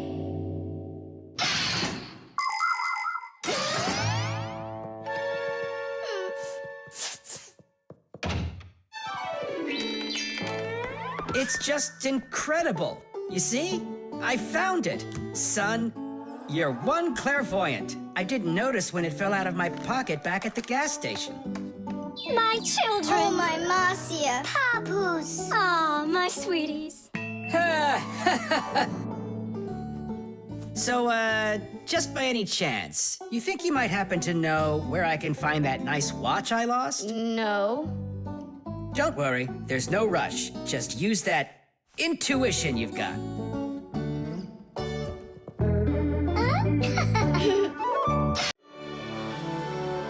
The StringLights. We're almost all done. Yeah. Now Santa Claus is gonna come over. He'll say, 1, 2, 3, lights light up the tree. Then we'll get our presents. The real Santa Claus? Yeah, for sure. The real Santa Claus will come to you? You'll see for yourself. He comes to me every year. Okay, so let's practice. 1, 2, 3, lights light up the tree. Huh? Oh, the string lights burned out. And we don't have another one. Tom Thomas, Santa Claus is almost here. Is the tree ready? No, not quite yet. Oh no. What are we gonna do? I'll be right back. Tom Thomas, what do you think? Will Santa Claus give you any presents if there aren't any lights on the tree? No way. It's not right without the light. It just wouldn't be magical. Papoose, Marcia, Santa Claus is about to come to Tom Thomas, but the string lights on the tree, they all burned out. They all burned out? Really? The bulbs in a string light are connected together like a chain with a piece of wire between each bulb. When you turn on a string light, electricity flows through the wire, lighting up each of the bulbs along its way. But if any of the bulbs gets burned out, the circuit will be broken, and the electricity will stop flowing. That means one bad bulb will make all of the lights go out. So if you want to fix a string light with a bad bulb, the answer is really simple. Just find the bad one and put a new one in. So, do we have a spare bulb around here? I'll get it for you. I know where it is. Tom Thomas, hold up Santa Claus for a while. We need a little time to find and replace that bad light for you. I'll try to. Tom Thomas, Santa Claus is already here. Ho, ho, ho! I got one thing to do. So, let's find the bad bulb. Okay, Papoose, let's go. This one's working. Maybe this one burned out. Nope. And that? It lights fine. Santa Claus is getting very hot out here. Hold on. Simka, what's up? We checked all the bulbs, but couldn't find a bad one. Huh. I guess this year won't be magical. Okay, Mom, just come on in. Ho, ho, ho. Hello there, Tom Thomas. So tell me now, have you been good all year? Huh, why aren't the lights on the tree burning? So then let's say it together. 1, 2, 3. Ow! Papoose, I found one more bulb. Here's the one that's not working. 1, 2, 3. Light up the tree. Huh! Now we need to replace this bulb with a new one. So where's Marcia? Show your light, O tree. Hooray! Ho, ho, ho, ho. Whew, that was really hard. I see you already got it shining. But where did you manage to find a new bulb? We got Papoose to act as the bulb. Tidish! Tidish! Ah, what a hero. Pull me up so we can put this bulb in. On Christmas Eve, on Christmas Eve, on Christmas Eve, our spirits light up. Whoa! And on the tree, Yeah! on Christmas Eve, Nice box. the lights burn brighter. Every year when no one is expecting, from some place that no one could conceive, appears a little miracle before us. Every year on Christmas Eve, on Christmas Eve, on Christmas Eve, on Christmas Eve, on Christmas Eve, the clock it seems on Christmas Eve is ticking slower. And suddenly, on Christmas Eve, a miracle on Christmas Eve, no one believes on Christmas Eve comes out of nowhere. Every year when no one is expecting, from some place that no one could conceive. Yeah! A little miracle before us. Every year on Christmas Eve, on Christmas Eve, the clock ticks slower. The cartoon. Yeah.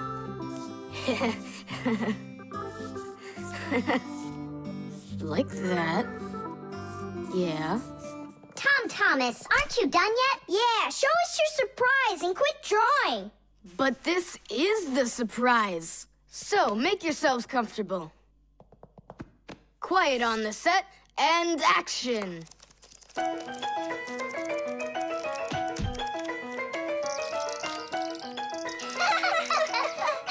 Great crash, huh? You should put a huge bump on his head. It's just like a cartoon that you drew him there. He did draw us a real cartoon there. Oh, right. Real cartoons, they only show them on television. But they make them exactly the same way. Animation is made with many, many pictures called frames. Each one of the frames is a little bit different from the one that comes right before it. For example, a character can lift his arm up a little bit at a time. And then, if you watch the frames very quickly, one right after the other, it looks like the character is really moving. And that's how cartoons are made. And you know what? To make 1 minute of a cartoon, you might have to draw more than 1,000 frames. Oh, wow. I'm not patient enough for that. It's no big deal that your cartoon's short, especially since it's funny. Yeah, it's so funny. Tom Thomas, who's this kooky guy you drew here? You're just joking, Nolik. You don't recognize yourself? So this is supposed to be me on here? Did you already forget what happened to you this morning? Simka, you're it. You can't catch me. I'm too fast for you. Ay, ay, ay, ay, ay. You weren't too fast for the pole. Simka, you didn't have to tell him about that. Real sisters don't treat their brothers like that. Oof. And your cartoon's not funny at all. Nolik, don't go. It's okay. He just needs to sulk for a while. While he's gone, there's something I want to show you. Do you have a cartoon you can put on the TV? I have plenty.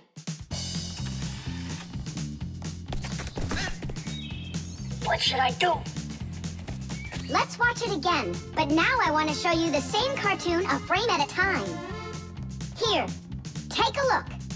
This is a frame, and here's another and another. Isn't that cool? Uh-huh. So cool. And then back at regular speed, there's 25 frames every second. What should I do? It's magical. Simka, you know, I feel awful for Nolik.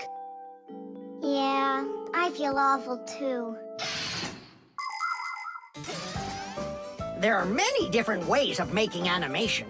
Hand-drawn animation is, of course, drawn by hand, and stop motion is made like this. The animators pose the model and take a picture of it. Then they move the model a little bit and take another picture. And they do it again and again and again until there are enough frames to make the characters look like they're moving very smoothly across the screen. Another popular style of animation is clay animation. In these films, everything is built and rebuilt out of modeling clay.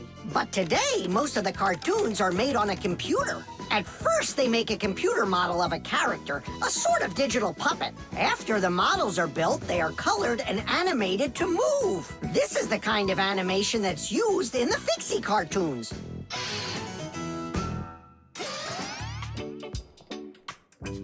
Tom Thomas, what are you doing? Are you drawing a new cartoon? Nah, I started fixing the old one, so Nolik will stop being angry. Good. Keep drawing, and I'll go and get him. Nolik! I'm not here! Nolik, forgive me. Please don't be so mad. There's a cartoon to watch. I've already seen your stupid cartoon. So what'd you do now? Put a huge bump on my head? Not a chance. I did it all over again. I'm sure you'll love it. You sure of that? All right, go ahead. Show me your cartoon. Quiet on the set, and action.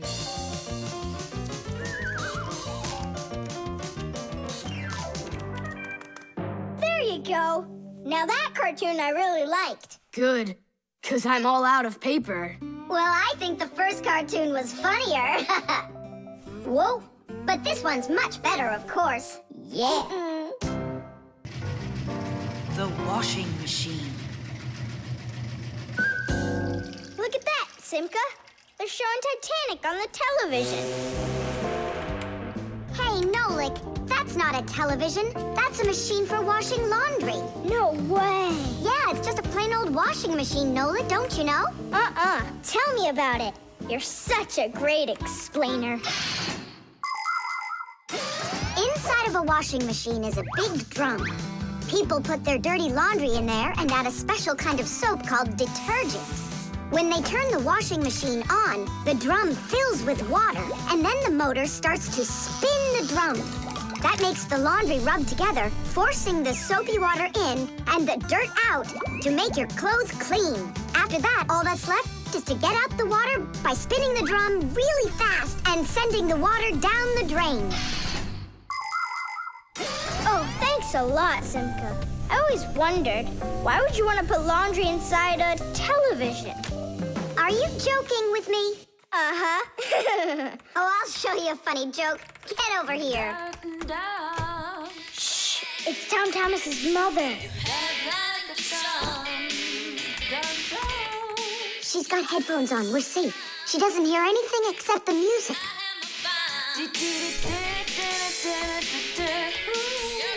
Now she'll come back, add the soap, turn on her television, and watch the second part of the movie. Again with the jokes. This time I'm really gonna let you have it. Whoa! Nolik, just do what I say. I came up with a plan. What's your plan? To run away!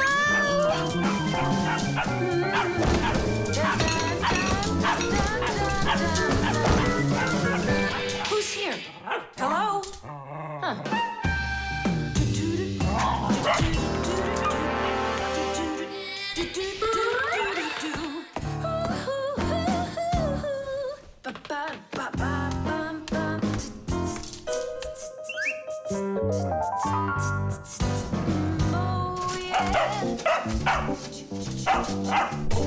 Oh, yeah.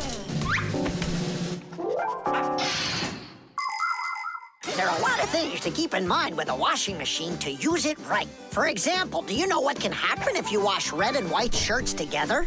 Well, the white one might just turn pink. No, it's not because it's embarrassed, but because some of the color from the red shirt happened to get onto the white one. Another important thing to remember is to empty your pockets before you wash your clothes. Things like keys, nails, and chewing gum might not only ruin your clothes, but they can destroy the washer, too. And this isn't only about little stuff. Big things like music players and mobile phones have managed to find their way into the washing machine. Oh, sure, these things look nice and clean after a good washing, but they certainly don't seem to want to work anymore. And never, ever put a pet inside of a washing machine. That's just no place for a living thing.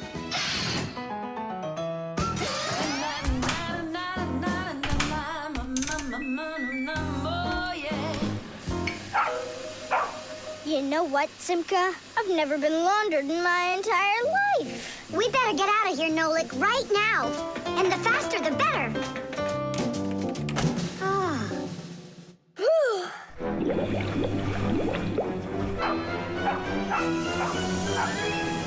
Come on, let's get going. And what about Chewsocka? What about Chewsocka? Let her get washed up a little in there. Maybe it'll make her nicer. But she could drown the poor thing.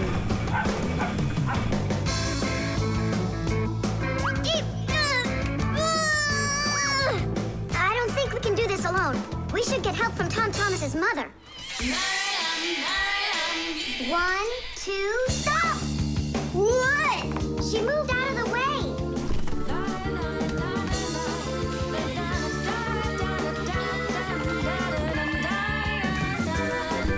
And 3. Pull it! Huh? What is that? Oh, my goodness!